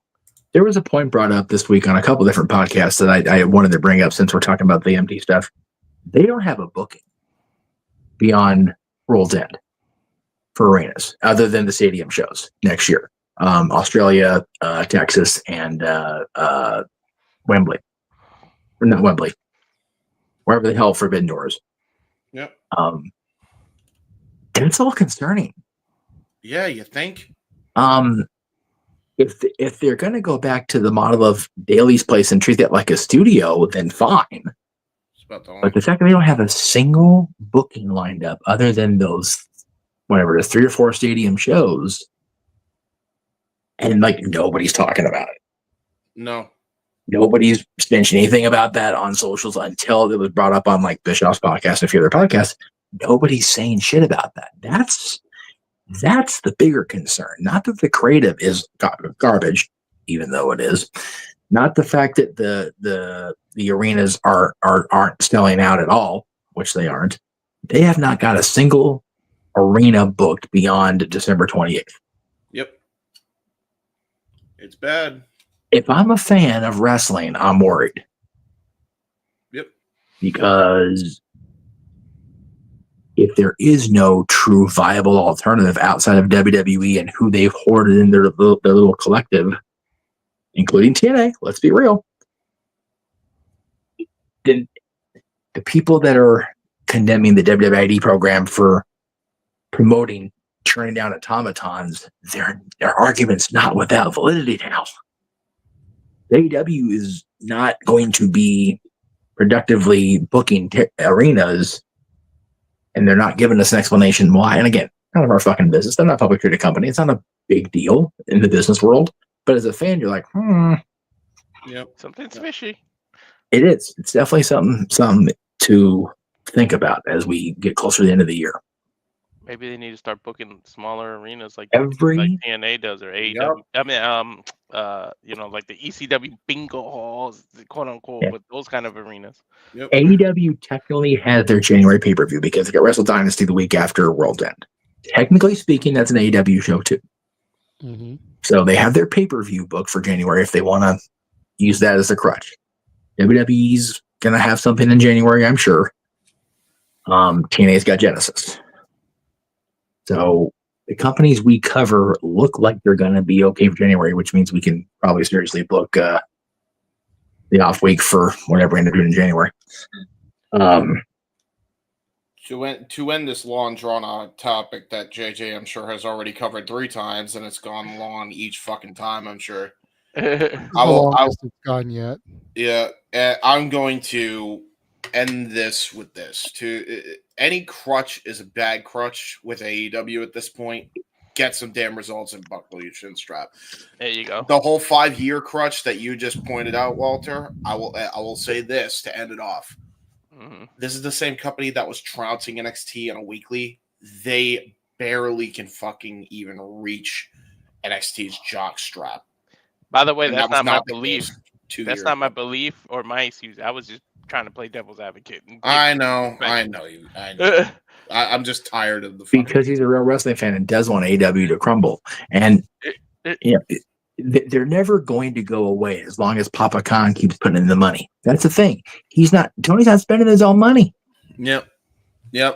Beatnik Enterprises is, and Shahid Khan has more money invested in that company than fucking Tony does. So I don't. They got a longer shelf life than Dixie did and Panda Energy did. I'll say that.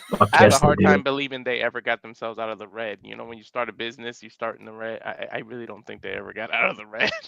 No. If they did, it was a trickle dot over the line. Honest to God. Which by the way, the ratings don't matter in Nielsen. Well, every other metric's down, so explain that one. I'm done. Move on.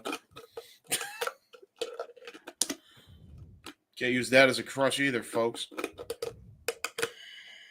So to answer the question, we have no idea why they take the pictures. People are just weird. No, we do know because people are shocked. That's all. They're, like I said, they're just holding a mirror to the company. Yeah. Accountability purposes, boys and girls, and transgendered people. But if you don't want accountability, go to Blue Sky. Boys, girls, and them. I guess. Go to the Blue Sky app, AEW roster. Go to the Blue Sky app. Yeah, just like Tony did.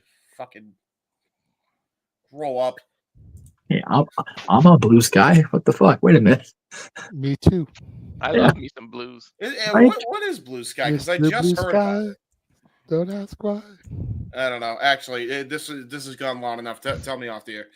Okay. What's the next one? It's basically just a Twitter alternative. Moving on. Yeah. Got it. Y'all mentioned it already, but Arlene asked if we should worry about buffering for WWE on Netflix. The numbers, like was already pointed out, as much as wrestling is thriving right now, there's not going to be as many people watching Raw as there were that boxing fight. There was 60 million people watching that boxing fight. Wrestling Con could wish. 60 million people out of their time and money. 60 million people. That is Could absurd. also be why WWE is going to more of a taping schedule. Maybe that's just me. Yeah, probably.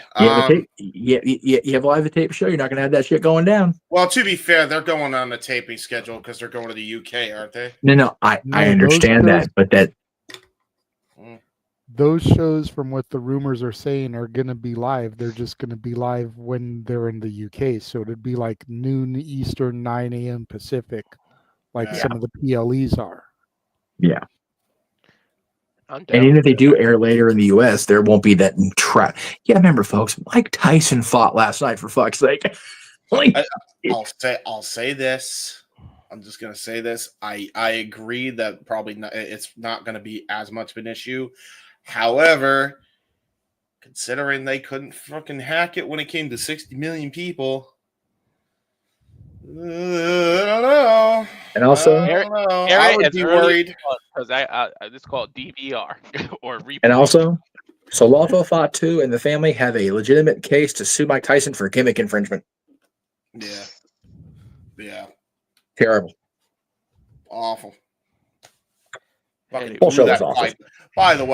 By the way, anybody that wants to tell me that Mike Tyson didn't throw that fight, he fucking threw that fight. He had one punch, and then Jake was like, that was his signal to settle down, champ. Let's throw it to JJ. Speaking of throwing away. Thank you, Walter. Arlene also asked, where do we see the Dom and Liv storyline going, and do we see Dom being successful by himself and being champion one day? He should be. Holy shit. I can see him being a champ one day. I don't know how successful he is. And I guess you got to do the reunion one day, right? Before his dad leaves. Or actually, no, you know what? Damn it. Beat your dad and force him to retire and take that mask. That he'll be successful after that. You know what? Keep him that ultra heel. Mask versus title, too, for the Intercontinental. Or mask versus career. JJ knows this better than most. I would have sworn up and down up until 18 years ago that Rey Mysterio would have never been a world champion in any company. Secondary title? Definitely. Weight class title? Fucking duh. But never the world champion. I am not going to make that same mistake with his son. And who knows? I see him. Maybe not the WWE championship, because that is the championship. But the World Heavyweight Championship, much like his papa did. And yes, Rey Mysterio was WWE champion. I know, for about 2 hours. I get it. Whatever. Hour and a half. Let's go. Yeah. Yay. Yay, because Punk had the belt and that was a means to an end to get John the title back. But okay. He was the interim champion, the first interim champion. In Fuck your interim in your head. Well, hey. All up in your ass. If Eddie All up in Guerrero there. never passed away, Ray I don't want to interrupt in my ass. Well, then you can take the undisputed title on your ass. Whatever. I don't care. Whatever. Walk off. Yeah, but I think he will be a world champion one day. The World Heavyweight Championship, the freaking bootleg big gold belt. And that's undermining Gunther because he's a great champion. But Liv and him will go as far as the fans will allow them to go, because it's white hot heat. Nobody likes the mucker feathers. Or his real life wife, as far as she lets it go. As long as his wife is down, they will take this to the limit. There's some weird menage a trois, I swear to God. You got Dom's wife, and then he's with Liv, but then, he also was with Rhea. Rhea was with Buddy. I mean, there's some crazy shit. I feel like his wife actually said something, because if you legit watch it, they just touch noses now. They don't kiss Yeah, anymore. that's true. His wife might have said something. And maybe they broke him and Rhea because Buddy's arms are bigger than Dom's head now. Fucker's jacked. If you see him in the grocery store pictures. Hey, listen, you never know. You never know how things can go in the craziness. Buddy Murphy looks like Buddy Murphy ate Brian Cage at this point. Like, Jesus. The Swingers Party, hosted by Johnny Swing Guy, just hosted Rhea Ripley. That shit goes down. We all saw Soraya's video. Oh God, I didn't stop. Dude, oh God, I'm glad Jeff went black. I know. Nope. I agree. Believe it or not, I have not seen that video, so there is that. So this is me not talking about it. This is me waiting for JJ to put up the next super chat. Yeah, please. So from there, our favorite 26.2 miles outside parts unknown mentioned the different color cane gimmicks and how is WWE allowing this as a cease and desist imminent. Well, okay, so Blue Cane got a cease and desist, and now I think they call cocaine. Now there's cocaine, but they can't claim that because it's literally in his name, so I think he can get away with it. Blue Cane, I think he's like something else now, but there was Blue Cane, there's cocaine. Cocaine is the best. The guy spells it differently, and he uses a freaking 8-ball as a it's great. I love can't it. even finish the sentence. Fuck. That shit is hilarious. See, indie wrestling is great, and this is why you leave it in the indie. That's why Top Gun Talwar got over. Top Gun Talwar should fight. Dude, he needs to come out of retirement and face his true enemy, his mortal enemy of cocaine. I will pay to fly across the country to fight that. I see that fight. I swear to God, I will. With the cocaine bear as the referee. Yeah, and a lot of cocaine. Fucking Sinister Minister as one of the managers. Oh, Christ. Here we go. Or I'm just going to get a contact high from cocaine just being in the fucking venue. Oh, my God. Cocaine wrestling, the biggest babyface ever. Billy Corgan. That will be Billy Corgan's next project that he fails.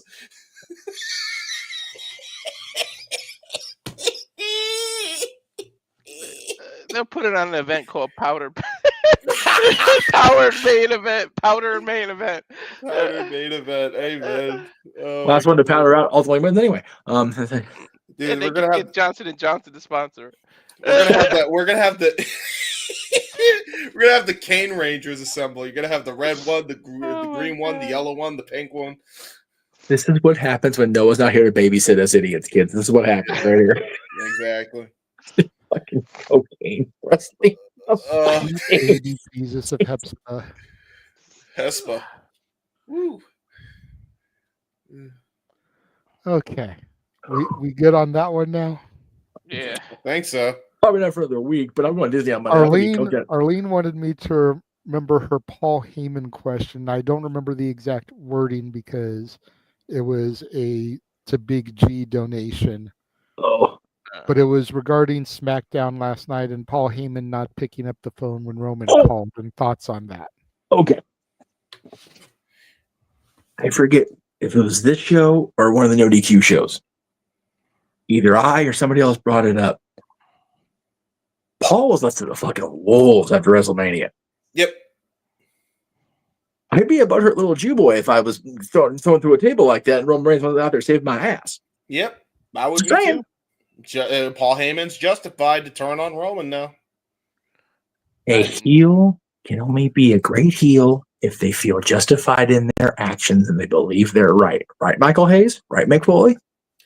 And you could also make an argument that that Roman is justified in not coming to Raw because maybe he did not tune in television at all and was just focusing on making sure he returned. And then he found out what was going on once he got to the arena of SummerSlam that night.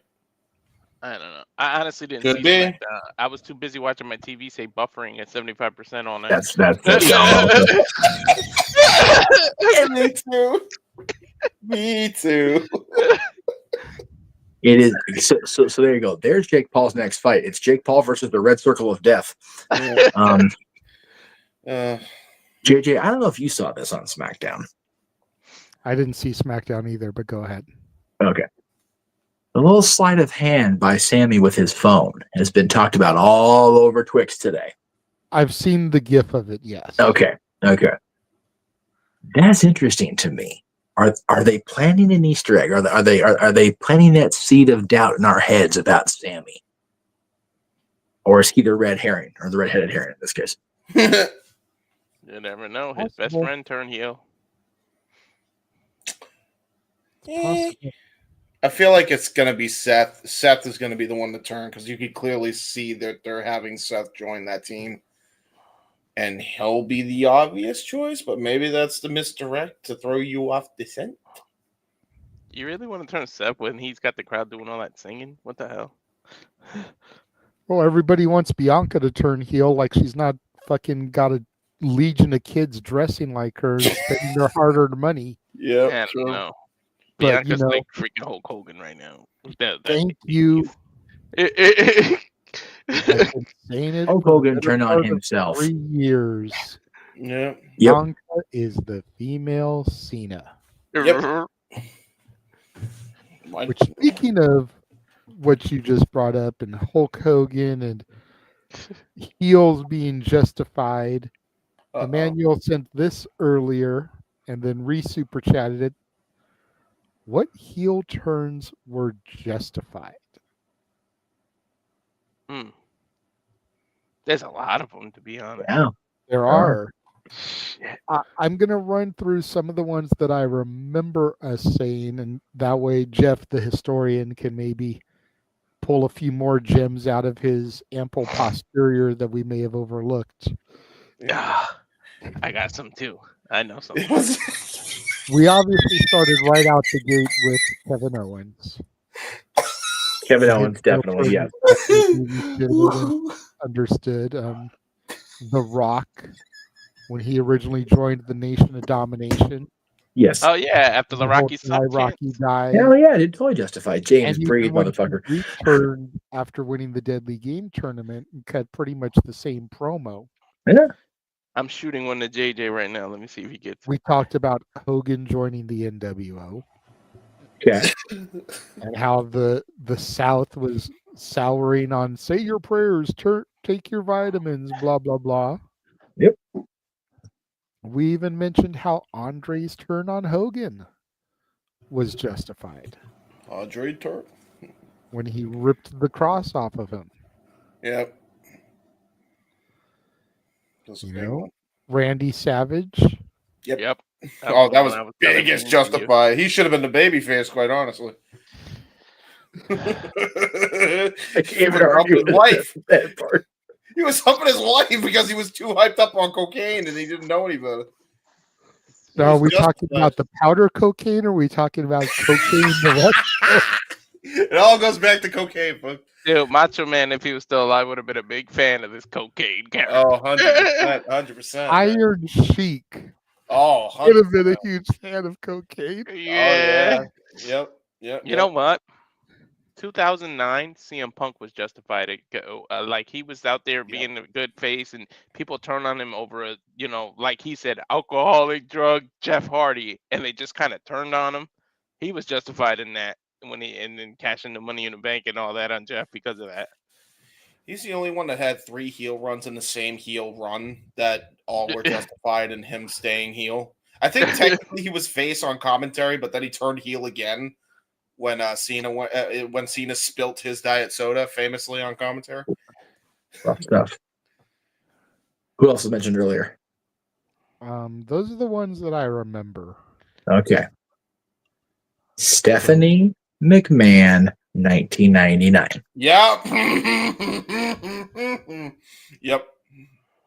It was me, Austin. That poor innocent little girl got sacrificed to the Undertaker because her dad couldn't deal with Steve Austin. You know, you want to talk about like villainy, like stupid villainy, right? Well, Austin, he got what he wanted, and he got the WWE title in 1999. Let's do this long con job. This is how they explain it in kayfabe, folks. Let's do this long con job where I turn on Stephanie and have her kidnapped. Then we'll have Stephanie turn on me, and I look shocked, and then we all come back together, and we get control of the company again. And then Austin still hit him in the head with the chair anyway and get the title of The Rock. I mean, Jesus Christ, over convoluted. 1999-2000 was a powerful drug, but ladies and gentlemen. True. Cocaine is a hell of a drug. Cocaine's a hell of a wrestler, apparently. Anyway, that's gonna be the thing the rest of the year is the cocaine fucking wrestler. It's gonna be the shit the rest of the year now. We're gonna be fixated on that crap. We're gonna be hooked on it. Anyway, are we gonna be addicted? We're gonna be addicted to cocaine the rest of the year. That's how it's gonna be. Jericho 08. Jericho 08 is a good one. Yes. And probably his greatest reinvention of himself, without a doubt, at least in my mind. Yeah, the Bockwinkel Jericho, absolutely. Bockwinkel Jericho. Batista, 2014 Batista. The fact that everybody shitted on him and booed him, that's justified. Like, dude, I just came back. And you guys are gonna shit on me just because your boy Daniel Bryan didn't win? Like, that's justified. Roman Reigns. Yep. To start the bloodline, to start the tribal chief. You know what? Christian 04 or 03 into 04 with the whole Trish angle. He was was he? No. Christian was ready to heel at that point. Yeah. Sorry, Jeff. How about Becky? Christian in 01 after Edge won King of the Ring. There you go. That's a good one. See, we can look back and go, yeah, justified, but in the moment he came off like a big old jealous weenie. Well, yeah. Which is unfortunate. Christian not accepting Adam Copeland in 2023. Yeah. Wasn't really a heel turn, but fucking justified. Yeah, true. What were you going to say? When Becky Lynch turned heel on Charlotte. Yep. Yeah. Yep. Even I had to agree with that one. Then she turned face, and then Charlotte went heel. Like, talk about a fucking switch up. As much as I hated the why or the how it got there, Ronda Rousey. Yeah. Yep. Her own home arena crowd shit on her with glee and vengeance when Charlotte was caning the shit out of her.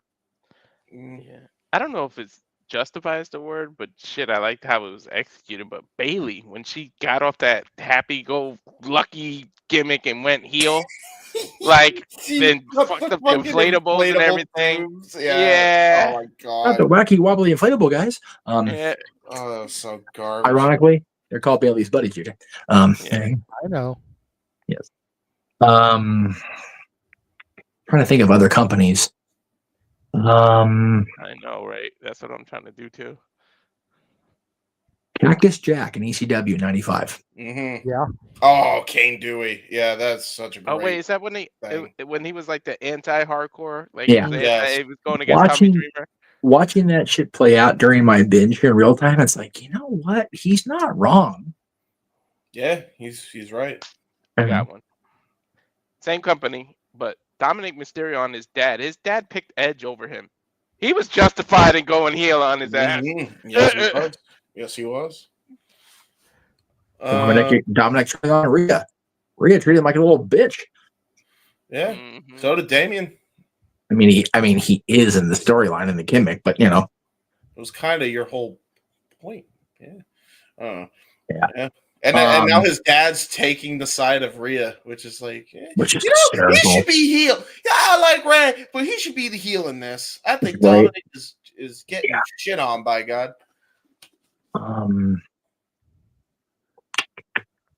There's a lot of really good justifiable ones, but yeah, I for me it'll always be Savage, and which is so funny for me to say that, but Savage in '89 and Stephanie in '99 for sure. Yeah, there you go. Top two. Top two answers on the board. Jericho 08 also is up there with them. Yep. Especially how long they drew that out, man. I mean, God. That's right. Thank you, Emmanuel. I said Moxley's current turn in AEW. Yeah. Is justified. It's This whole justified. thing is about how they got away from what their mission statement was. Mm-hmm. It'll only remain justified if it actually pays off with something. And the problem is they advertised this last week's show as the big season. It's like nothing. It's like JD Drake. Okay, here's how I'm gonna take over the I'm gonna take out JD Drake. You know what? The Superstation, apparently. Yeah. Owen on Brett when he was like, "You're too damn selfish," and he didn't all that. Frustrated as at the goddamn word for it. Brett's heel turn in '97. That was so good. Yeah. This is bullshit. Owen was just about, dude. It's how hurt was Brett's leg, and he wouldn't even tag his brother. It's like, yo, all you had to do was tag me, and you were too damn selfish. It's not a heel turn. It's a real betrayal. Yeah. Vince McMahon in 1997. I know, but It's true. It's true. you know what? Game buster business. When you break it down for what it is, Brett wouldn't do business. And it led to a character heel turn that freaking lasted for a generation. So it's fair. Love or hate Vince McMahon off screen and the alleged shenanigans. Not to soil the good name of this show, but Mr. McMahon, greatest heel of all time. Yes, I'll die on that hill. Yeah.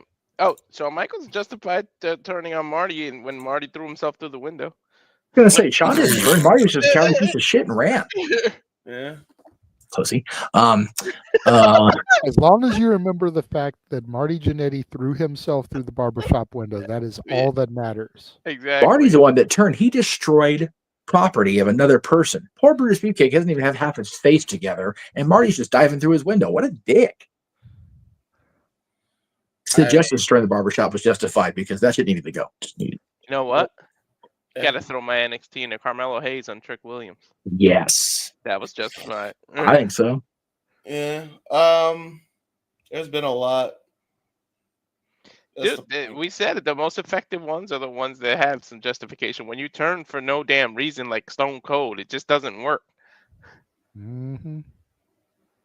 Or like Matt Hardy when he turned on his brother and then fought him in January, and then they were back in the Hardys again. That shit made no sense. And that was just because it got out that Christian was the one that was gonna do it was originally supposed to be Christian.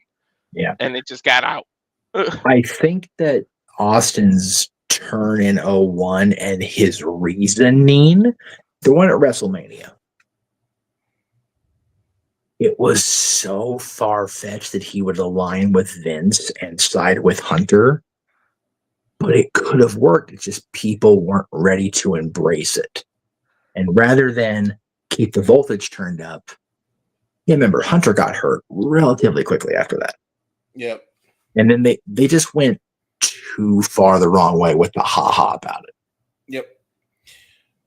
And as unjustified as the heel turn was in the summer of 01, the biggest problem with that whole run was the creation of the what chant. That still bothers us now. 25 almost years later.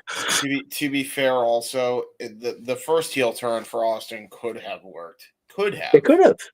But he still needed to turn on Vince to join with Paul to do the alliance shit. So well, but no, because it was so... You would never expect it that he would have the insurance policy of having Mr. McMahon back him in the end. You would never see that coming, and he didn't. And people figured, okay, well, he's just going to go out there and drop him on his chin the next night at Raw, and he didn't do it. So it could have worked. It's the audience just was not prepared to boo Steve because they didn't have him for a year at that point. Yeah. So they wanted him back, however they had him. I'm going to show my age with this one.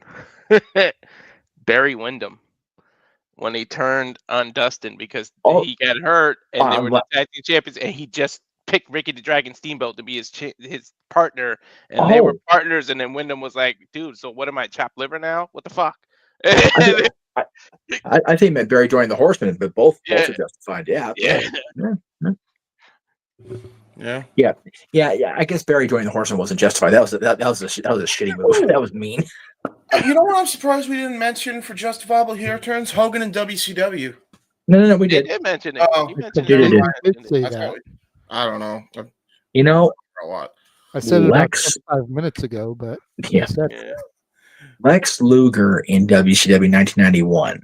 Yep. People wanted. The people were never going to accept him as the baby face to beat Nate ever. Nope. He's like, all right, fuck you. Then I'll just be the heel and have Harley and get Mr. Hughes over, because that's what we need to do is get Mr. Hughes over on television.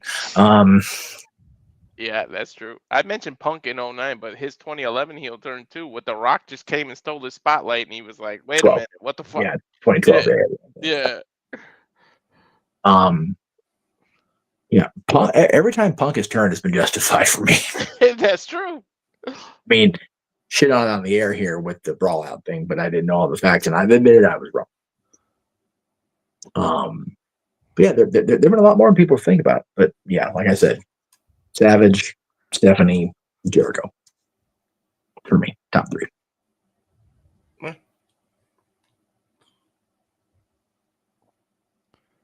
all right. I think that's everything. Yeah, we did it. Jericho was a good one, though. I think we can start doing our shows and get out of here. Damn, I just thought of a really old one too. Go for it. This is before any of our time, but I've been watching old shit lately. But Larry Sabisco turning on Bruno Sammartino, because they were like best friends. That was like 1973, I think it was. Some shit like that. No. It was 1980, but yeah, it was 1980. Again. Do everything I can. I'm your protege, and I still can't get over. Fuck this shit. Absolutely. And to round it off with a haha, if you're Tony Khan in the AEW locker room, the fans turning on AEW is the biggest heel turn of 2024. And they're Take it away, justified. JJ. Asshole for that. You're such an asshole for that. Oh, it's true. It's damn true. Damn. Maybe we should make a video with the top 10 and do heels and faces, because there's legit reasons for people to go from heel to face too. Yeah, true. Batista? Yes. Okay. Shills. Oh wait, there's more comments now. Oh no. It's like fucking no DQ after dark. We stopped. Not enough. Yes, I just want to go home, Forrest. I want to go to sleep. I'm tired. All right.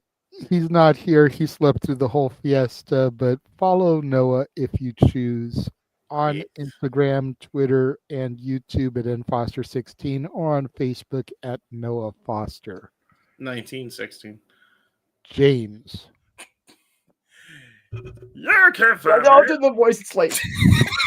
Dude, how are you not too tired to do that right now? Fuck off. I'm never too tired to do an impression of Animal. Are you kidding me?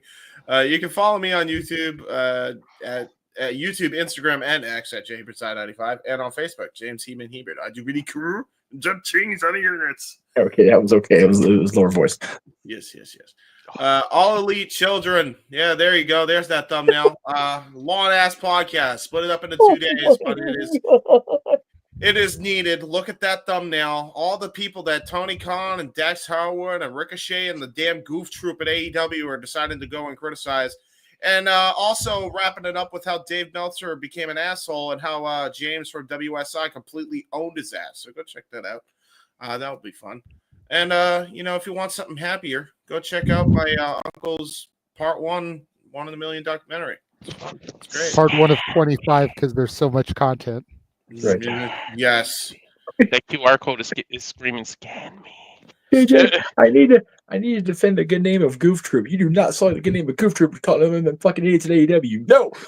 I'm not gonna lie, I popped for him calling them Goof Troop. They are. They're acting like fucking goops, bro. Absolutely. Walter. Well, that woke me up. Well, something else too, but anyway. Twix. Have I got a quarter? Walter Alex Cruz, and then that Walter.Cruz.940 on Instagram. Of course, the Rage of Wrestling YouTube channel. No spaces if you're trying to find it. Because someone said they tried to find it and it didn't. You gotta close the spaces on it. I don't know why YouTube did that. But Hey, listen, I saw a space. It was between. Stop it. Between the butt cheeks. This is why Beavis and Butthead stop on our show, because of dumb shit like this at the end. Okay, I'm just saying.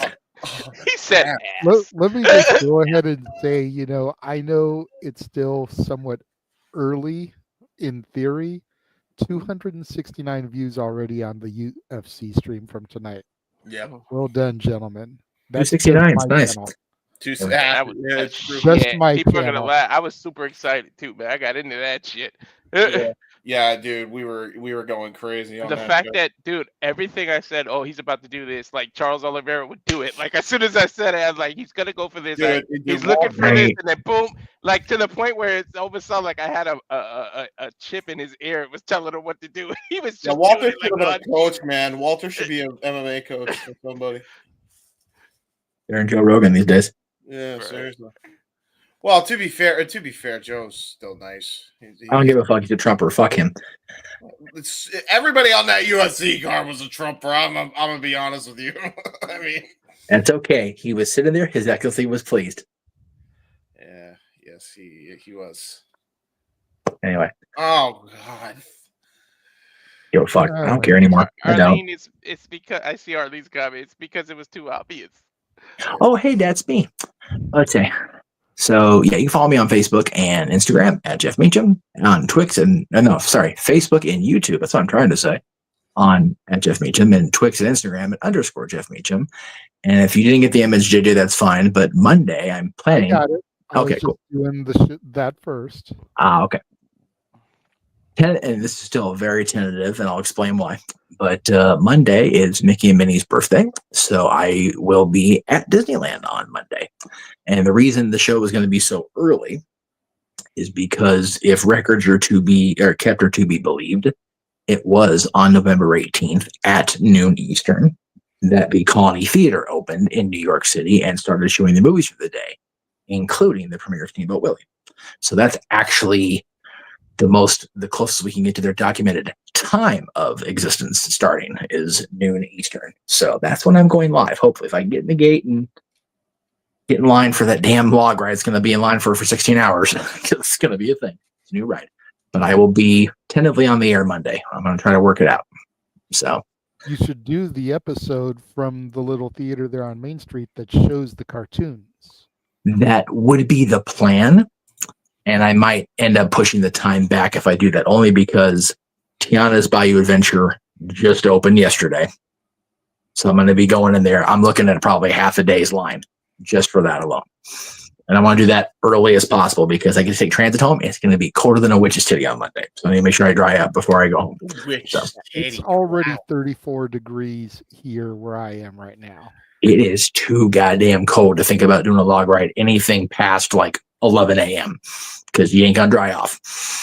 But what's with all these creative expressions? We had Walter talking about how the first fight of the Tyson card, he had a better fight trying to go to the bathroom, and now you get this whole thing about colder than a witch's titty. Like, are you new to Jeff Meacham podcast? Are we not paying attention the last 20 years? No, I'm not. I'm not saying you're not new. I'm just saying I need to step my game up. Damn. There you go. There you go. Keep up there, whippersnapper. We have flowing. We have creative juices flow through us. So we're quick with it. Juices flowing. Anyway. Nice. Oh, no. Nice. And fucking Walter with his flare robe on, which he showed me on Facebook. That's good shit. Hey, got Hugh Hefner on the show. Wouldn't that be El Hefner? El Jefe Senor. Yeah. In your half There we Nazi? go. There we go. I'm getting my game up there. I'm proud of myself. Mr. Hefner. The only thing reliable with him was the Viagra pills. Yeah, that's true. That's true. Well, later in his life, sure. Blue Chew, if he was still alive today. Well, we apologize and be with the Blue Chew sponsorship for us. Amen. Thank you. Yeah, amen. I think that brings it back to me to somehow follow that. Yeah, she just following the Blue Chew sample skits. Anyway, You can find me on Instagram, the Renegade JJ Williams, on Twitter at ROWJJ Williams. I believe I picked the same handle for Blue Sky if you guys are over there. On YouTube, of course, Casa D18 Studios. Want to go ahead and chill in 2 weeks. That would be the Saturday Shenanigans after Survivor Series. Will be the next karaoke extravaganza.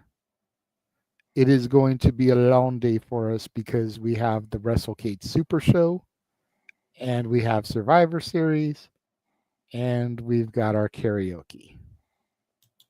Cookie, cookie, cookie. The theme is family themed, so basically music groups that have family members within it. Think Hanson, think the Jonas Brothers, think Van Halen, Alex and Eddie, think Oasis, think the Pointer Sisters, the Andrews Sisters. Yes, I have Boogie Woogie Bugle Boy and Chattanooga Choo Choo from like 1941 on that bitch. Heart, Anna Nancy Wilson. Speaking of Wilsons, the Beach Boys. Wilson Phillips. Yes, Jeff. did somebody come out to Bop on the card tonight? I believe so, yeah. I heard that tonight. Yeah. That's crazy. Bop. And then bopped him right in the head. Anyway, I was just you mentioned Hanson, so it got me remembering the thing I read. And they were like, fuck your life, bing bong, while coming up to Bop. That's a Bill Engvall joke. Talks about how when a kid gets a hold of a song, they play it to death. He's like, I'm about ready to bop that CD in the garbage disposal. Yeah. That's okay. We were about that thing back in 2011 or whatever it was. They were coming out to the fucking Bucks are coming out to it. Mm-hmm. That You joke know and what? all That his was carrier actually when signs the are the song best. was somewhat tolerable. Yeah, that's true. Yes. I popped every time I heard that song at that freaking armory. So there was the Up, and then there was the Mariah Carey song that we don't mention, and then there's now Which Thick of It. one? Oh, All That I Want for Christmas Is You? Yeah, and then the Thick of It by KSI, which is a fucking earworm. Mariah Carey has thawed out, just so you guys know. Hey. Bro, she's been thawed out since November 1st. No. She was at the Hollywood Bowl. I was in traffic. It's been a thing. No. Well, I mean, hey, it's either that or Thick of It, so take your pick. No. Now, you know what, though? As long as everybody gets their fill of listening to the Wham version of Last Christmas before December 1st, everything's okay. Yeah, sure. Because at that point, we must avoid going to Wham Holla. I thought that started on Black Friday. No, December 1st. Okay. Always December 1st to the 24th. Let it all out now, people. That's it. Either Get your way, fix I in. don't care. I love listening to that song. I'll sacrifice myself to Wham Holla. You do that. I will not. I only gave an exception last year because somebody asked Santa to do it, and I did it as Santa. For me, it's officially Christmas when I hear "Let It Snow" by Boyz II Men. I just love that. Oh, so That's a good song. Yeah. Beautiful song. December 21st, kids. If I can get this saved in time, I'm going to go ahead and bring this one up too, because I've been working while you guys were rambling. No disrespect intended. I was working on the graphic for our Christmas karaoke. Hey. Oh, okay. Good Lord. Our thumbnail, I guess I should say. Oh, my Lord. I'll take a couple of those under my Christmas tree. I know the three I'm picking. Who do one in front into red? Who is that? You talking between Britt and Roman? Yeah. That's Ariana Grace. That's Santino's daughter. God bless Santino and his jeans. My goodness. Yeah, I was about to say. Yeah. Ariana Grace. Yes, please. Very happy Christmas. Please give me grace this holiday season. Amen. And then check out Corey with the cell phone like he's taking a picture. I pray for grace. Pray for grace. Yes. Pray for grace this holiday season, boys and girls. That is a good question, Arlene. I believe, don't quote me, because we need to chat with Noah, and clearly he slept through this. He is sleepy. But I feel we'll probably do that after the Thanksgiving Dynamite. Probably. Normally it would be Thursday after Dynamite, after Impact, excuse me, but that's going to be Thanksgiving. I know he's not going to want to do it then. Yeah. Doing it Friday after SmackDown, cutting it a little close. Plus, we have Turning Point that day. Yeah. So I think doing it after the Thanksgiving Dynamite might be the way to go. Yeah. Aaron went the route of we're doing it that Sunday the 24th. So I don't think they'll add too much to it. Unlike Tony Khan, it's not going to be an AEW show, so there won't be 14 matches added that week. But I still think it's early. But as soon as we get a definitive answer, I will let Los Domingos know. Yeah. When we can actually communicate it and he's not sleeping. Yeah. And also, since whoever's watching, thank you to everybody that helped make Monday possible. I'm not going to throw names out there because I don't want to cause hurt feelings to anybody that didn't or whatever, but everybody that helped make Monday possible, thank you. I definitely need this Woosah Day. So thank you guys out there in internet's land. I'm going to do really cool things on the internet Monday. So there you go. Yay. And I would like to thank everybody that has donated today. Lots of super chats come through. Thank you to Los Domingos for stalling and making this be a 5-hour show. Thank you to everybody that donated to Big G. He is no longer here. And until next week, with another brand new episode of Saturday Shenanigans, and Tuesday when we do our watch along of NXT and see if it is the demise of Chase University. Oh, God, don't remind me. For Mr. Reliable Walter Cruz, for the He-Man James Hebert, for Jeff motherfucking Meacham, for Statboy Mike, Datilla, and Big Baller G, I am the Renegade JJ Williams, thanking everybody for tuning in. We will see you guys next time. Fuck Jake Paul.